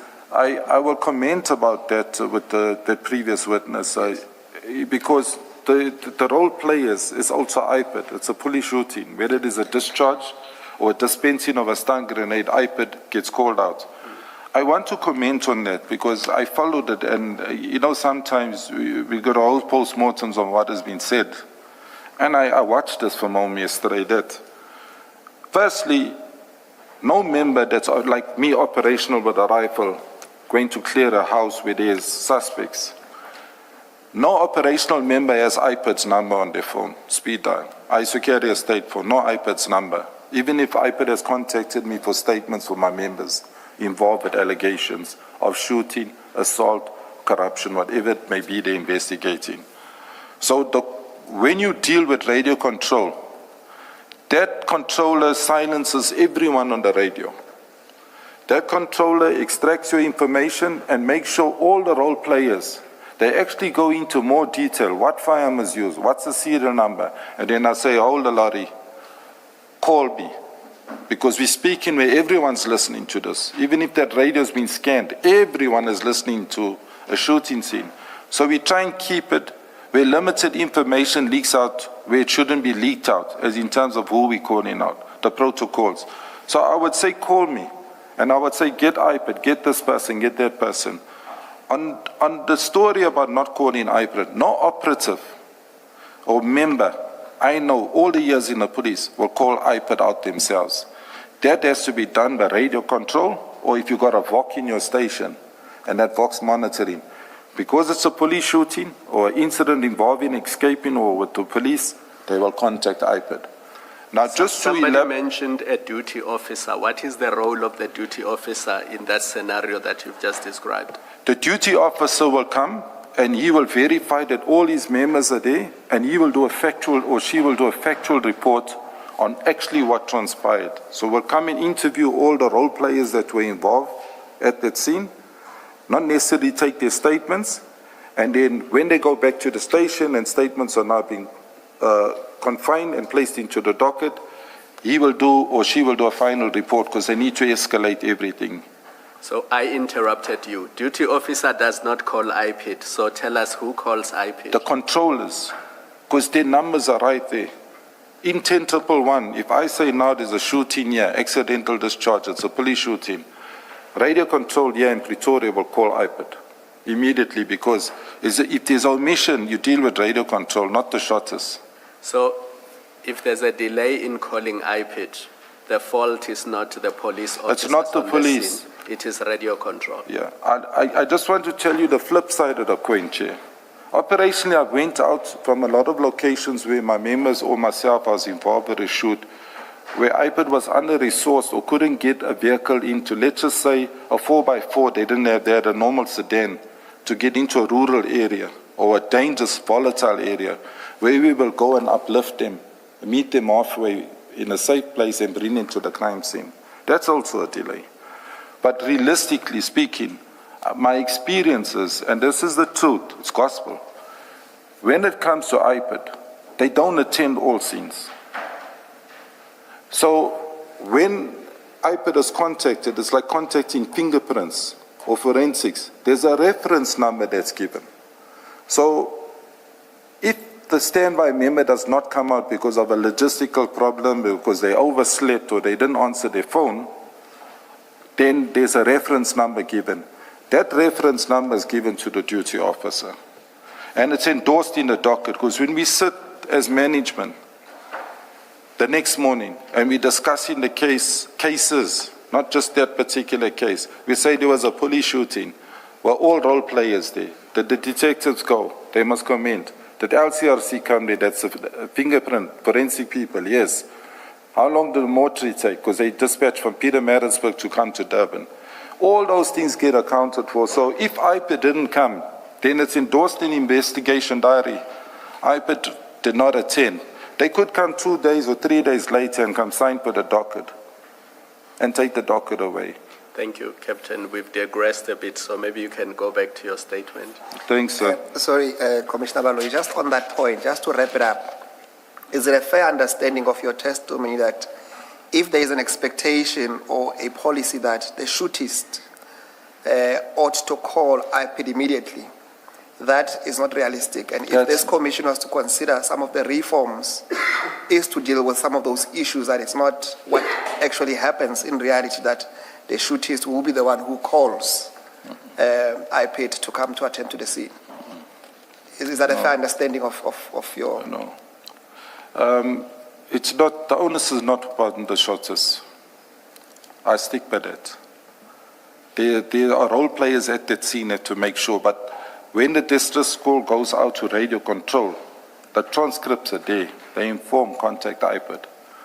And if IPID has been delayed, they will reiterate and say, please call IPID out to the scene. The scene cannot, no police shooting, no escaping. IPID has to be there. We'll go without IPID being there. So in short, that expectation is not correct then? It's not correct for the shooters to call. Onus is not upon them. All right, thank you.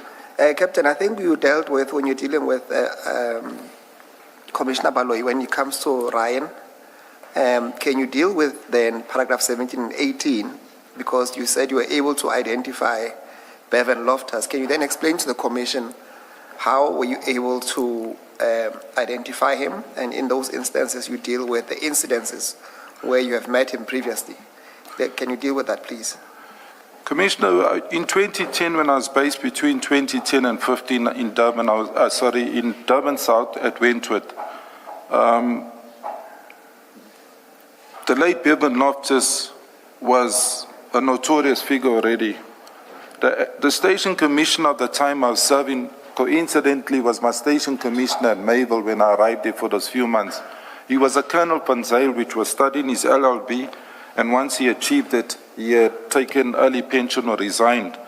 But coincidentally, he got promoted to a full colonel, and he was moved to Wentworth as a station commissioner. So when I had taken up a post, I ended up working under my ex-station commissioner, which I served for 8 months. So there was a relationship. When I arrived, he said immediately, I know you know what you do in Houston. This is your team. Fix this gangsterism thing up that's happening. Fix this problem. That's how we spoke at a management level in absentia of our members. So I would strategize how we would go, either doing road shows or doing proactive policing or reactive policing, whatever we did, to improve the situation. But coming back to how I could identify Bevan. Bevan was arrested by me on request of the station commissioner saying there's a case open. I do not have the case number, by the way, where he had threatened to shoot a policeman. The policeman's name was Warrant Officer James. He was working in the one crime prevention unit, but not direct under me. He works alternative to the group that I was working. And what the station commissioner disclosed to me was that nobody wants to arrest him, as to go for him, because there was a fear. Sorry, I'm just having water, Chair. So I did a patrol with my team. I looked for Bevan. I couldn't find him. I didn't go into the Bluff area, which is like beyond my patrol area when I was at Wentworth. I left it and I said, I'll obviously come across him because he's notorious in the Wentworth area. I was coming from the area which I live. I'm not going to mention it before the panel. On the M4, I was heading, and as I came off the M4 into the Wentworth area, there was a patch, where they called it a patch, where I saw these 3 tow trucks parked. I was going to start duty about 10 o'clock in the morning because I used to work a flexi. I was alone. I always worked alone on my vehicle. I had my members close in other vehicles, and I saw him. I approached him, and he knew who I was because they aliased me Robocop in Wentworth. Obviously, I was fully attired when I worked with equipment. But I approached him and I said to him, you're a person of interest. I know that you carry a firearm. I know that you have a licensed firearm. But I need you to make your firearm safe and hand it to me. I'm taking you in. the detectives need to speak to you. He was standing with about 8 guys there, but his 3 tow trucks. They were smoking whatever under some form of drugs, could have been dacha. I was not interested in that, I was alone. But I managed to apprehend him, place him in my vehicle, front seat, and I drove him to the police station. But I had his firearm with me. It was a 9mm pistol. When I got to the station, I took him straight upstairs, and I informed the station commissioner at that time to please get hold of the investigating officer. He has access on a computer to see who's carrying that docket, because he's an outstanding suspect for intimidation case where he threatened to kill a policeman, a warrant officer. Captain, when you're told that he's notorious and no one wants to arrest him, what was his notoriety? What was said that he's notorious for? With my short arrival, I would say when I arrived in Wentworth, I had a small team. I had to work for a trusted team. When you say a trusted team, I had a small team of 1 female and 4 males. And there was diversity. I had 3 Indian members. I'm going to speak across the race group, young members. I had 1 new constable colored and 1 new female constable. And the 4 were resident Merebank Wentworth. They lived in that community. The female lived in Sydenham. So when I had to familiarize myself with the different territories in Wentworth or the different gangs, they were of much of assistance to me. So I was able to identify quickly which type of gang is operating in which street, because they don't have it's not widespread Durban gang and Maritzburg gang. It's very close. Streets divide the gangs in Wentworth. So just to come back to answer you, Chair, I used to see this guy sitting where the Hollywood gang is, in Woodville Road. Even though I knew that his granny was in Reiger Road, and Reiger Road was where a notorious gang, the Young Destroyers, was from. But he was not sitting with that gang. He was sitting with the Hollywood. And that Hollywood gang was led by a person, I don't know if I should name him, but he's a fugitive at the moment. He's someone that's wanted as a sentenced prisoner. He's sentenced, but he's somewhere on flight. But that's where I would see him sitting, like you'd see these gangsters sitting. And I say, who's this? You look at a face, you say the guy's got an innocent face, but then these young people that say, hey, who's this, Cap? This is so-and-so.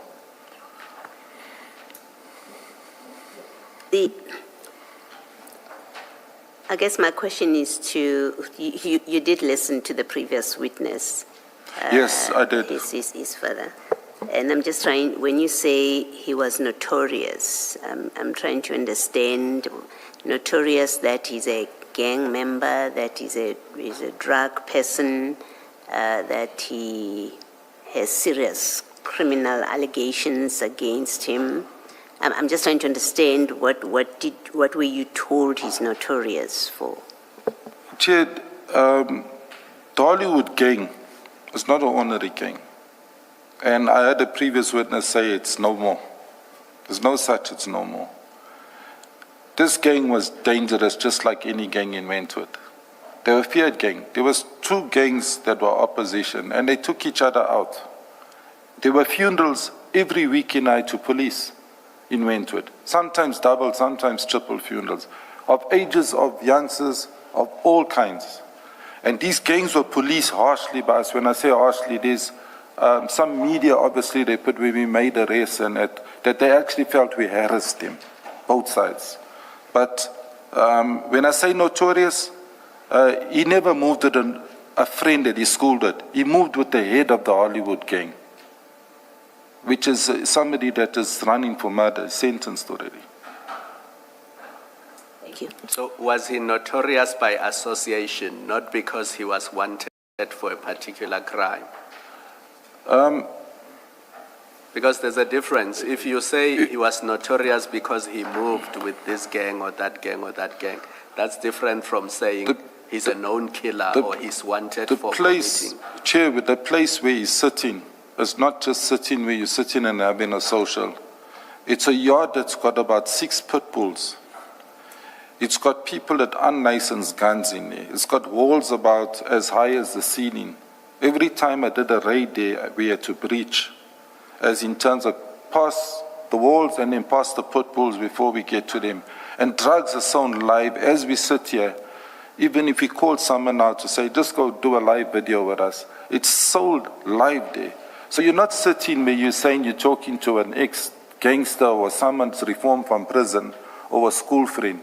You're sitting right there. So, you know, I don't know if it's correct to say the birds of the feather flock together. How would you label me if I'm sitting in a drug den, if my brother's a drug dealer? You're going to obviously say I'm dealing in drugs.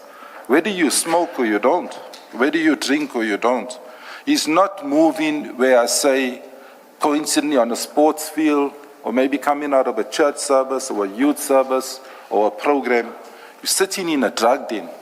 It's more clearly Hollywood. The shootings happened right there. The killings happened right there. The whole community knows this. Wentworth is crime. But I've seen this thing. It's like nobody wants to speak about what's happening.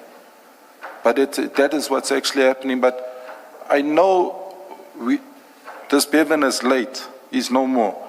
But Bevan associated himself not with 2 gangs, with 1 gang. He was part of Hollywood, just to place emphasis on it. Later, I've learned, during my few months left in the police, I've learned about the west side and the east side. And that west side and the east side goes across KZN, maybe South Africa. But just to take it back home domestically, they belong to the west side. So these gangs have expanded, where they say you're either from the west or the east side. You hear these talks, it's like it loses you. I gotta keep asking the younger people, hey, what's west side? What's this east side story? And then it comes out, they tell you. So you don't hear this Hollywood, cartel, young destroyers, the young Americans, you don't hear that. But you'll hear west side. Then you identified as you, the same kind as me, we're not enemies. Thank you. Thank you, Captain. I think you are going to then, because you've dealt extensively with the first encounter, at paragraph 18, you deal with the second encounter with Bevan, where he was a complainant in this instance. Yes, I went on again. Bevan and his dad somehow were in business. But Bevan walked into the station and opened a case of theft of motor vehicle against his dad. It was for a combi, as in a quantum taxi.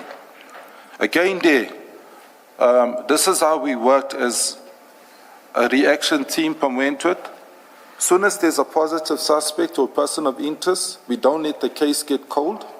If the statement is strong, you identified your place of residence, because Wentworth is as small as my fist, if I say this. There's no hiding space. You can't run. We will go bring you in. And like I say, yes, maybe that's why I was aliased in a different way. But I'm saying this, we'll pursue you. Bevan opened a case where his dad was the suspect. And that took me to his house. What took me to his house was, again, the detectives were not following through on the docket. The suspect was outstanding. And they knew they're not going to go take that vehicle from his father, which was an exhibit. I went up and I dealt with the matter. Did not meet his father. The very 3 houses described are right next to each other like my 3 fingers. Got a long driveway. You wouldn't be able to say who's staying in which house there. When I was given an address, a mark of where I could find the taxi, I was looking the 1 yard behind the house. I was being told by neighbors, but all 3 houses are owned by this family. So I was a bit confused. It was in the Brighton Beach area, which is just up across from Wentworth. And I spoke to Bevan's mum.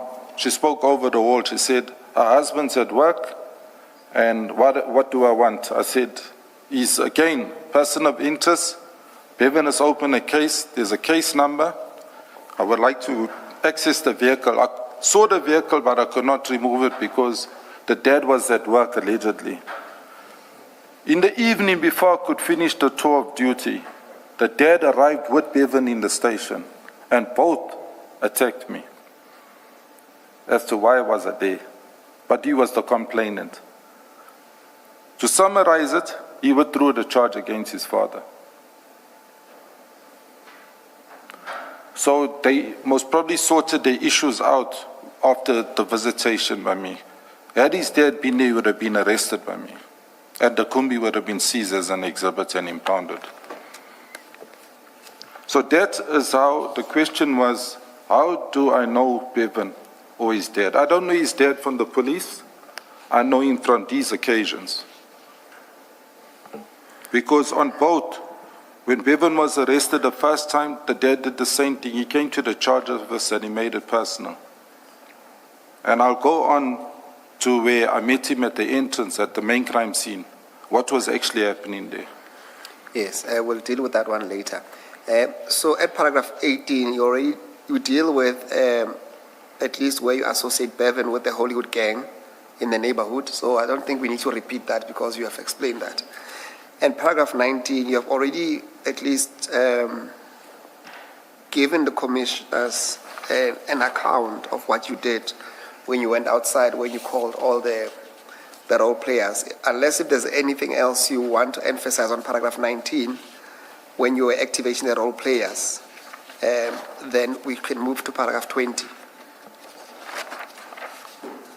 I think we should move to paragraph 20 because I covered it. If there's anything you need to question me on clarity, I will cover it. Thank you, sir.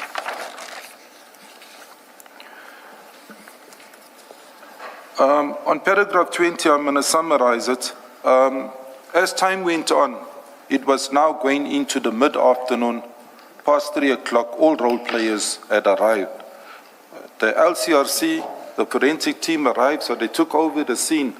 So these role players, the task team under Lieutenant Colonel Gina Governor, had now removed themselves from the top of the flat and they went into the basement, which you cannot see from a public eye. I went down myself, and during that time, there was a lot of talk, the ministers arriving, and E-News was arriving, and communications was arriving. Our provincial commissioner, I remember he came because he was even denied access. One, he didn't know who he was personally. He was denied, so we had to arrange for him to be accessed. But he was accessed, he arrived. He wasn't contacted by me. The station commissioner arrived, the ex-station commissioner. So I did see them, but I did not communicate with them. I did say I was the only police vehicle within the crime scene, besides the LCRC. Again, the proof, not that it's been disputed, is whenever they blow this up on TV, on media, I see the van. My grandson sees, he says, there's your van, Dad. So that van is the only Nissan Navara in Durban. So having this van, I walked down to where this team was, and again when I met this team, I could confirm now exactly who was there. So they were standing in a group next to a BMW, but the metro car was there, the organized crime constable from Peter Madisburg's unmarked car was there, Captain Chabon, China's car was there, that's a metro dog unit vehicle. One of Sir Pedro was captain today, his car was there. They were standing and they were trying to work out something, so I joined them, and then I arrived at a point where they were trying to move the so-called person arrested earlier in the day.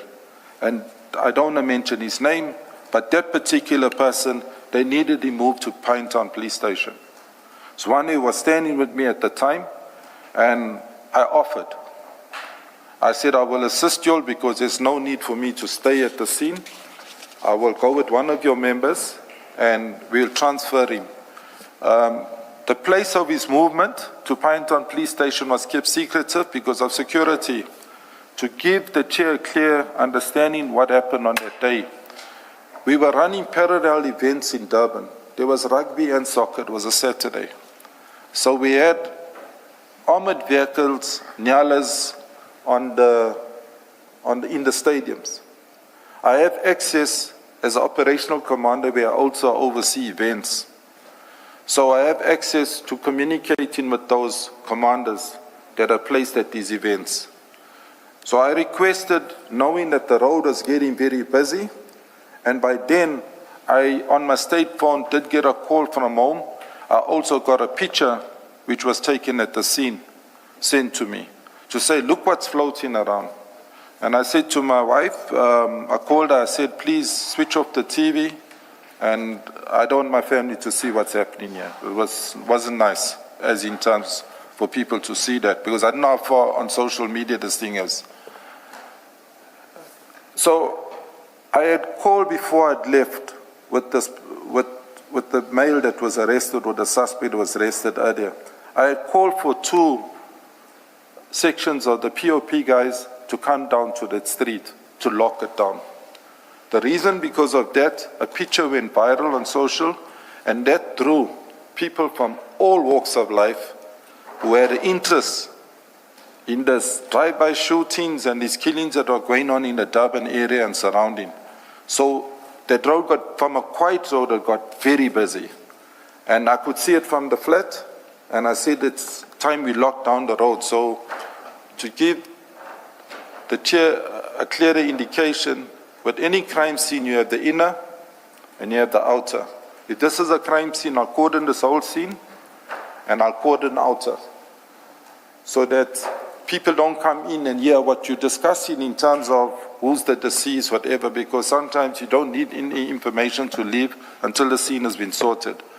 So I locked down using, with the assistance of one of the squires, that's my crime prevention, to place those nyalas. And I said to the commander, I'm going to need them indefinitely placed, because this crime scene doesn't look like it's going to be an hour.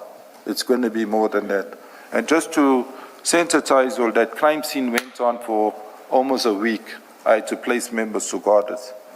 So even though the bodies were removed early hours of the morning, I know I'm hopping, as skipping part of my statement, we still had to guard that scene for a week.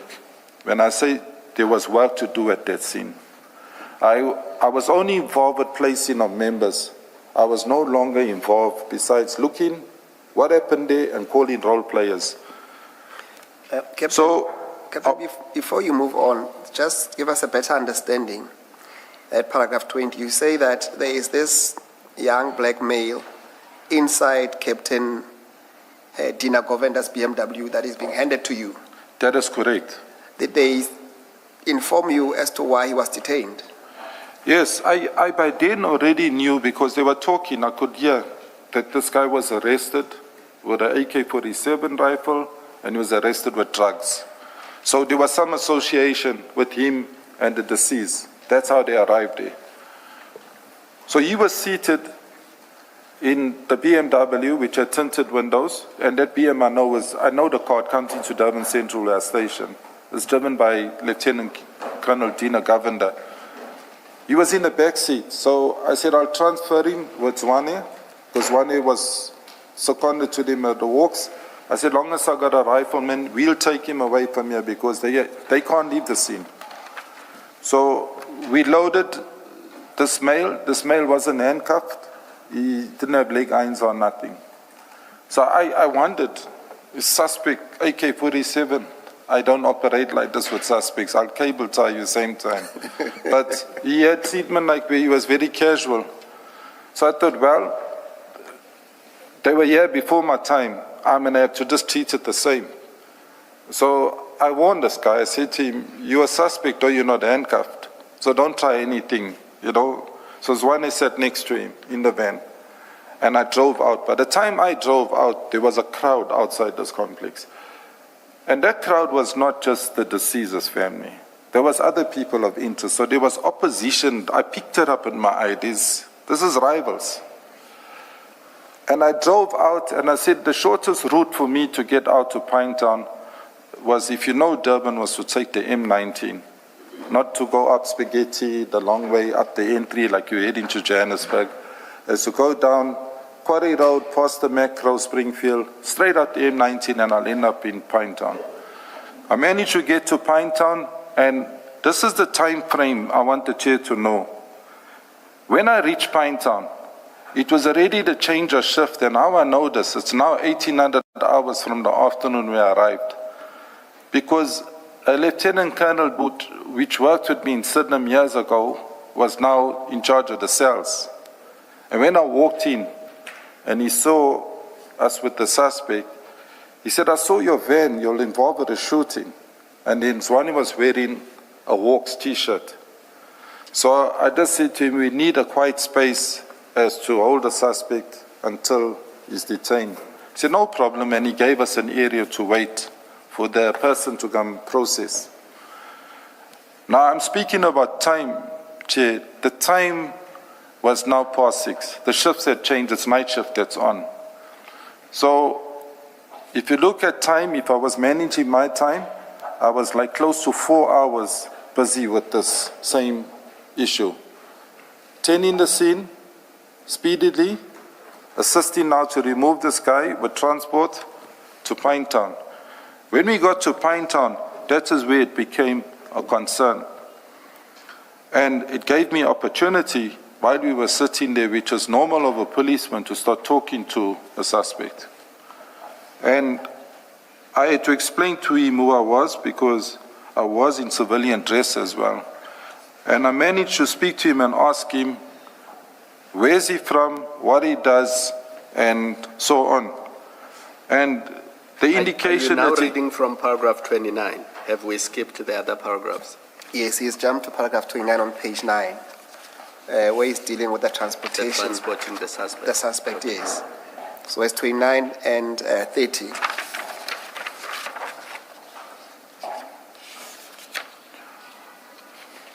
Continue, Chair? Yes, if you need to take me back, what I'm doing, I'm not reading my statement verbatim, because I know this thing as far as I remember it. So I had opportunity to even find out his background. What did he do for a living? He said he was an Uber driver, then he became a tow truck driver. Then he was supposed to be transferring a vehicle. The same vehicle was arrested in the same day. There was papers to transfer it onto, I think, Bevan's name, he said. And I didn't realize that that vehicle was a vehicle used in a previous shooting, because I hadn't seen the vehicle at the scene. And I was not present when he was arrested. And then I went on further to find out his family background, and it was then he disclosed to me where his mother of his children works, and how many kids he has, and where the police had taken him to, where he had further exhibits which were seized by this unit. So I won't discuss that because I was not part of it, but he confirmed that there was items seized, he was cooperative, and then that's how they ended up in Morningside. So I kept it in the back of my muscle memory that this guy has a landmark where he stays, he has a family, he has a spouse.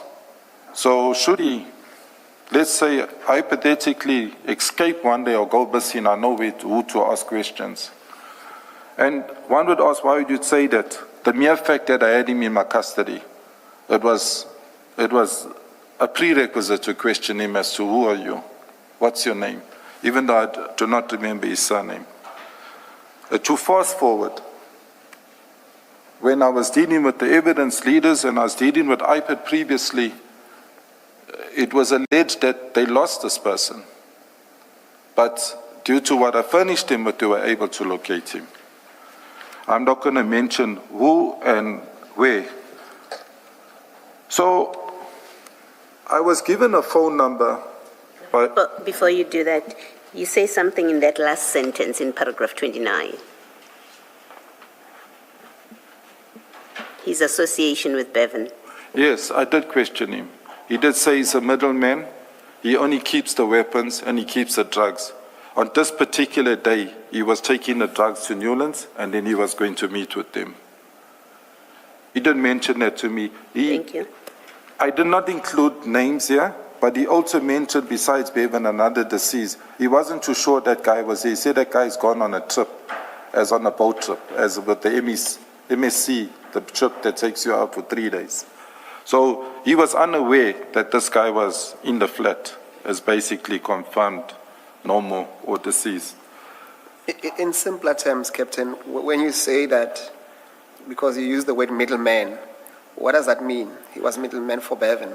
Yes, what he says, whenever it comes to moving or storing or keeping on the guns, because he's in an estate, they would leave everything with him. They entrusted him to keep it. That was his role playing.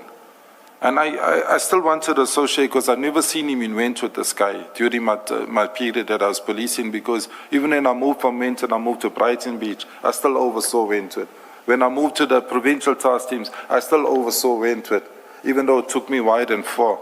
I never seen this youngster. This gentleman was the first time I've seen him.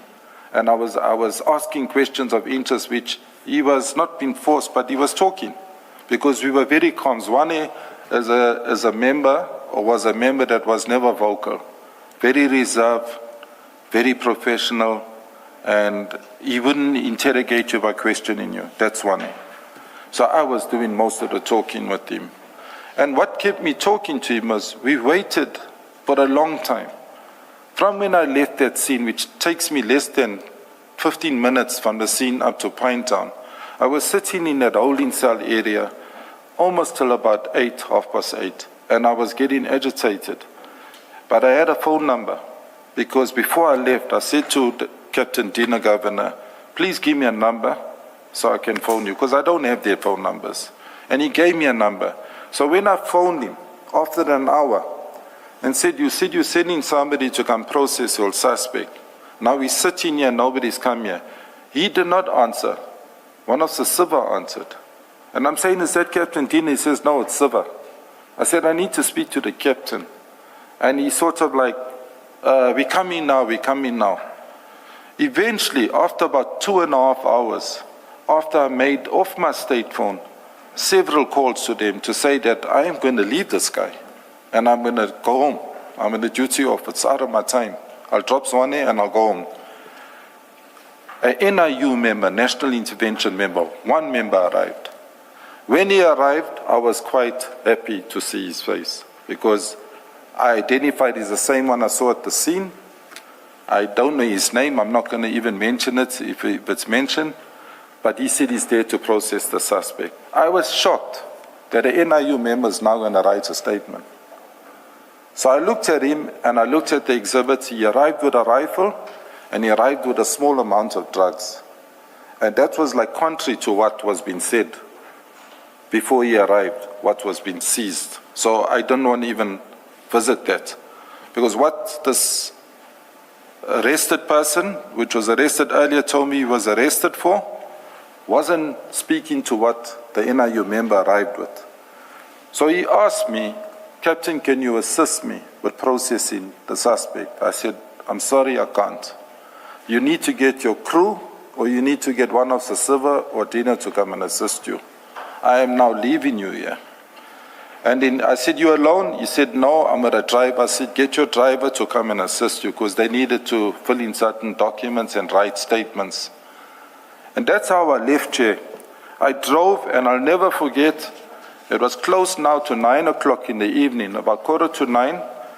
Zwane is 100% vegetarian. I know I'm disclosing his eating habits. I know him, he wouldn't even eat egg in a scone. He worked with me for a while. And we were hungry. And I offered to buy a meal. And the only place that was open was the Britannia Hotel. The takeout was closed, but I made arrangements and we bought 2 bunny chows, which we ate, which was vegetable bunnies, broad beans. We ate outside on the bonnet of the car, so we were not in a hurry to get back to that crime scene. We dealt with ourselves first. We hadn't eaten the whole day, so we had something to eat. And I said to Zwane, I'm going back to the scene, but I'm not going to go in. I'm going to park on the road. By then, the ministers and all the high-profile people would have arrived. I was not following anything on social media. I parked my vehicle on the roadside. And that will bring me to where I met the previous witness. And I'm going to say how I met him. The minute I saw the crowd, I pulled my ski mask down. The Zabini, I pulled it down. The reason I did that was, even though people in Durban know I drive that vehicle, some people were unaware that I was now the operational commander in Durban Central. They all still thought I was on the south. So I pulled my mask down, stepped out of my vehicles. One, he walked down and he went back to his members that he was assigned to. And I heard a conversation taking place between the sector Captain, commander. I might have missed that. Is there a reason why were you wearing a balaclava all this time? There were lots of gangsters and unruly people that were there. And being alone on my vehicle, I pulled it down. I was in civilian clothes. I pulled it down and I said, I'll sit on my vehicle. But then eventually I got out of my vehicle and I could hear the previous witness talking to my sector commander. Now what happened to my sector commander, he used to drive an urban cruiser, a new one. He had his lights on the whole day from when he was there, whenever he arrived, because I wasn't monitoring him. His car switched off, so he needed a boost. So he came to me, hey, can you boost me? And I said, no problem, I'm carrying cables, boosted him. But I heard the conversation. The previous, Mr. Loftus, as in Gregory, was having a small argument with him. That's not Houston. He said, no, that's Captain Houston. He said, no, Captain Houston's in Wentworth. Gregory said, no, Captain Houston, I know is in Wentworth. He's not in Durban Central. This guy says, no, he's in Durban Central. In the meantime, I'm already long in Durban Central. It's over 2 years, but they didn't know my status. So eventually I said, these people already know who I am. And they were closest to the entrance of the driveway.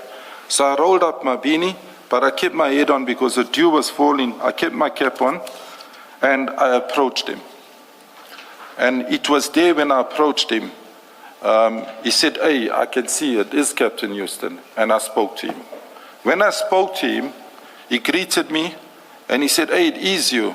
And he mentioned some words which could have upset me, mumbled some words, this was all a planned thing. Because he obviously thought I had something with his son, because I had arrested him previously. Then I sympathized with him.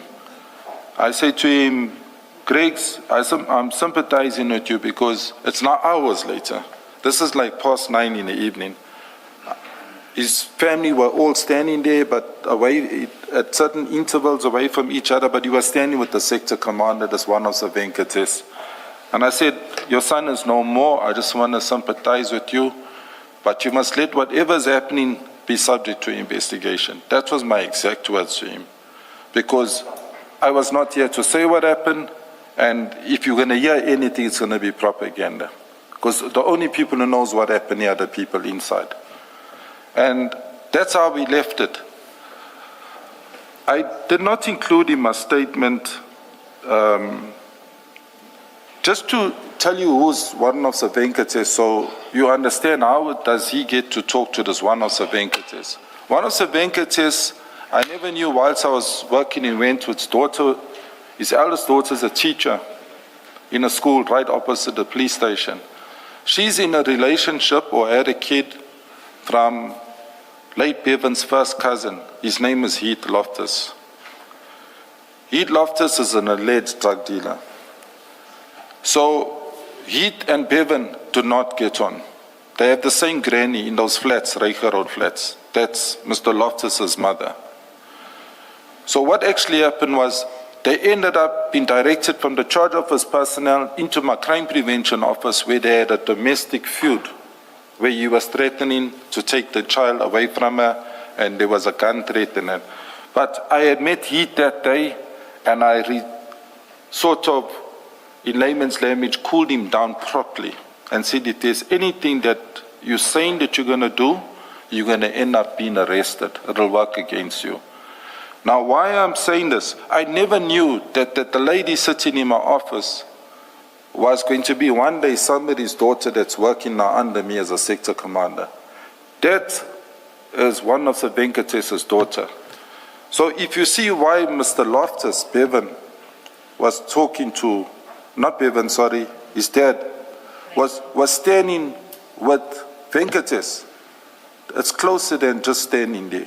It's unlike standing and talking to me. It's your daughter and my first blood nephew are in a relationship, they have a child.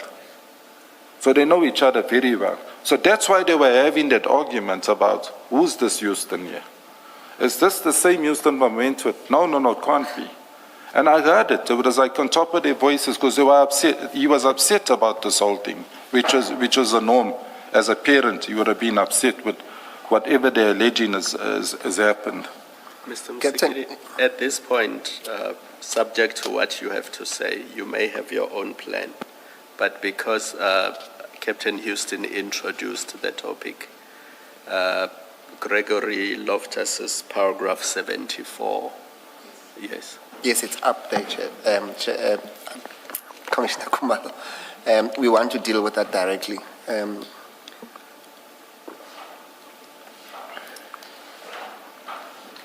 You will deal with it? Yes. Yes. Okay. Captain, you would have heard from the previous witness, being Mr. Gregory Loftus, at paragraph 73 and 74 of his statement, it's in front of you there, I think you can see it there. He deals with the encounter that he had with you on the pavement of the crime scene. And in particular, at paragraph 74, this is what he says you said to him, and I would like to invite your comment to that. He says at paragraph 74. Does he have the... No, I don't. Is that in the second part? Let me arrange it for you.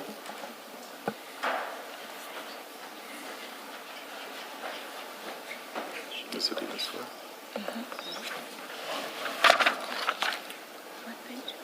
Page 22.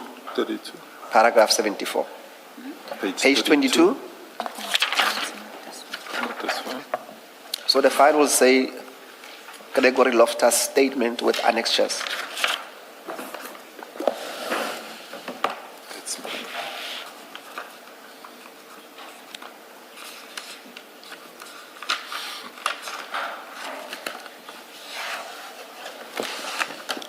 Now, I want you to focus on, in particular, paragraph 74, where he makes specific allegations against you as to what happened on the outside, while you're waiting outside.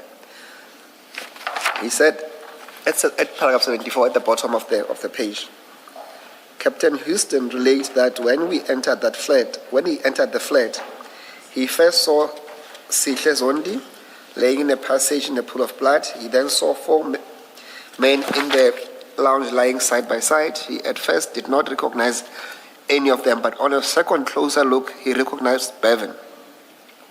They were all lying in blood on the floor. He said that it was one of the worst scenes he had been in. He said, I must not leave it because they were executed.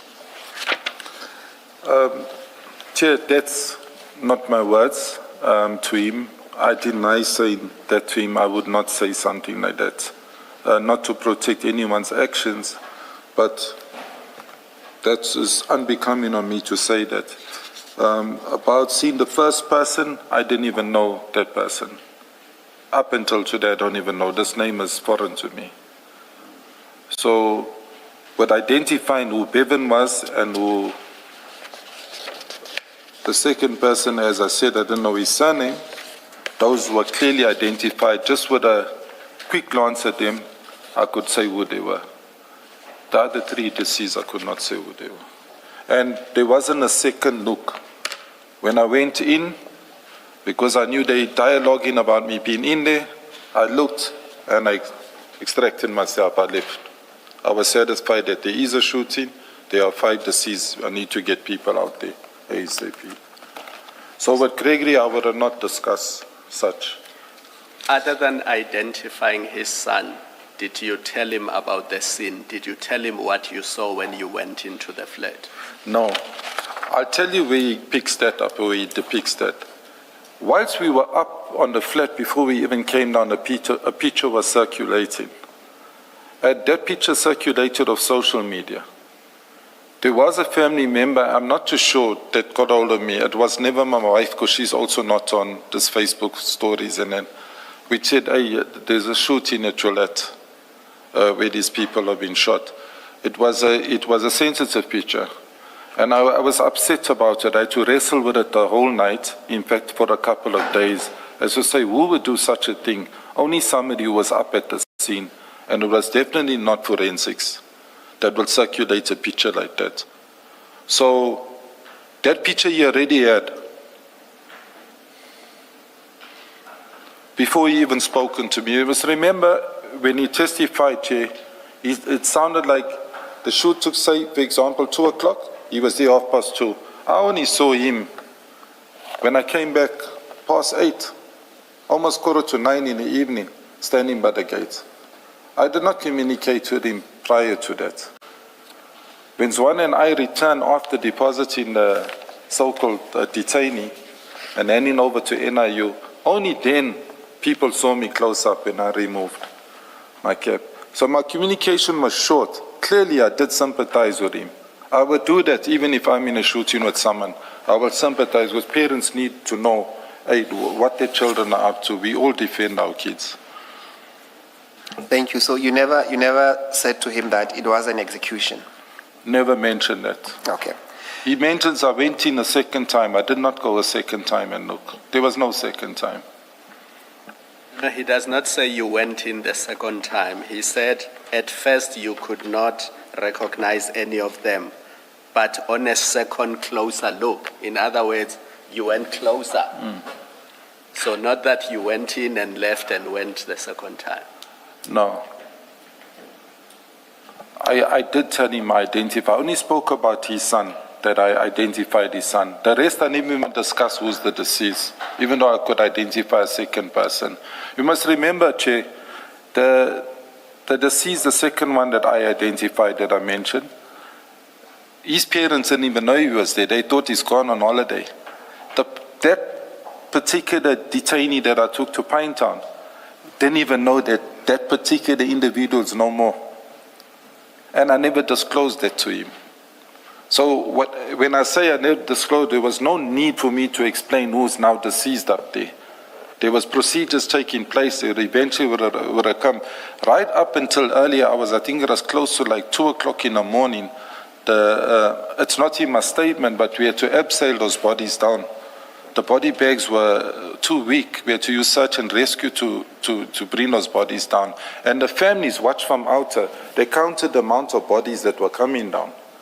And they were like, oh, is that correct count? But like I say, that picture that was taken, and it was taken, and I'm going to say this, it could have only been taken by the people who entered there. And the people who entered there is Captain Dina's team. One of his members took that and sent that out to somebody. And that somebody put it on social media. And I heard Chair say in a previous witness, police have WhatsApp groups. I belong. It was me. Yes, I remember. And, you know, I sort of like wanted to reach out to you and say, no, man, touch the screen here, wait. We do have these groups, but why would we, if we're a team of 6, send a picture to each other when we know what's happening there? And if we're going to do that, keep it as a library or keep it as a file, as part of our file of the scene, because we sort of keep transcripts of our scene. Why would we send it to each other? That thing was sent directly to somebody of the public. Whether it was sent to Wentworth, or whether it was sent to Sydenham, or to Marinill, or Newlands, it was sent to somebody who immediately. And I remember that day when I got the call, and I can say this, even though I'm not a computer fundi, I'm still, my grandson's better, I'm going to say it openly. I'm good at weapons, but I'm weak with a computer. I'm saying this, that when it went on Facebook, somebody blocked it. When it went on Instagram, they blocked it because it was sensitive. It was something that was running currently with the other social media platforms. It's a news. So it was a sensitive one. But Mr. Loftus had that already before he even spoke to me. He would have confirmed that that's his son by looking, that's Bevan named there. And he would have identified, as he says, Bevan's friends. I couldn't identify them. I could only identify Bevan and Ryan. Thank you, Captain. It's unclear as to why you would attribute those utterances, at least attribute and associate them with you. But I would want us, Captain, to go to page 7 of your statement. Maybe before you go to page 7, Captain, at paragraph, and maybe just for completeness, at paragraph 34, you actually describe the engagement with Mr. Loftus, what it is. Do you want to speak to that? Okay, I just want to read it quietly before I respond to you.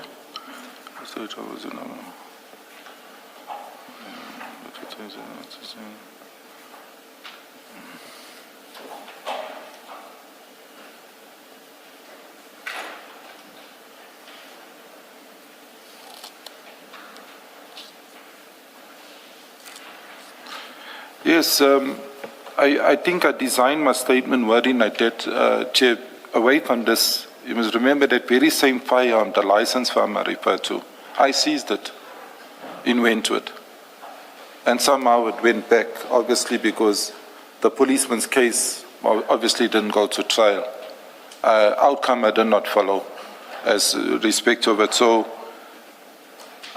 I think it would have been normal that you would have had a licensed firearm with him if it wasn't in his safe at home. And yes, his dad he was mumbling a lot of things at the gate. He was upset and he was saying a lot of things. Because obviously of his history, I heard a little that night, I heard more when he testified. I got texts on my personal phone or maybe even my state phone from him, where eventually I did not just respond to him because he was trying to extract stuff from me. And I think, and I'm not pointing fingers, but I'd say it openly, I think one of the Venkatas was one to furnish my numbers, because nobody has my personal numbers.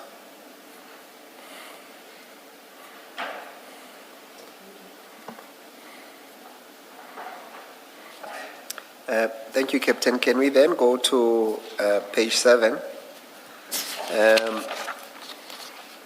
I want us to deal with your observation of the crime scene. And that, it starts at paragraph 21. So we're going back to on your statement, yes. Okay.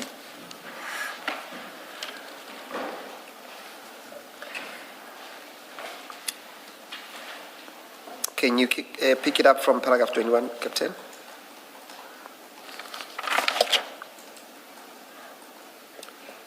I've got it. I'm just reading it before I comment on it.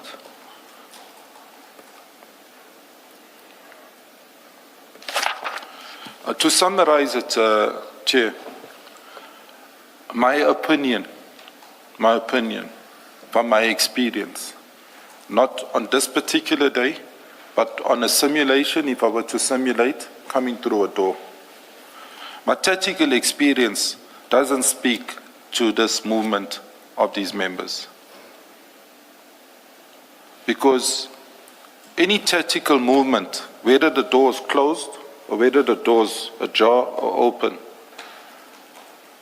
person my frame with a bulletproof vest, if I took you, Chair, and we came into a single door, we will bump shoulders with rifles in our shoulders to engage a threat.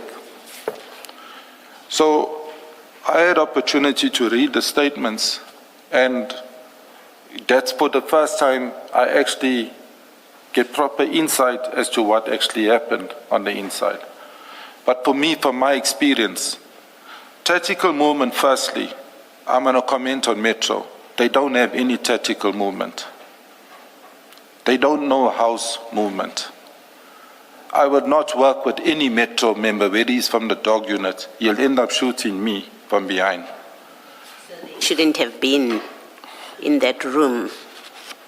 What I'm saying, let's start from the entrance to the flat so we get a clear picture. Captain, if the threat is inside. Captain, sorry, can we do this maybe to give better perspective, because we do mention a statement of Javon Lee China. Perhaps, Commissioners, we can go to file number 2. It will give better context to what the witness is trying to explain. So file number 2 on page 420. 420.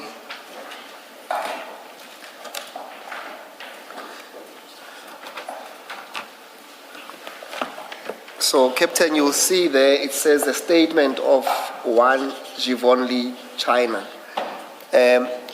You will accept that this is one of the statements that you looked at. Is that correct? That's correct. Yes. And for the purpose of this discussion, I only want you to read into the record and then you can explain paragraph 4 of that statement. Maybe just read that into the record without explaining first. Sorry, Chair, you want me to read? Yeah, into the record, just that. Read the whole paragraph? Yes. Okay, paragraph 4 from Javon Lee, China statement, that's the captain from Metro, reads as follows. As we approached the flat, I noticed that the flat door was open. Captain Rodriguez, which is Pedro, was slightly ahead of me. Captain Rodriguez shouted out aloud as we entered that we the police. I also shouted out identifying ourselves as policemen. There was a lot of movement from the occupants of the flat, from the lounge area, away from us, further into the flat. For a few seconds, I lost sight of the suspects. Suddenly there was a deafening sound of gunfire coming from the position of the suspects. The suspects fired at us. Captain Rodriguez returned fire. I saw the suspects firing in our direction. I returned fire as my life or our lives of my colleagues were in imminent danger. I fired 2 rounds from our department LM5 rifle.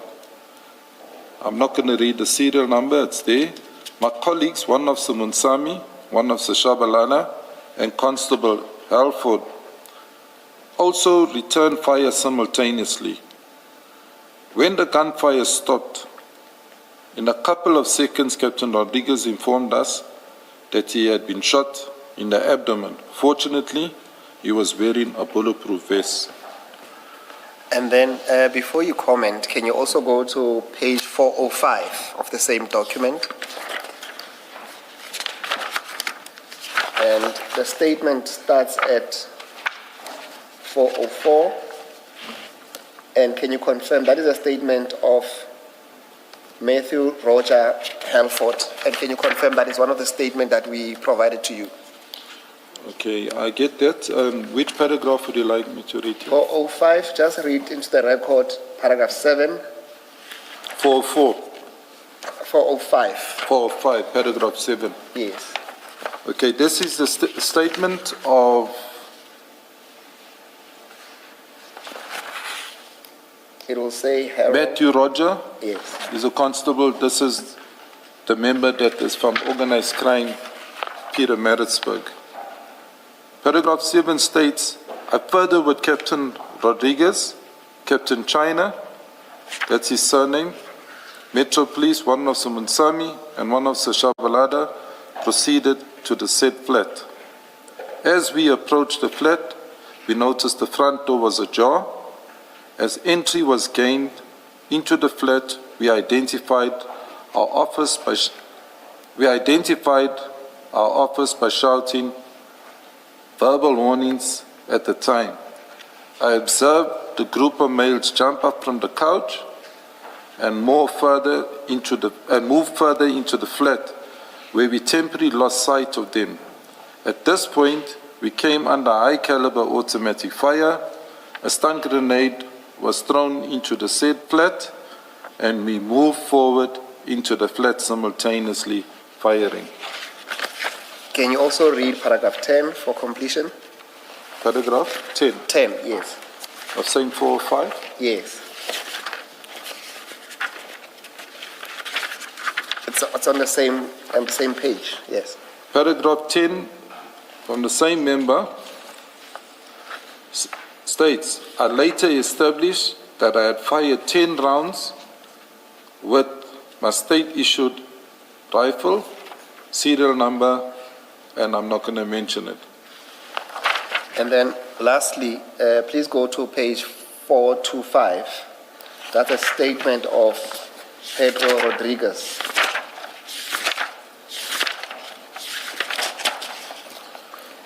And again, Captain, can you confirm that this is one of the 5 statements that we provided to you to consider? Yes, I confirm, Chair, this is a statement that was issued to me to look at. And then on that statement, please go to the next page. I want you to read into the record paragraph 7, which is the first paragraph. Okay, this statement which I'm reading is one of Sir Pedro's or Captain Pedro of recent promoted. Captain Pedro, paragraph 7 from SEP's dog unit. I, together with Captain China of Metro, one of Sir Munsami, one of Sir Shabalala, and Constable Alpha proceeded to the flat, to the said flat. As we approached the flat, I noticed the front door was ajar. As I entered the flat, I identified our presence as police officers shouting verbal warnings. At the time, I observed a group of males jump up from the couch and move further into the flat, where we temporarily lost sight of them. At this stage, high-caliber automatic fire being fired at us. I immediately began to return fire as we moved further into the flat. During this stage, I felt that I had been shot in my lower abdomen area. Simultaneously, a stun grenade was thrown as we continued to advance forward. And then lastly on that page, can you read into the record paragraph 10 of that statement? Paragraph 10 states, I later established that I had fired 12 rounds, meaning 12 shots had been fired with the state firearm or one rifle. I'm not going to read the serial number, it's there. Thank you, Chair. The story continues where the different police office members have given statements of their account, and we had given those statements to the captain to come and make sense of them. Captain, I think then you can explain to the chair what you are trying to explain about the whole formation there. How do you enter the house, at least in that instance? Okay, Chair, just again, I will speak about my experience of training. Coincidentally, with my training accreditation, I had trained a trainer with Metro. So where China was trained by his trainers, those trainers were trained by me. We do not do tactical movement with them. They do application shoots. To refer to Pedro, the dog unit Rodriguez, he was previously a national intervention member before moving over to the dog unit. So he would have had a bit of experience with house movement or how to enter. DPCI, the constable from Peter Maritzburg, I'm not too sure of his background history. If he was assigned to DPCI straight out of training because he's a constable, or if he belonged to a tech unit. But DPCI, as far as I'm concerned, if you're in a unit, you're a docket carrier, you got no experience. I wouldn't train you tactical police in 1 and 2 movement, house movement. There are 2 NIU members there. Those NIU members do have the experience. There are prerequisites to every house clearance when we're training you. The prerequisite is 7 members to any room. If you got less, we are not to enter. The reason why we're not to enter, if there's a casualty on the state side, then that person leading that group will have to answer. And vice versa. If you look at the amount of rounds the members are counting for what they shot, realistically speaking, if they fired those amounts of rounds in such a small area, then I would describe it as an overkill. I don't have copies, or I was not part of seeing post-mortem reports. I have nothing in front of me. I'm speaking of my experience. I'm going to stick to my experience. Again, I use a chair myself going through a normal house door. There is a tactical movement way in which we cut that door. When you're looking down the passage, we call it you're looking at your 180, straight down. So your threat is either ahead of you or was ducked out of your sight. Now, the way these members are saying in their statements they moved, seemed like they were sucking thumb.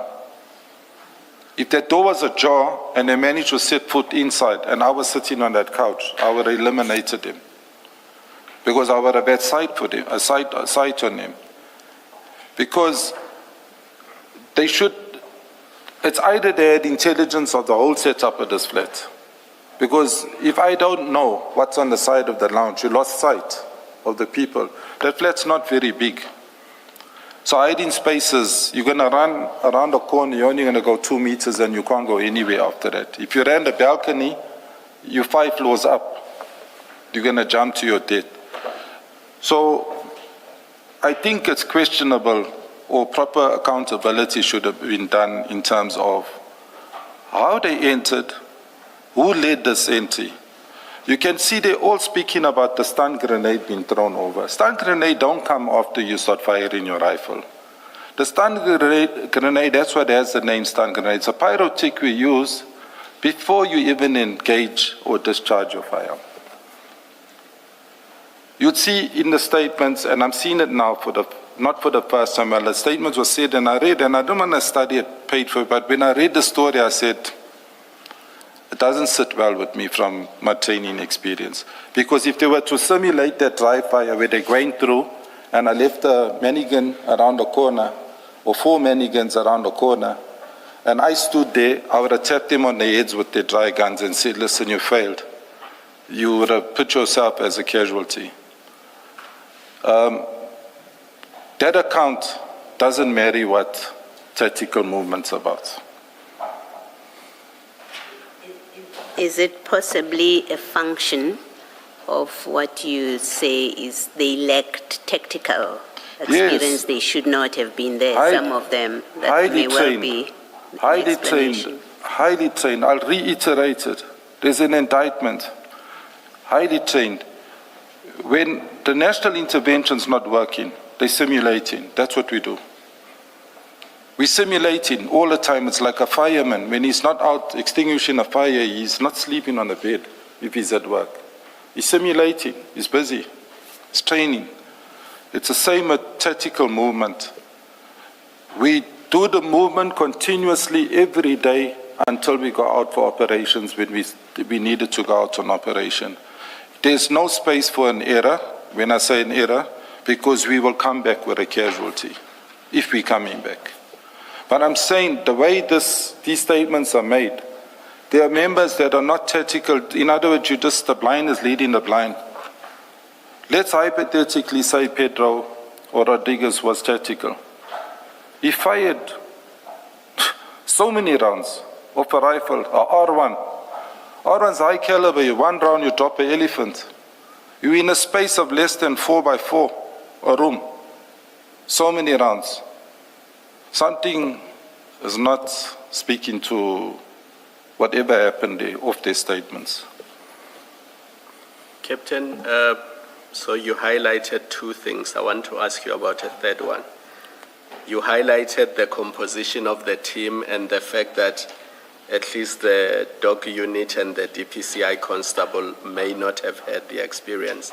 And also, I guess, Javon Lee, the Metro Police officer. The second issue you highlighted was how they were supposed to enter the room. But something strange here, because what the statement seemed to suggest is that these 5 officers were ambushed, as if the people who were in that room were waiting for them and were already carrying their firearms. Because they are all saying as they entered, the people inside started firing at them. That's what the statement seemed to suggest. But then what is odd is that only Captain Rodriguez was hit, and he was hit by the vest. And the reason why you say this is improbable, you said if the scene happened as they say it happened, they would have been shot or they would have been hurt. That's correct. You would have been a casualty because, again, I start at the door. Machi, I start at the door, the movement shoulder to shoulder. Nobody walks in front of somebody unless you know what you're doing. If you're in front of me, I'll demonstrate it to you. My rifle will be on your shoulder. The next person's rifle will be facing the back because you don't know who's coming from the back. And we will cut this place nicely, as in terms of cut our corners tactically. I don't want to demonstrate the whole foot movement, but they will know as Czech people what I'm talking about. Even if the doors are ajar, there's a way you go into a door. You don't need the person standing behind the door. So, again, what you're saying, you're absolutely right.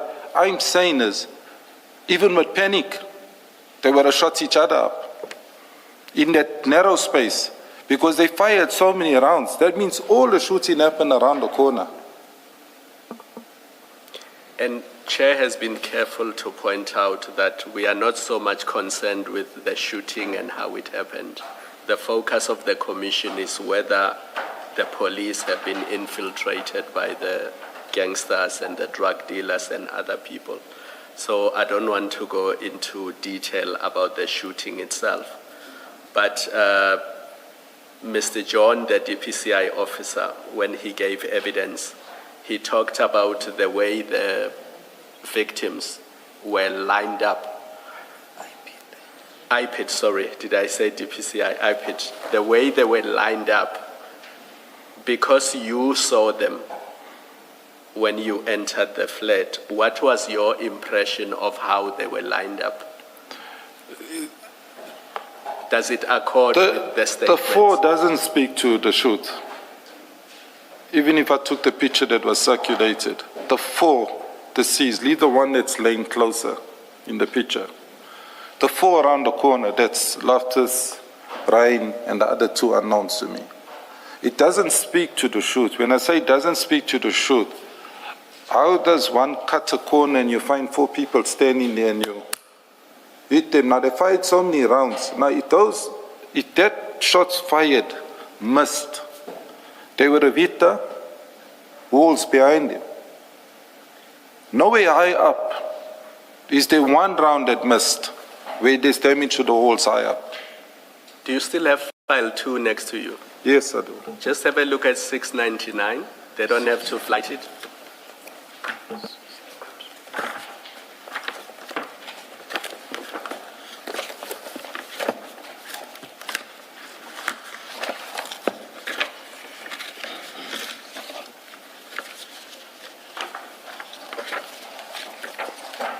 Sorry, Chair, just repeat the number 6. 699, 699.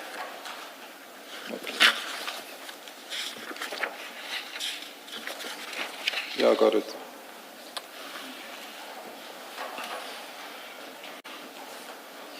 So having read the statements and the description of what happened, when you look at that photo, is it consistent with what the statements say happened? Never. Can't be.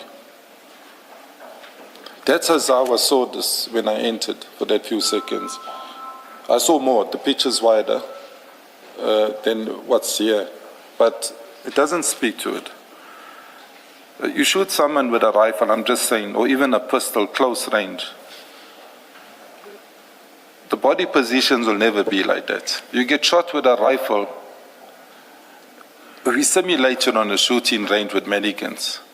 It'll lift you and throw you. Maybe enter and even exit you. There'll be blood splatter all over those walls.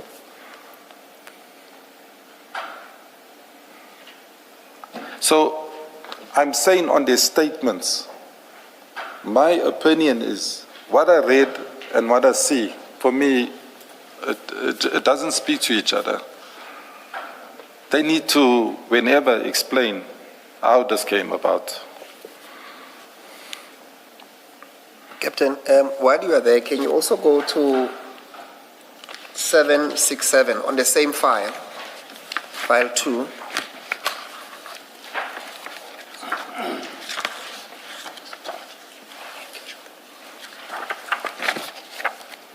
You let me know once you are there, Captain. 767.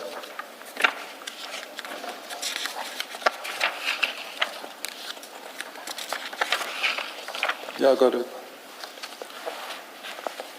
And then, are you there, Captain? I got it. And then I also want you then to move to 771.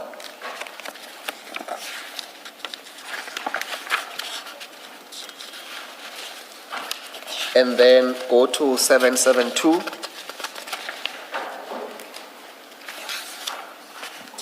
I got it.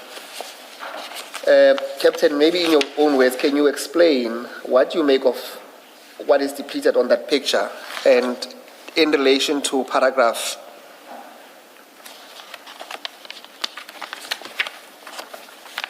25 and 26 of your statement in terms of those bullet wounds, those gunshot markings, and some of the blood spatters on the floor? What page on the statement? Chair? Now we are on 772. No, I got those, the statement. Your statement, page 8. Oh, my statement. Yes, I'm saying in relation to what you are saying on your statement. So maybe you can refresh yourself what you say. Sorry, which paragraph are you referring him to? 24. 25. Okay. We are on 26. 26. Paragraph 26. Thank you. This is where you say, having refreshed my memory by looking at the photos of the scene, it is observed that most of the blood spatters were on the lower on the lower level on the wall. And it goes on page 9. Do you see that, Captain? Yes, I see that. Yes, I've just given you a demonstration of some of the bullets where they landed.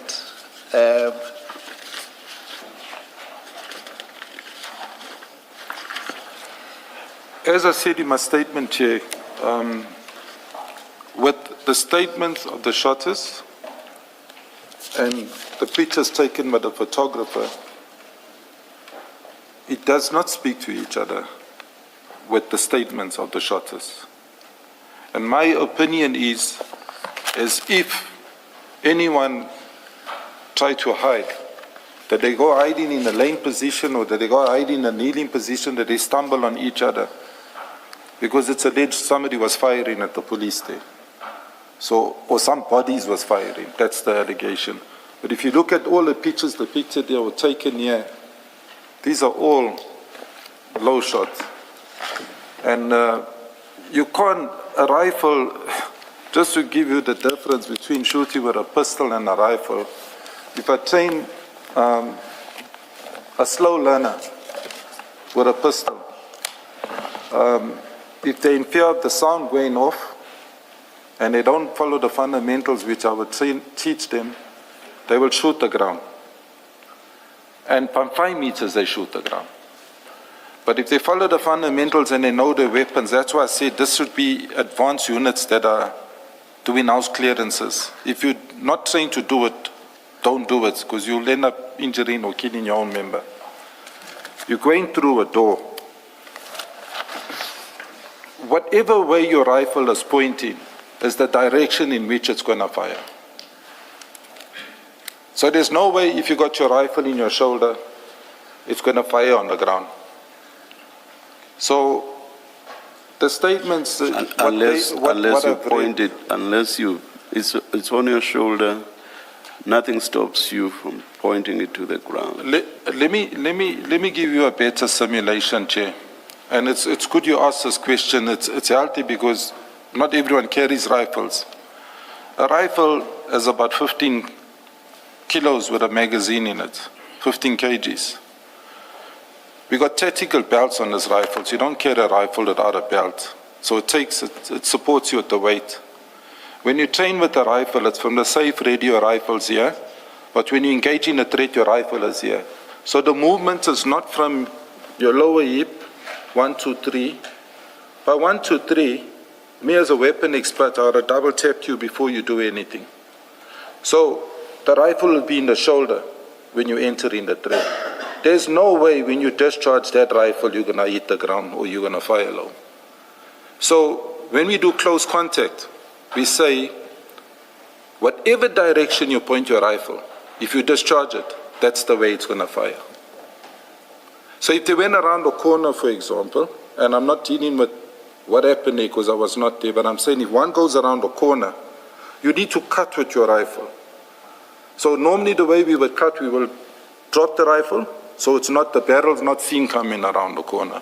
Drop the rifle, and as soon as we cut, we lift it up to engage. So you're not firing in a low position.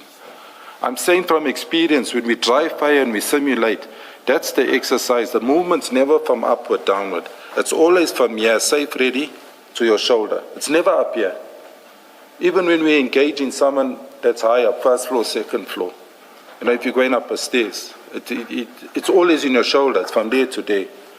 And if the threat's not there, it's immediately here, because you could have someone innocent that will just bypass or come in front of you.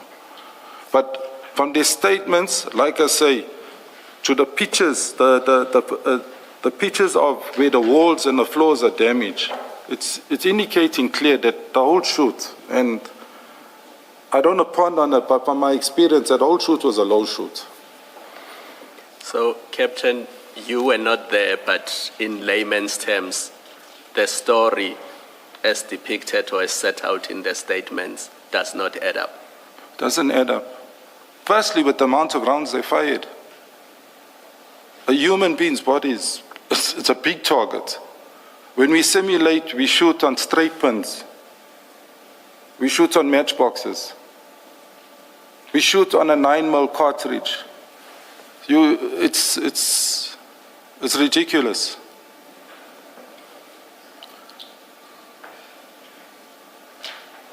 And perhaps, Captain, to give better context, at paragraph 24 of your statement, maybe read into the record as to how many rounds were shot by each of the 5 members. That's from paragraph 24.1 to 24.5. According to their statements. According to their statements, yes. Statements, yeah. Well, I confirmed this off their statements that Captain Pedro Rodriguez fired 12 rounds with the R1.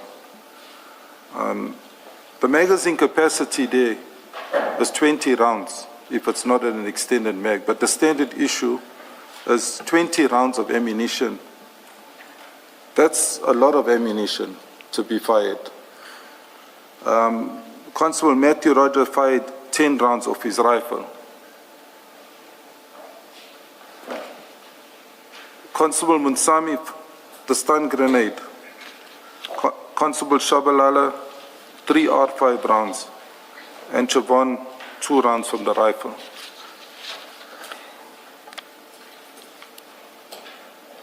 Now,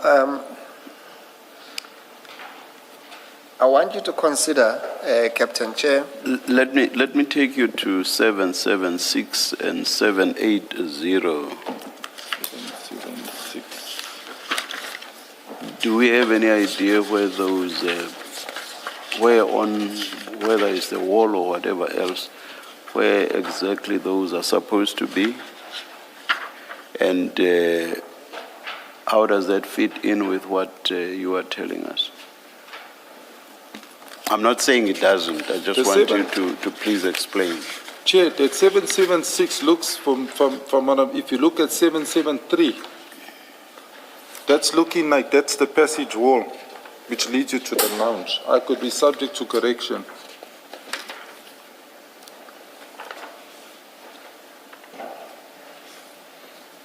If you look at 773, but in terms of what you said, is that low or high?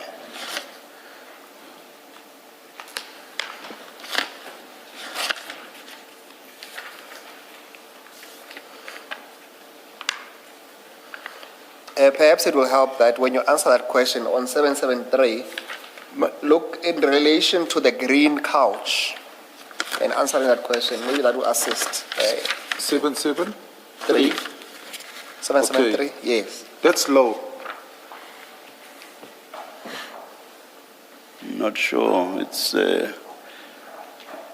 especially the top mark would have been around what head level. In fact, even above head level if someone was sitting on the couch. That picture, if we entered as we are going towards a threat, there's no way we're going to engage the wall by accidentally shooting it. When I say no way, the policeman had entered. I'm engaging you at the level of low and high. Remember, low and high. Your earlier debate was about the marks being low. For me, Which is why I was asking, is that low or high? the ones in the passage are classified as high, as reasonably high. That's hip higher. That's abdomen shot. That's in the passage. 773. We're looking in line with the couch. Yes. The others that are And then what in relation to your theory, what would you say about this, which you say are not low? Based on your theory about when you enter, this is what you would do. 773, you're referring to, Chair? Yes. Again, I'm saying that if we're going down the passage where you're sitting, if that's the wall, if I'm going down the passage with a rifle, there's no way that I'm going to accidentally shoot that wall. That wall can only be shot from an opposite 180 direction. And if you're asking for height, I've given it to you, that's higher than hip height. It's hip and higher. By that, do you mean someone would have had to be facing that wall? Someone has to be facing that wall, and that's what we call, when you're approaching your 180, you're shooting at 180, straight ahead of you. And even the damage in the wall, hypothetically, if the police shot that wall, the damage wouldn't have looked like that. They would have taken out chunks, big chunks with the caliber. The 223 and the rifle, the R1 rifle, would take big chunks out of that wall. Have we seen any such big chunks here? Sorry, Chair? Have we seen any such big chunks here? Yeah, if you look at 776. Yes. Yeah, 776, that's definitely rifle damage. That won't be 9mm damage. And I guess because we don't see the ceiling and the floor, you can't tell how high this is. We can't That tell. is at 776, and I would imagine at 780 as well.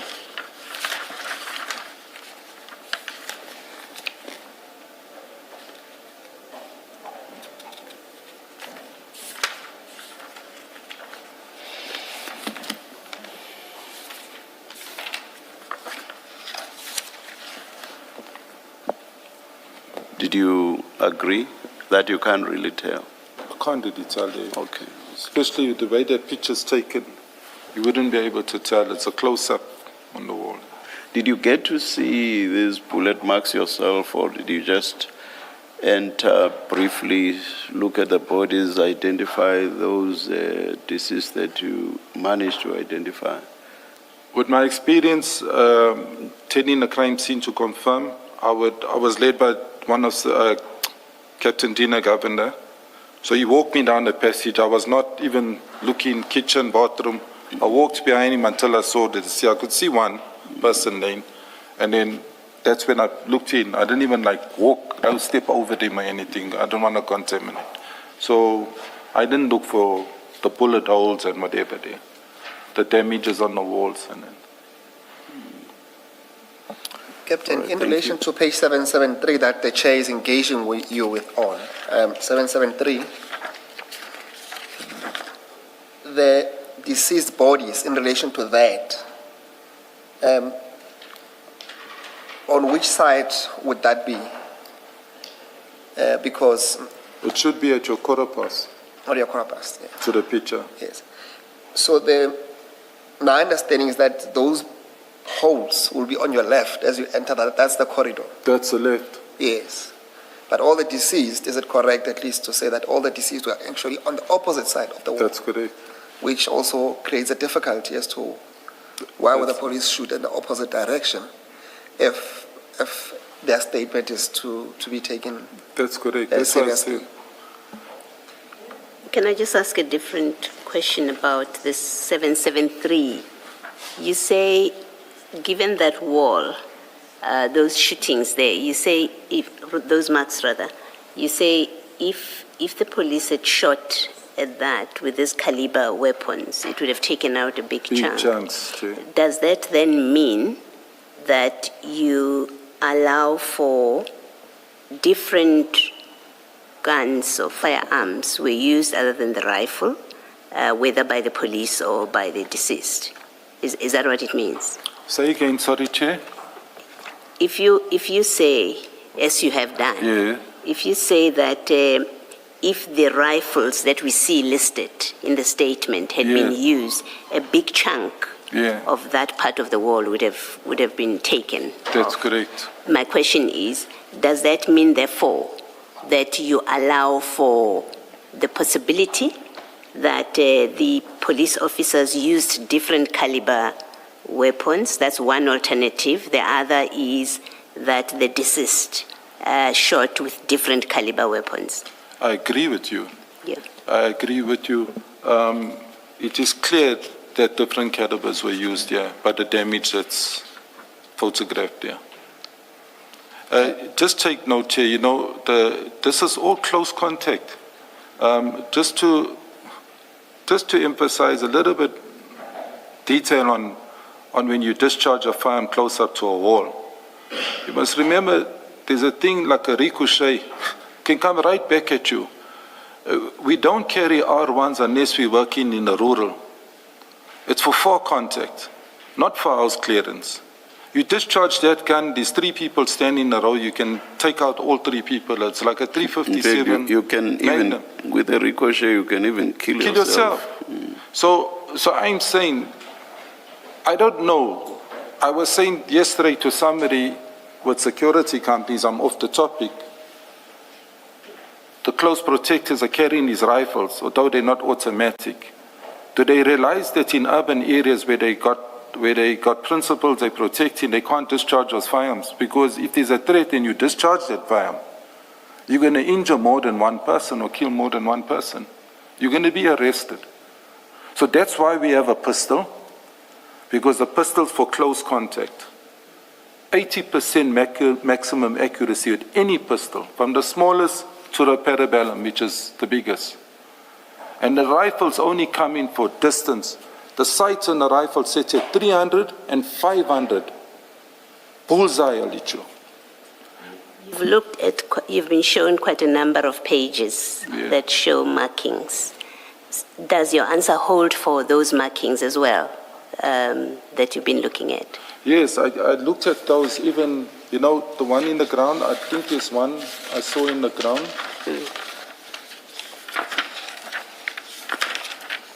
There's some that look obviously low, and then you've got some on the ground. And my question is it the same reasoning that you apply? Same reasoning. That if it had been these caliber weapons, there should have been a bigger... reasoning. I also just want to say about the amount of ammunition fired from these rifles. I'm not saying when there's a threat, you stop shooting when you've still been fired at, if that's happening. But the state issues fully automatic weapons.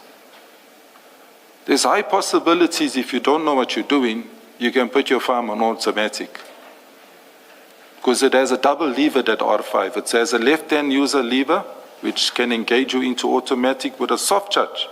And it has a right-hand lever on either side of the firearm.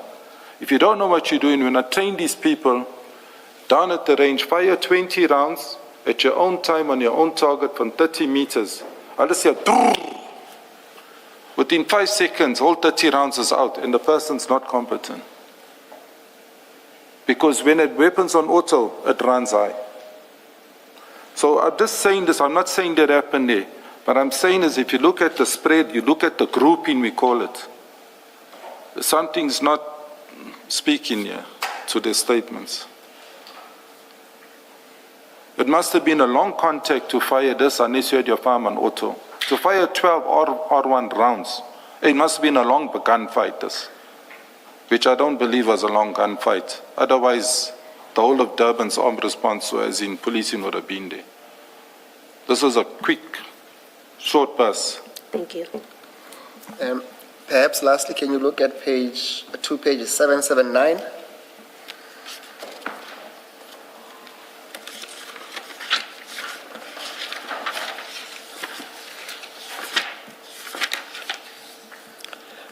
That marking there, would you say it accords with, are you there, Captain?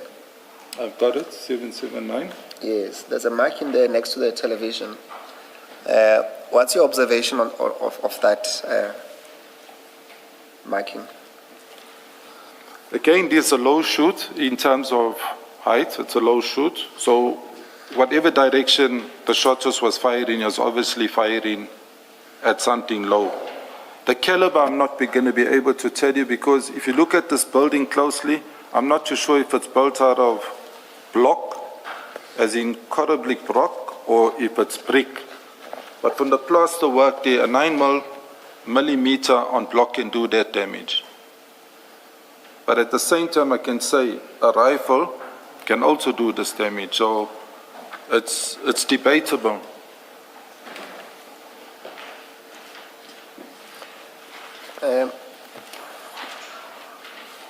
Chair, I think we've made the point on the bullets that some of them ended on the floor, some on the lower range, and maybe some on the mid to higher range. But the majority of them, we would say by observation, they seem to be on a much lower end on the ground, Chair. But we cannot exclude some of them that are a bit hip higher, Chair.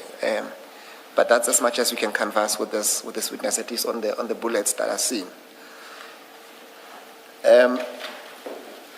Yeah, I cannot claim to have gone through all of them. We'll see when we do that exercise slowly and carefully. And, we'll see what to make of Indeed, Chair. them. Yes. Yeah. But yeah, the exhibit is there, Chair. Captain, what I want to converse with you while we're dealing with ammunitions is, Chair, I don't intend on going through the post-mortem reports, but what I want to converse with the witness is the diagrams that they show where the bullet ended, and it is not graphic at all, Chairperson. It's the sketches, as it were, Chairperson. So if, for example, Chair, look at page 440, and Chair can give us indication whether that should be flatted or not. Captain, go to page 440. What are we seeking to establish with it? Because I'm just thinking once you talk that kind of evidence, one would expect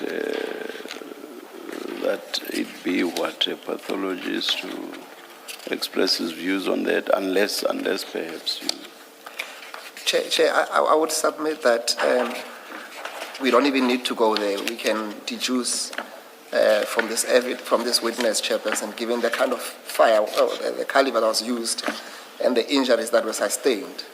And we're not dealing with each injury, Chairperson. We're not demonstrating just 5 injuries that we say to us, that will say that those on their own should have been fatal.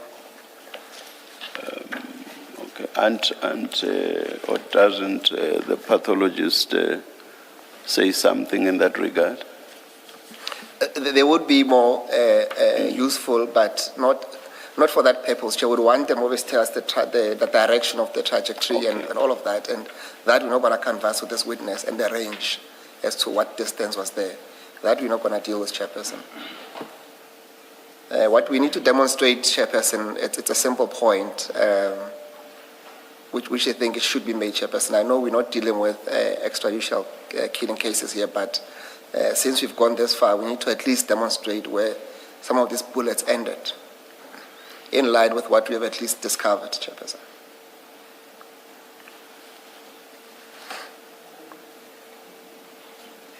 Yeah, Mr. Msikidi, I wanted to suggest that, I mean, there's no controversy that these people were killed in that operation by police officers.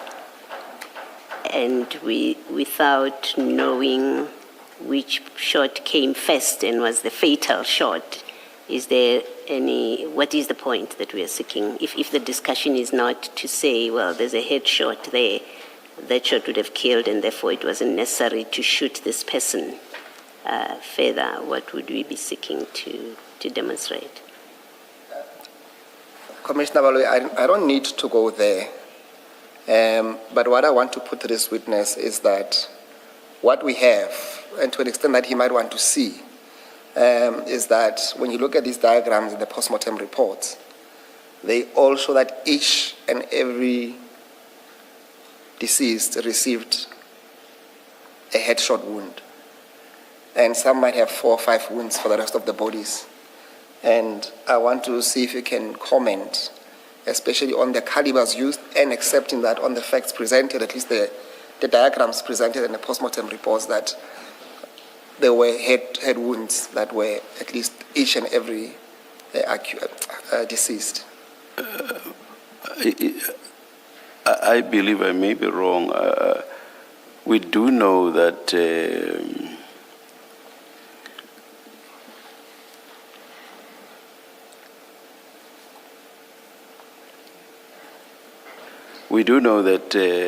Captain Houston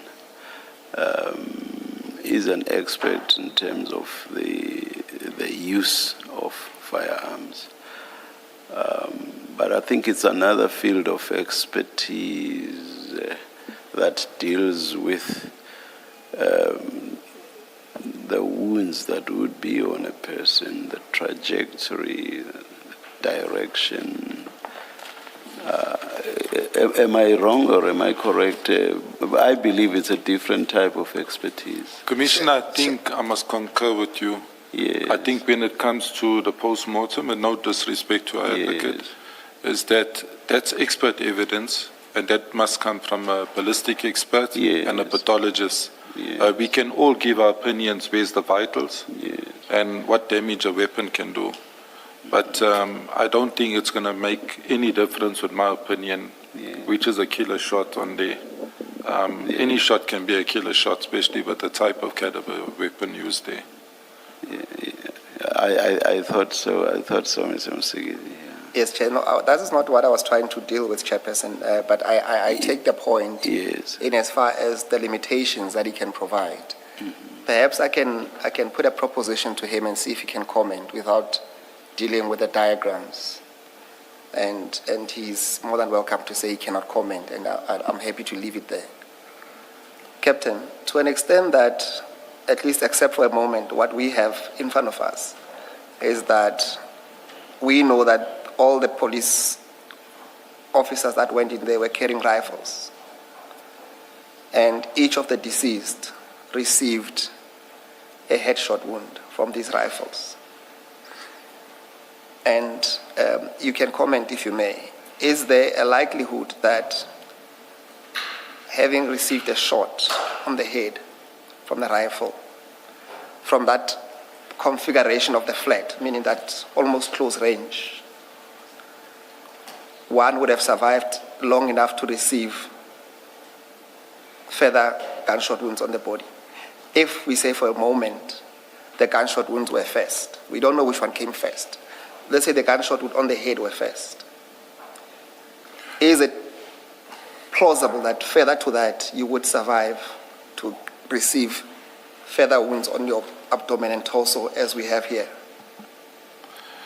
There is a possibility, realistically, if a human being has been shot, that there's still life after you've been shot. A person can be decapitated and still have movement. I'm saying it from experience. With regards to this, again, I'm going to reiterate that we cannot say which is the killer shot. But what I do want to add, Mr. Chair, is that if there's any movement with close contact shooting, it can result in burns. When I say burns, residue. Rifle residue from where I'm sitting, the cameraman here can have it on him if I shoot past him. Same with me, it can get onto my body, onto my face and my clothing, because it's close up. That's, I think I must just close there, because the question that's put to me is a difficult one. My finding might be, yes, I can hit you in the artery in your right leg and you're normal. Another one would say hit you a headshot and you're normal. But it's all subject to exactly the scene, what would happen there. I'm not going to be able to give you an accurate answer there.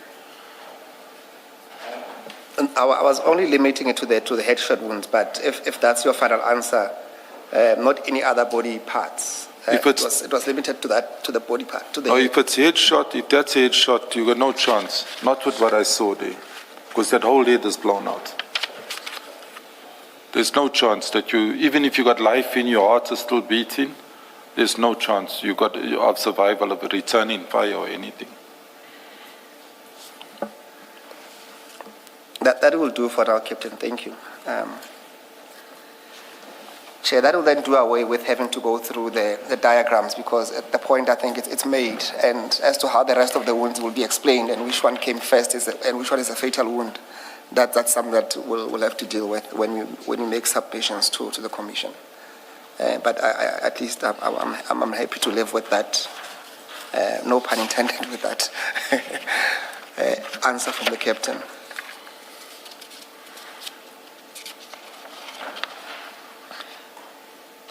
Captain, can we then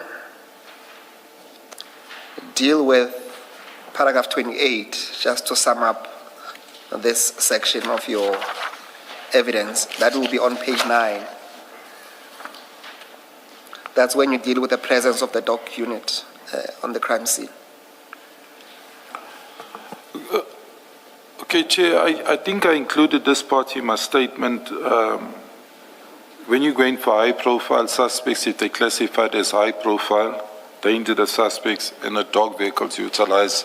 Normally, a dog vehicle has a dog on it, and a dog is normally the first line of defense. You would send a dog in, you get 2 types, or you get various types. I'm just going to stick on the patrol dog. A patrol dog is a biting dog. When you release it, there's a robbery and a suspect's running, the dog will bite and subdue the suspect. If there's a house break-in, I'm just using examples away from this. You release the dog, you got a positive spore or scent, the dog will find the suspect and flush them out. So a dog vehicle will be utilized for flushing out a suspect. In this case, there were 2 dog vehicles. There are no dogs. That was, when I say I had no dogs, I never saw dogs, but there were dog vehicles. That was Captain Pedro, who belongs to the dog unit, and Metro Captain China, Japan China. He didn't arrive with a dog. I'm not saying the scenario would have been better, but if they parted the team because they're dog handlers, that's what the dog units would be used for.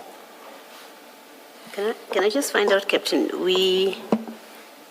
I think Mr. John, the first witness, he spoke about a task team which is led by Colonel Dina Govender. Now, these people that you're describing, including the dog unit and the Metro police officer, are these part of, to your knowledge, are these part of the task team led by Colonel Govender, or on the day these are randomly put together people are not ordinarily his task team? I'll answer this 2 ways, if you allow me to, Commissioner. When I worked West and I ran the TRT, that's 2017 in Pinetown, Pedro worked in my unit as a dog unit, as a dog handler. So we would attend to cash in transit, business robberies, serious crime.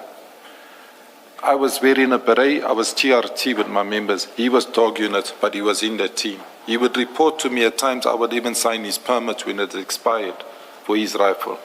So that was a task team.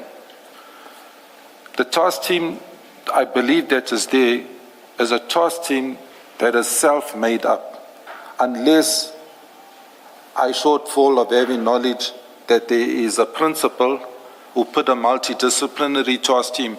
Because when media publishes this, they speak about a multidisciplinary task team like this is a permanent unit.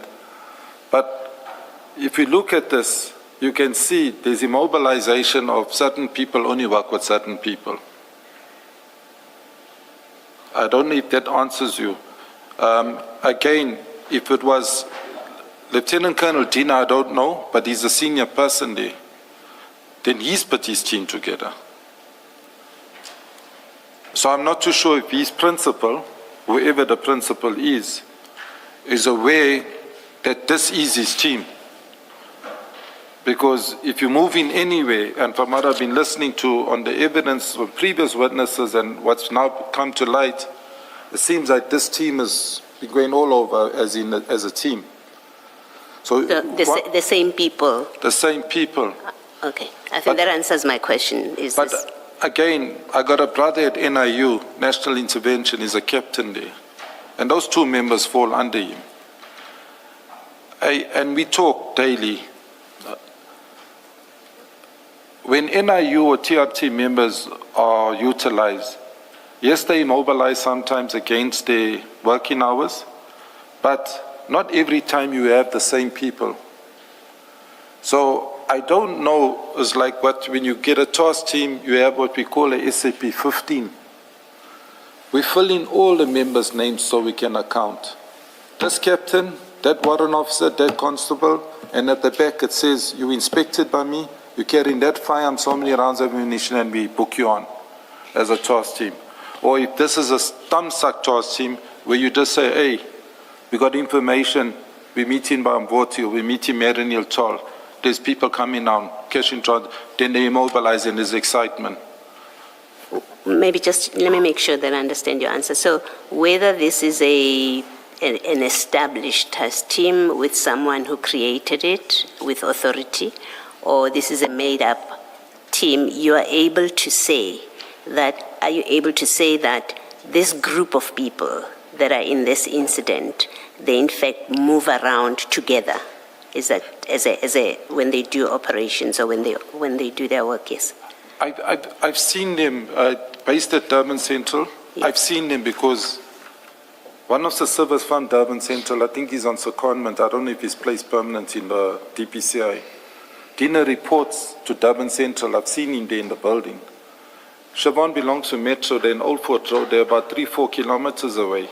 Pedro belongs to the dog unit. I don't know if it's Durban South or Durban dog units or where. So this task team don't have an office. They meet in the street. They meet under the light. And like I said, I don't know if they have a principal. I haven't looked into the matter to say, Colonel Dina, is this your task team? Who are you reporting to? But they move around together. It's really what I'm trying to establish. It's very evident because I'm not just from previous witnesses, me being operational commander of Durban since 2021. I've seen them. Okay. I mean, I could have been lured in with my skills. And I think that's why he didn't even allow me into the scene, because he knows I'm the operational commander. I'm not there because of anyone's personal interest. I'm there to see if there's a crime. It came via radio. But I hope I answered that. No, you have. There's a big difference, Chair, with task teams. It's task teams either formulated by senior management. You need a multidisciplinary. You need different skills. Dog unit, narcotics dog, that type of thing. You need some crowd control. You need tactical people. And you combine this team and you say, go fix the crime up. But this type of team, it's still questions that's hanging. They must answer that. I am answered. Thank you. Can I answer a follow-up question? In your experience, the people you've identified in paragraph 24 of your statement, so you have Rodriguez dog unit, you've got Halford, you said it's a DPCI constable, you have Musami NIU, you have Shabalala NIU, you have Lee China Metro Police. I mean, Metro Police are not subs. And then you've got Hawks, although they are part of the subs, they are a different unit altogether.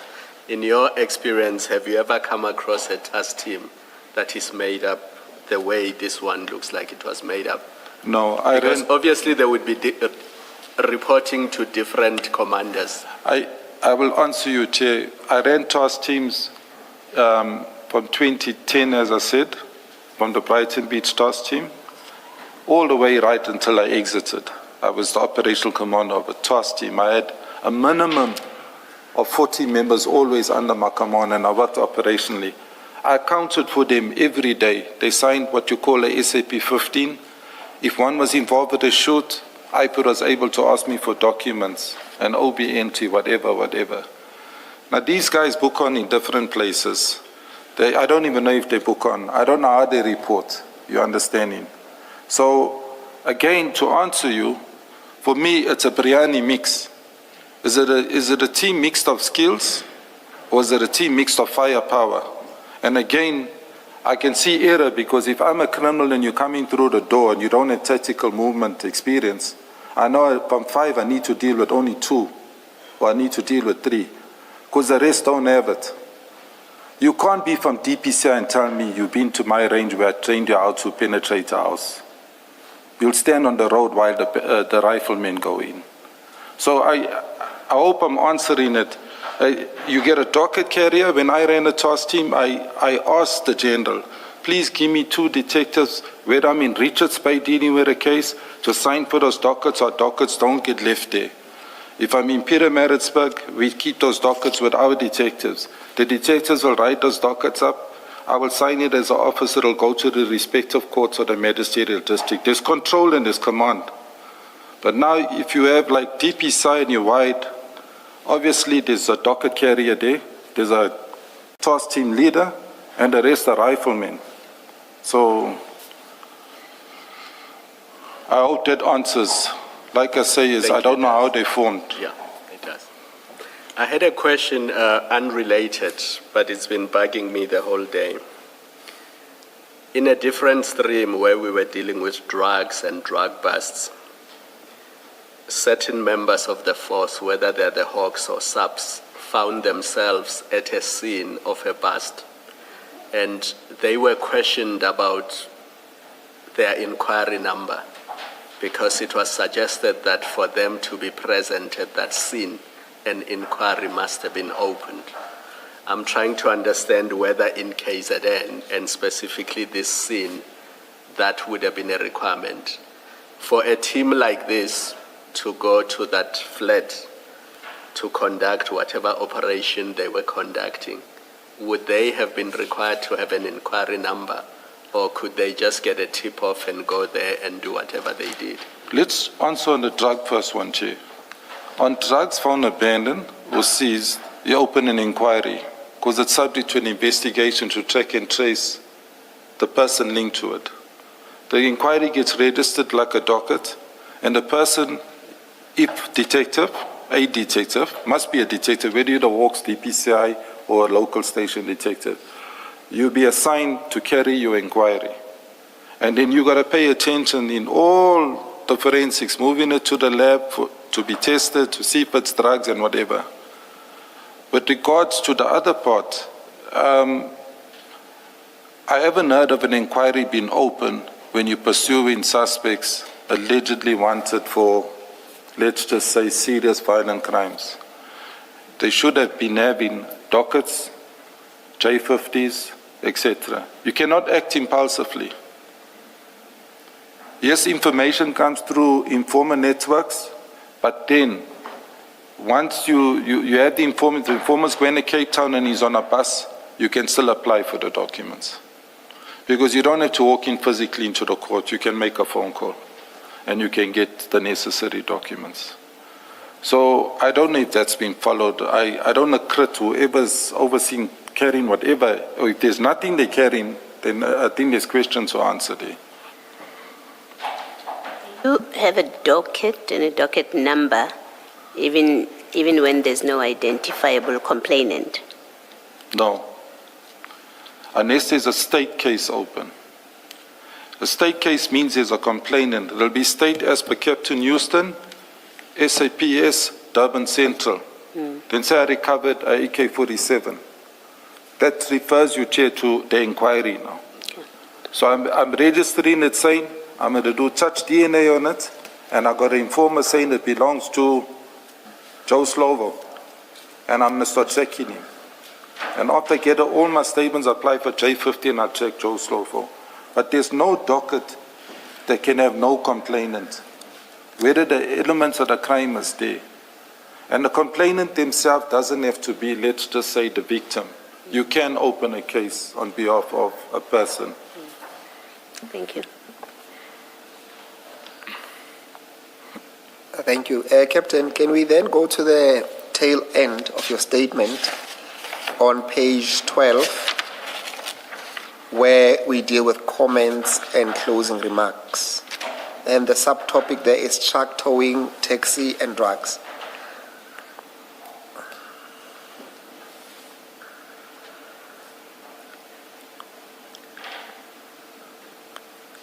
And you can deal with paragraph 35 and 36 together in your summary. To sum it up,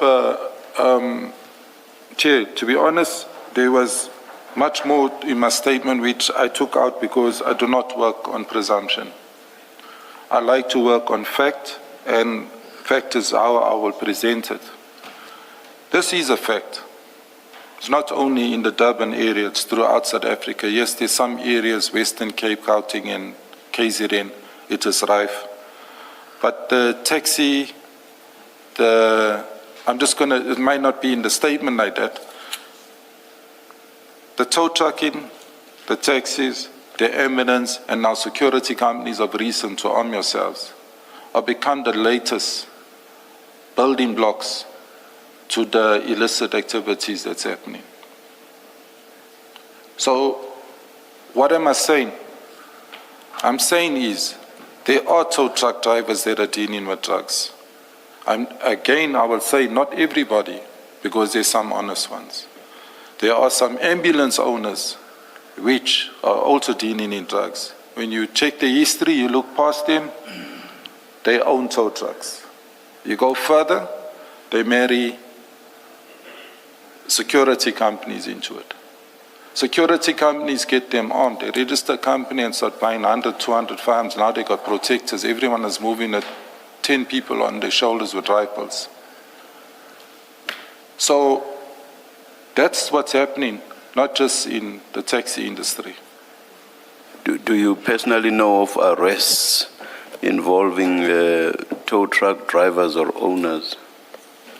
In respect of? Of drugs. Yes, in the Wentworth area, there's been lots of people, maybe not caught with their tow trucks, but owning tow trucks that have been arrested for drugs. In the Durban area as well, people have been arrested. Now, there's a difference between owner and driver, because owner can easily say, hey, I don't know what driver's doing, I'm not the custodian. That's why I think I said or.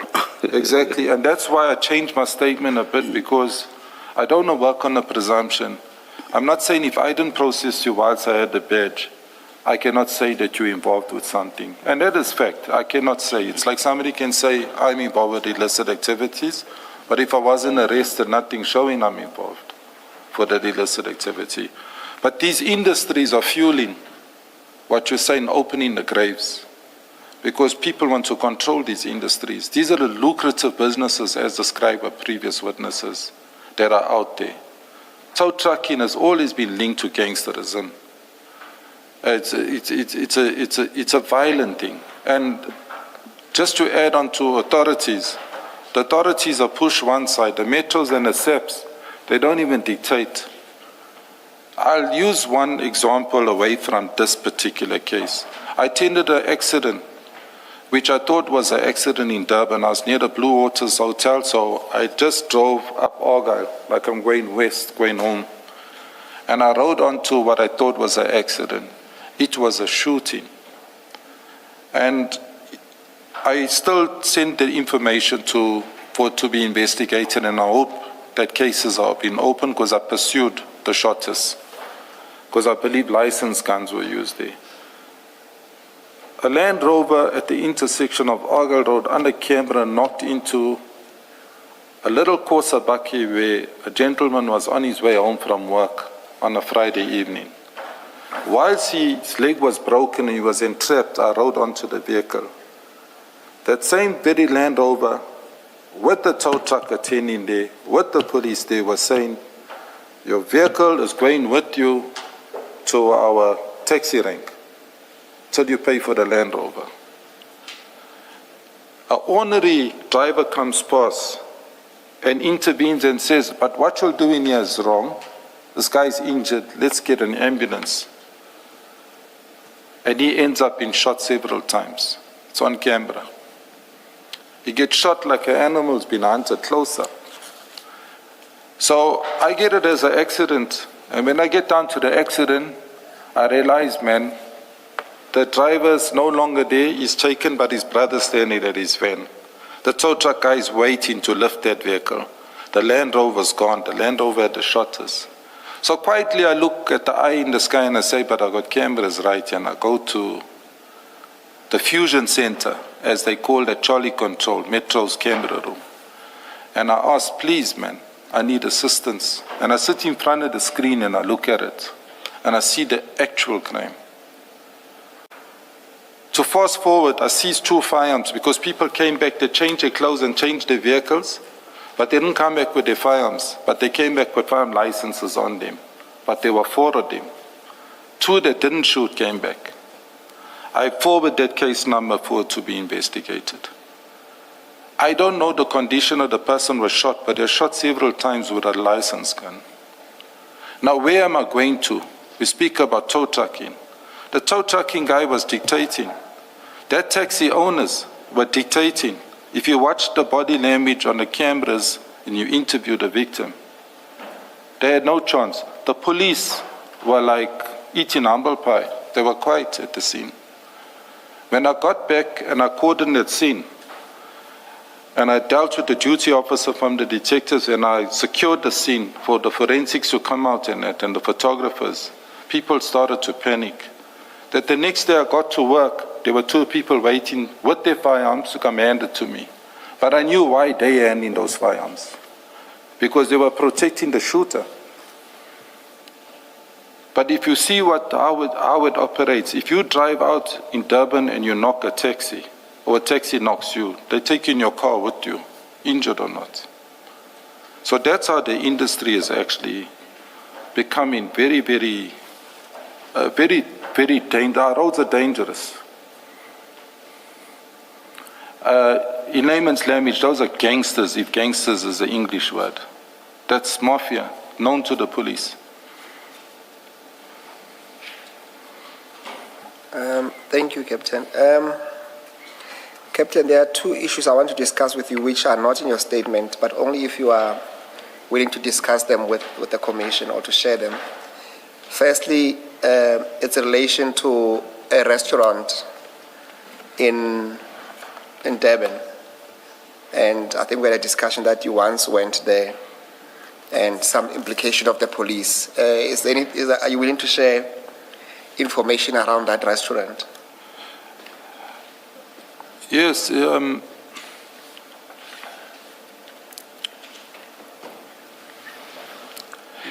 It's simple. I think where the evidence leaders taken to me is where I extracted certain things from my statement. And the reason I did was, as I said, is if I do not arrest you, or if I don't know anyone that has arrested you, I cannot label you as a positive drug mule or drug dealer. But during my arrival at Durban Central, I was invited by staff, management, and a very same sector commander that one of the bankers says one morning, let's go for breakfast. They taking me. So I said, okay, fine, I'm not a breakfast guy because I train before work and I normally have something light. That was my program every day, they knew.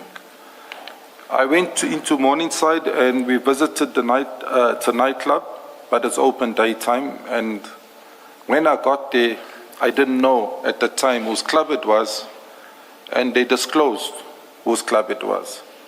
And this club turned out to be one of the tow truck guys' owners, which his name is all over this inquiry. Where I went with my statement was that I opted to pay for my meal once I had found it out. They did not know I had a history of where I worked in Sydenham for 18 years. And this particular individual resided in Sydenham when he first started off his business with tow trucking. Has now grown into one of the main guys, and that's Mr. Naika. I'm not naming him, but I'm saying I'm identifying him. That's Roadstar's owner. There's no other director to the company. Now, I think if I should elaborate, the question was put because I had put something in a statement because I know we're pursuing or we're trying to get clarity as to how do we identify what's going on here, because there's implications of the tow trucks competing with tow trucks, the drug dealers competing with drug dealers, because this is where all this is going with this particular scene. but I was not in a position to put anything into a sworn statement as to what's actually going on, because I have not been in that relationship where I've arrested or no members that have apprehended the individual. And to understand you well, Captain, what you are saying, and I will not hold you to that, is that in essence, there is a restaurant somewhere in the central where at least you were told on one account that the police eat for free, or they have a free meal? It's the same restaurant here. Yes, and that same restaurant seems to be owned by the same Clive Nika that we've been discussing at this commission. That's correct. And for that reason, you felt uncomfortable that your meal should be on the house. That's correct. I just want to, before I close on this, I know it's the last part of my statement, it's not included, Chair. I headed a team, I told you, different units. The bike unit we'll use on the beach, the smaller roads. So I had a bike unit, members. I had crime prevention, 4 groups, but I made them 8 groups, for example, broke them down with no additional resources. And then I had what you call a field team. The field team, they pursue suspects that are outstanding for detectives, but they work with the detective, they work with crime intelligence. They obviously run it by me, or I'm involved with them, especially when there's business robberies. I received a call from the branch commander from Durban Central a few months before I retired. Where am I? And we got a good relation. We sit in meetings. I help him a lot with the suspects that are wanted. And he said, where am I? Where's my team? Who have we put in a boot of the car outside this particular premises? At the premises, the evidence leader's talking about is curfew in Morningside. So I said to him, I'm on duty, my members are on duty. He said, are you in civilian clothes? Now in Durban, I wear shorts a lot. Very informally dressed, a dorm on a marked vehicle, and so does the field unit. So I said, yes, we're in civilian clothes. He said, you're driving a caddy, you're driving a Polo. I said, my members got that. He knew which vehicles we got that are unmarked. He says, hey, please find your members and find out who's kidnapped a person. We got a complaint, there's a shooting at curfew. So I made my way there. When I arrived there, I found a Sydenham vehicle, 7 k's away from the station. The station commissioner was sitting inside the vehicle. So I asked one of my members, approach and find out, was there abduction or kidnapping here? And she rolled down the window and she said she heard it on the radio, and she responded alone from Sydenham. I found it strange that you would leave Sydenham to come into the CBD. It did not take me long to get there, but whilst I was there, it was established that it was organized crime that had come and take a bouncer from that particular premises, sun up in the morning, which was outstanding for a shooting. I did not pursue the matter, it wasn't even a Durban Central case, but that bouncer was working there. Now I was asked the question, is it the same place that policemen go on frequent? The answer is yes.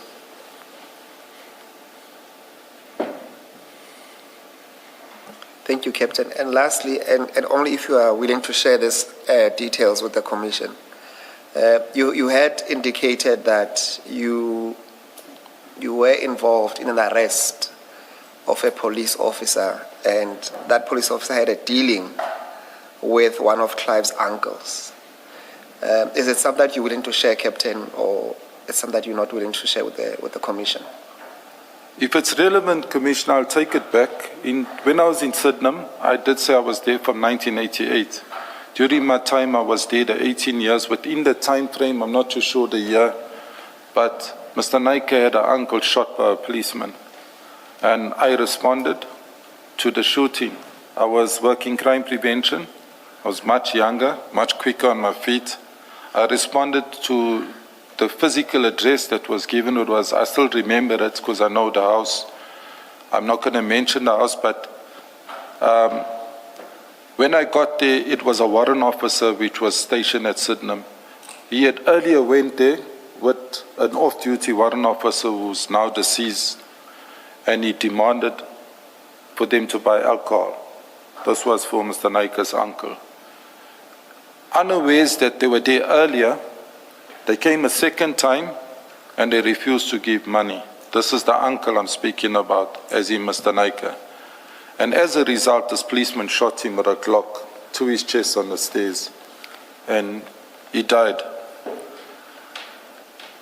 When I arrived there was a lot of commotion at this address, so off the road, I had to go down the stairs, and when I got there, I found Mr. Naika with a pistol in his possession. I checked it, it was licensed. And because there was a shooting, he said he fired one shot in the direction of the policeman. I had seized the gun and put it in the station. To fast forward, that case went to trial, and that warrant officer was found guilty, and he was sentenced. He was stationed at Sydenham with me. Thank you, Captain. Captain, those will be my questions for you. I don't know if you have any comments or remarks that you want to make. No, I think I'm good unless the commissioner got it.